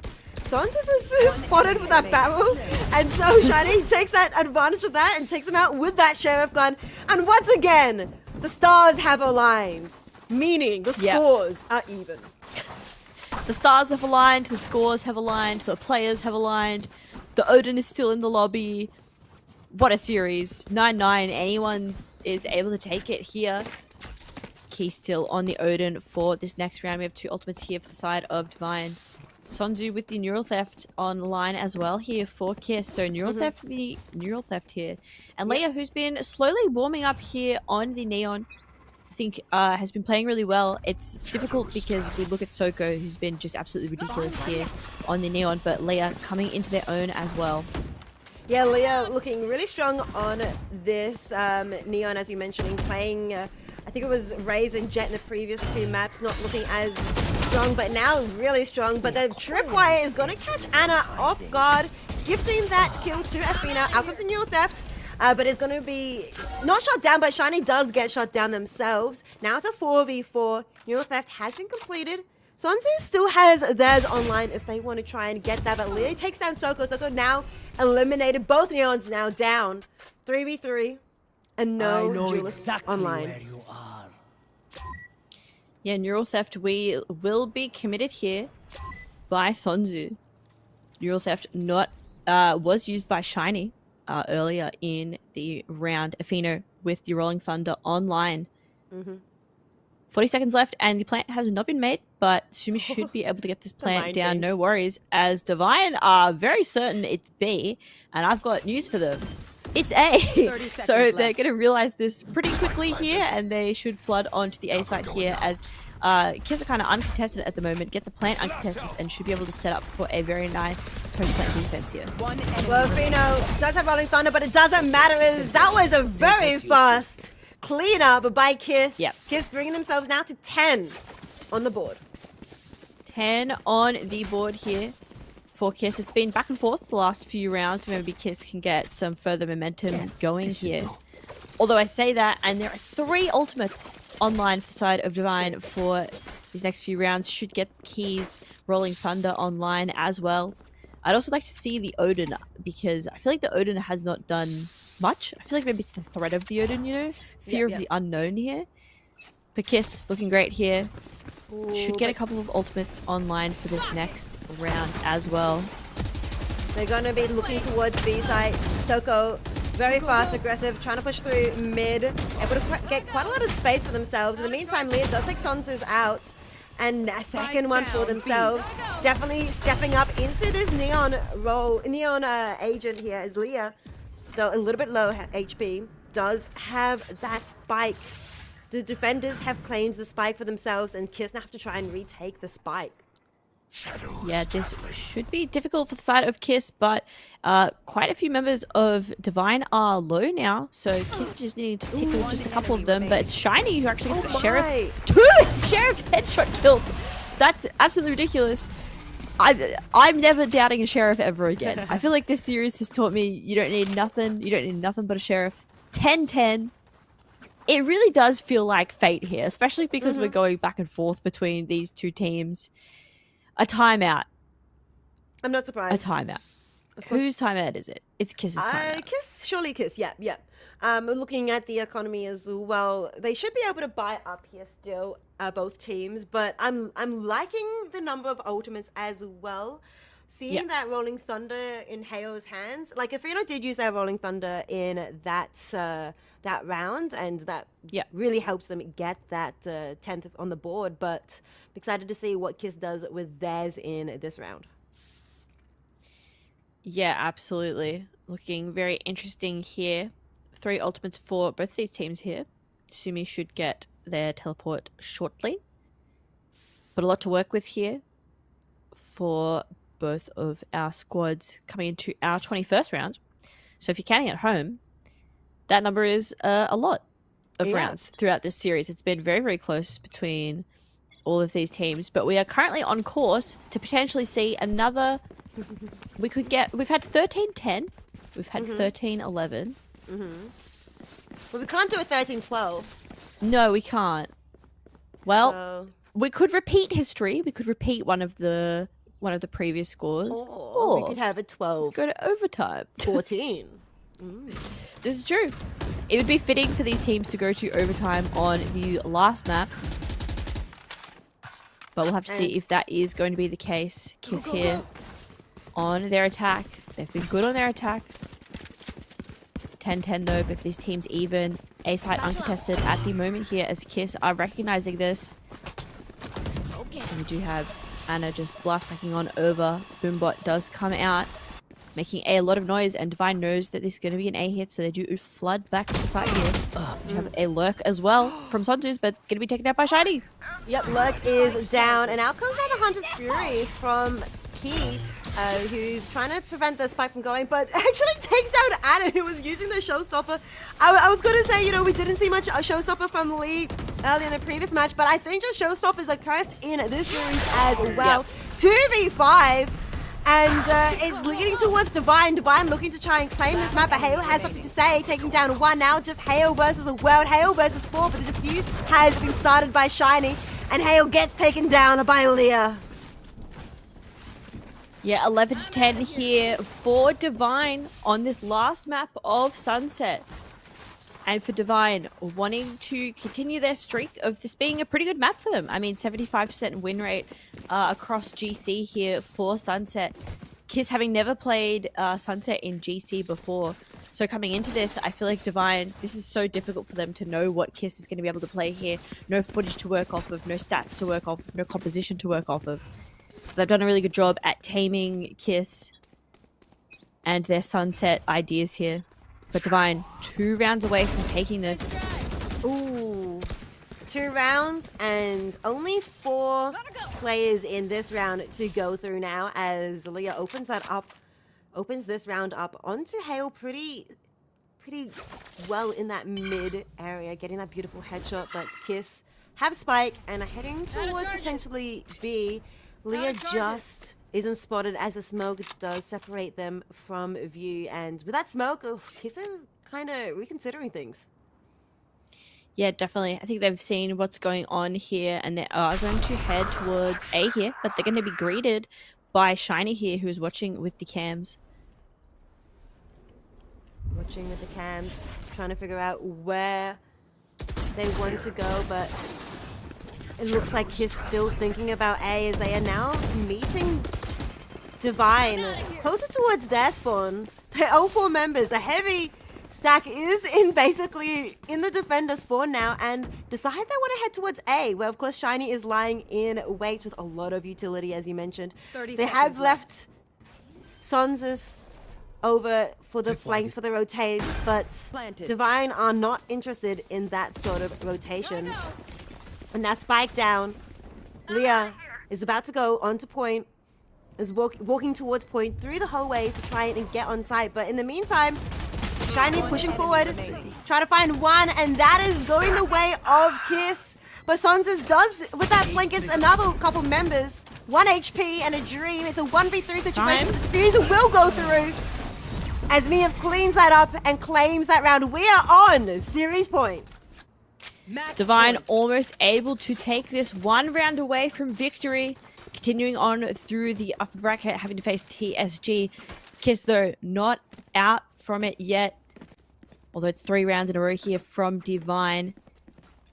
It's, you know, a lot to go up against here, but Kiss, they've been so good throughout this series. They have it in them. They won the last map. Played so well. Soko has been fantastic for this squad. But is it enough? We'll have to see. 23rd round here. So close between these two teams, but this could be the last one. Could be the last one, and it might be the last one here on Site B as all of KISS members are pushing through quite aggressively. But Anna gets taken out immediately. Soko is down. Both the duelists are down. Yes, Sumi does take down Key through the smoke, but is that going to be enough? Takes down a second. Sorry, nope, takes down one. I know saw things. exactly where you are. Neo theft being used by Sonzus to try and figure out what all the defenders, what all of Divine members are, realizing that all on B side, they're going to do a fast rotation. Yeah, very fast rotation indeed through the A site. Sonzu is still here. Just trying to gather some info, cause some commotion, some confusion.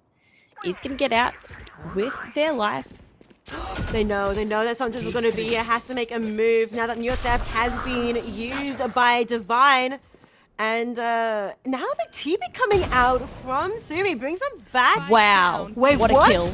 Shiny was lying in wait, ready, but Sonzus does take down their fellow 30 seconds left. Cypher, but 30 seconds left.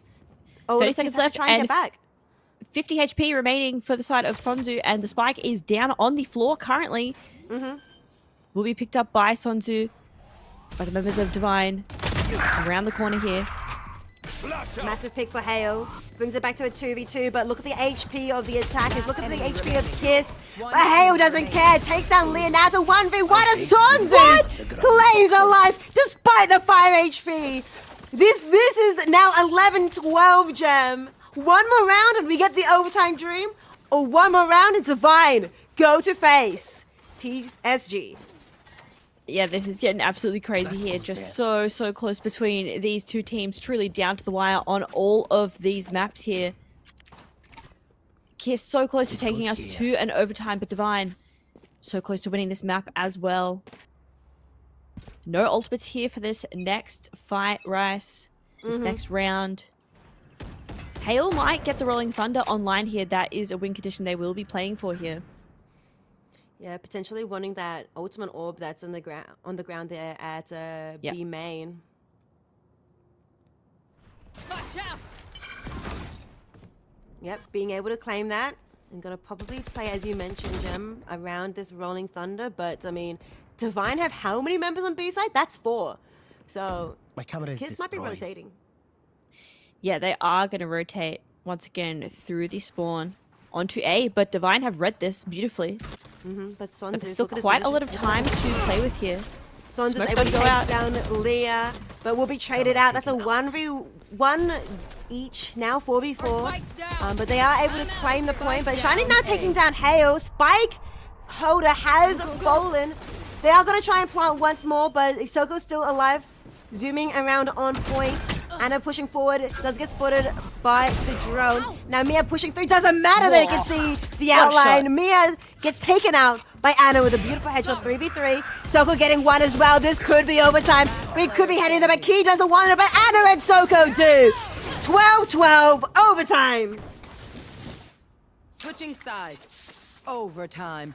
Yeah, overtime here. 12-12. Of course we get to 12-12. Of course these two teams end up tied up on maps, tied up on the last map here of Sunset. 12-12, overtime triggered. I think this is going to be a long overtime race. Yeah, it could be a very long one indeed. These two teams, especially the back and forth, I think when it often comes down to the economy between these two teams as well. But now that economy has been reset, it really could be just one round each this entire time. Yeah, I kind of think that it will be, to be honest. These two teams look just so unlocked right now, both of them playing so fantastically here. And it's the Neons and the Cyphers leading the charge here for both these two teams.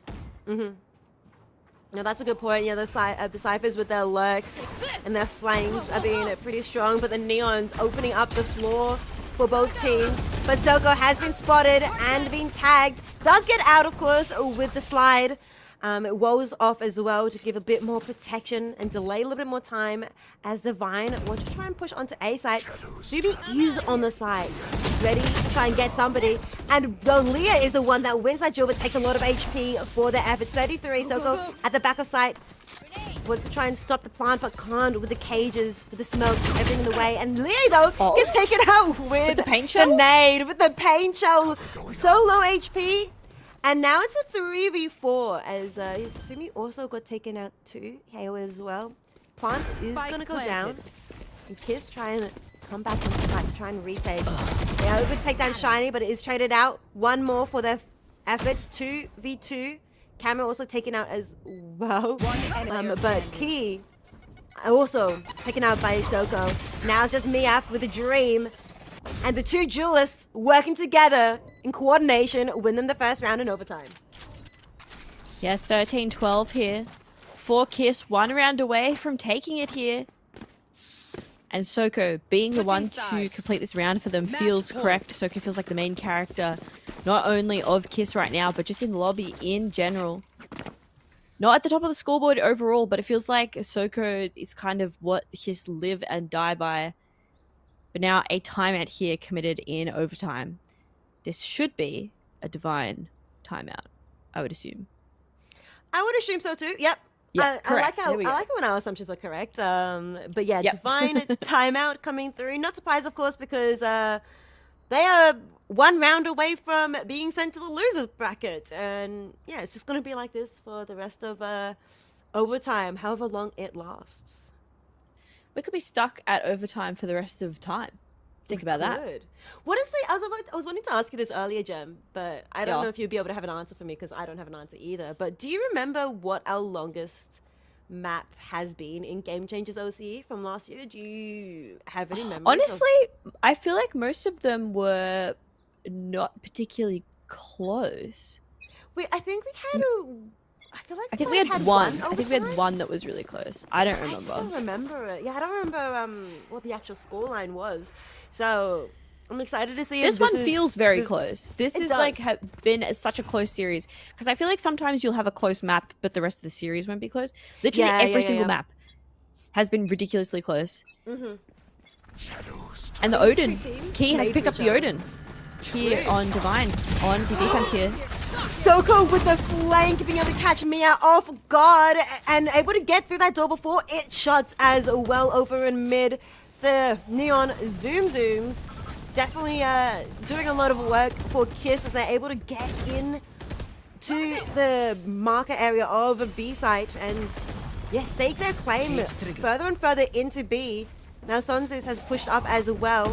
Spike following suit very shortly, but Divine, of course, are ready for when the spike goes down to push forward. Soko again. taking down Key. The Odin is out of play, but Afino and Leah are still alive and still kicking and still getting picks. Now it's still a 2v3, but the timing is rough for them as now Kid round and going ahead to verse TSG. Sorry, I failed that. It's okay. We got excited. We did. What a map. What a series. What a series. Kiss is able to take the W and win out 2-1. What a close game. Literally every single map went pretty much down to the wire. We get our beloved overtime as requested. What a game, and what a game to take us through to this upper bracket. That means we'll be seeing TSG and Kiss in the upper bracket games, and we will be seeing our other two squads in the lower bracket run. But wow, what a series. It's been incredibly, incredibly close and so much fun to cast, and I hope a lot of fun to watch as well. No, I agree. This game has been so close, and it's been really good to see how these two teams have been versing each other. I'm so excited to see more from them, both in the upper and the lower bracket. But of course, let's get it back to the desk. I'm sure they have a lot of thoughts. Let's hear from them. Thank you guys. What a close game. Our first overtime found in Valorant Game Changers Oceania PILSKI as we end a 14-12 map. A 4-round comeback as well for Kiss, given it was actually Divine that they hit the match point first, but then 4 rounds slipped by them. Yeah, that's rough. They definitely could have felt like they would have closed that series had they tightened things up a little bit. I think Divine, credit to them. They play with great structure and really, really close maps, all 3 of them. I mean, 23 plus rounds on all three of them. Had an OT there to close things out, and all I can think to myself is, with how close that series was and how close the overall Swiss was, that there are probably a lot of teams that could have been quite competitive in this top 4. Yeah, I'm thinking that the lower bracket game is going to be quite competitive as well. Now we'll see how Kiss ends up moving on against TSG. But look, this one, it did feel like it could have either way. Divine, they got that 12 first. Looked like they had the game in their hands. Started to slip away from them a little bit.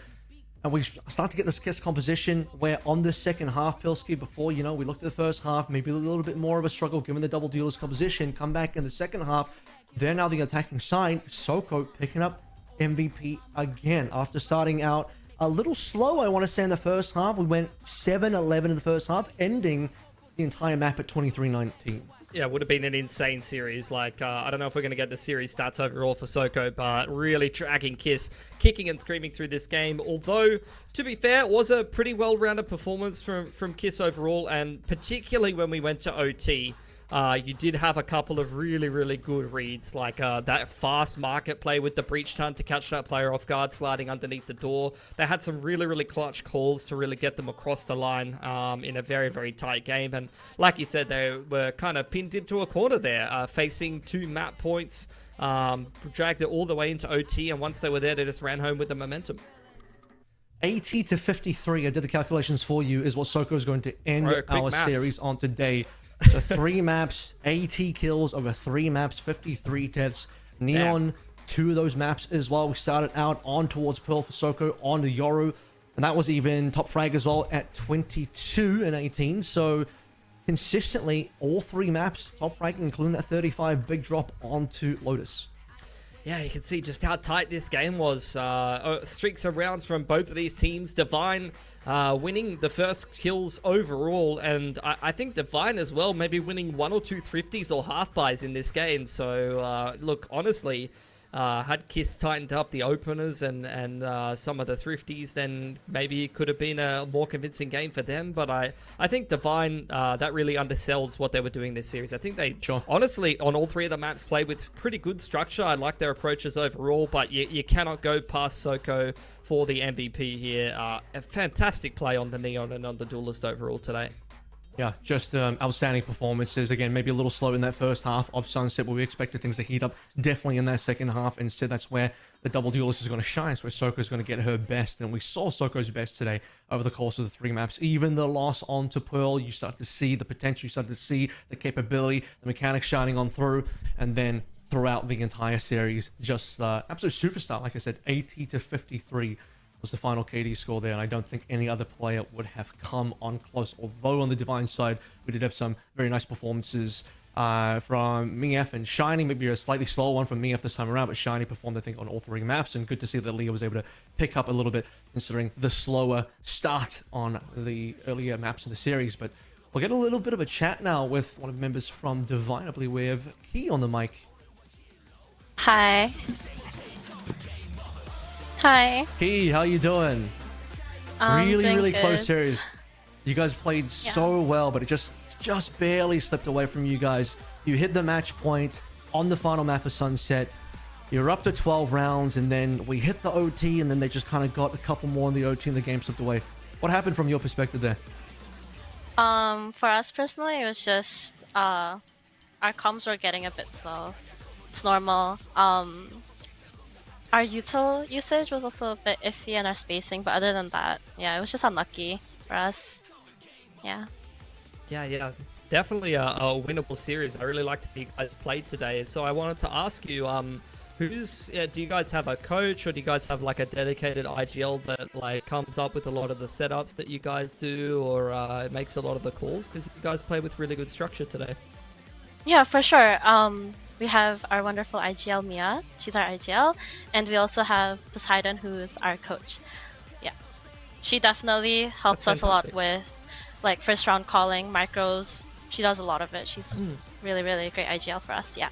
She also keeps us really grounded. So that's good. So a bit of a tactical and emotional leader in one. That is a very, very good skill set to have in an IGL for sure. Wanted to ask you, how are you feeling about your lower bracket game? Because there was a very, very tight game against Kiss today. Definitely a winnable game for you. So I feel like you guys definitely have the potential to go forward. Was there any learnings from this series particularly that you can go forward with, and how are you feeling about your next series?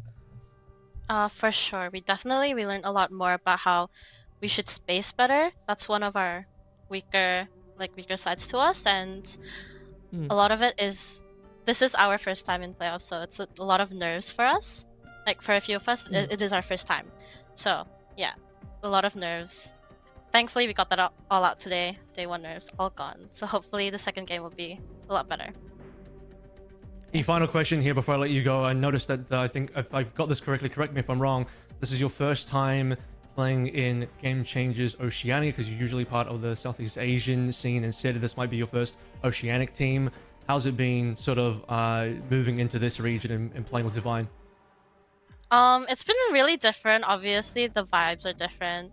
The way people speak also very different.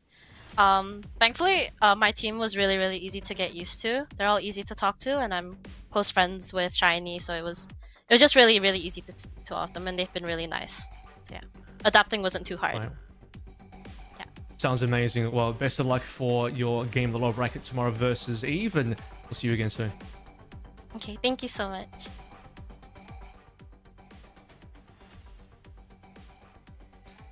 Yeah, nice close call there right at the end, keeping everyone on their toes for what could be. And now that we've sort of gotten a bit of a hold of all 4 of our teams here, Mitch, it seems like, you know, and we can actually see the results of how we got here between our 4 teams, Mitch. We'll take a look at the fact that True Synergy, TSG, are the team that kind of look like fundamentally the strongest team so far. Eve didn't quite get enough done versus them. The Kiss versus Divine game, an extremely close one. I don't know if it's too early to get a bit of a call for how we're feeling about maybe some of tomorrow's games, TSG versus Kiss, Divine versus Eve, now that we've seen everyone, Mitch?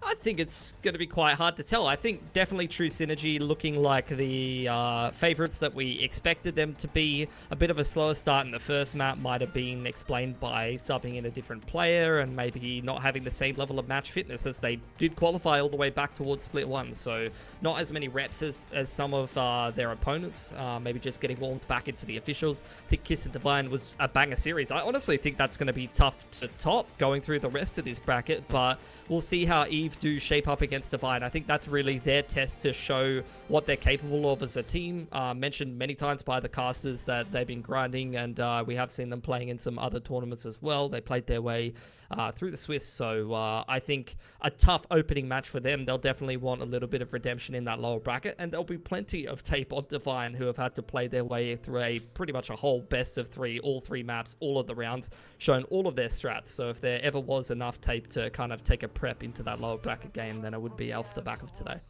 Yeah, I think so as well. So I'm looking forward to some close games tomorrow. Eternal Valier taking on a Divine, then Kiss. This is True Synergy, aka TSG, in the upper bracket. But that does it for today. Day 1, number 1 of Valorant Game Changers Oceania done and dusted. We have our bracket set ready to go. 2 more days of action still to play through. We'll see you all tomorrow. Better believe you're gonna bleed. Pick up a seat, get your team. I'm the king of kings. Brother in arms in a battle. You all gonna die if you act like a vandal. Bring the realm to reality from every angle. This is the public service announcement from Mumbai to the rest of the world. I am a Raja. I am the Raja. Bhedega to uthega janaza na. Tu meri taraf aana. आ गया तो होगा फिर तनाज़ाना ये भारतीय भाषा फिर दुनिया सुनेगी ये तराना ना 'Cause I am the Raja 'Cause I am the Raja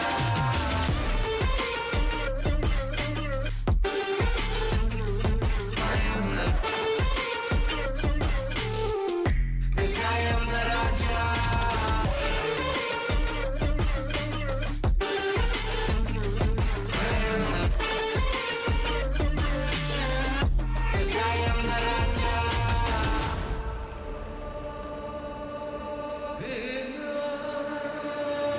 Look in my eyes, what do you see? I'm more than average, man. I'm a maverick, I can grow flowers on a barren land.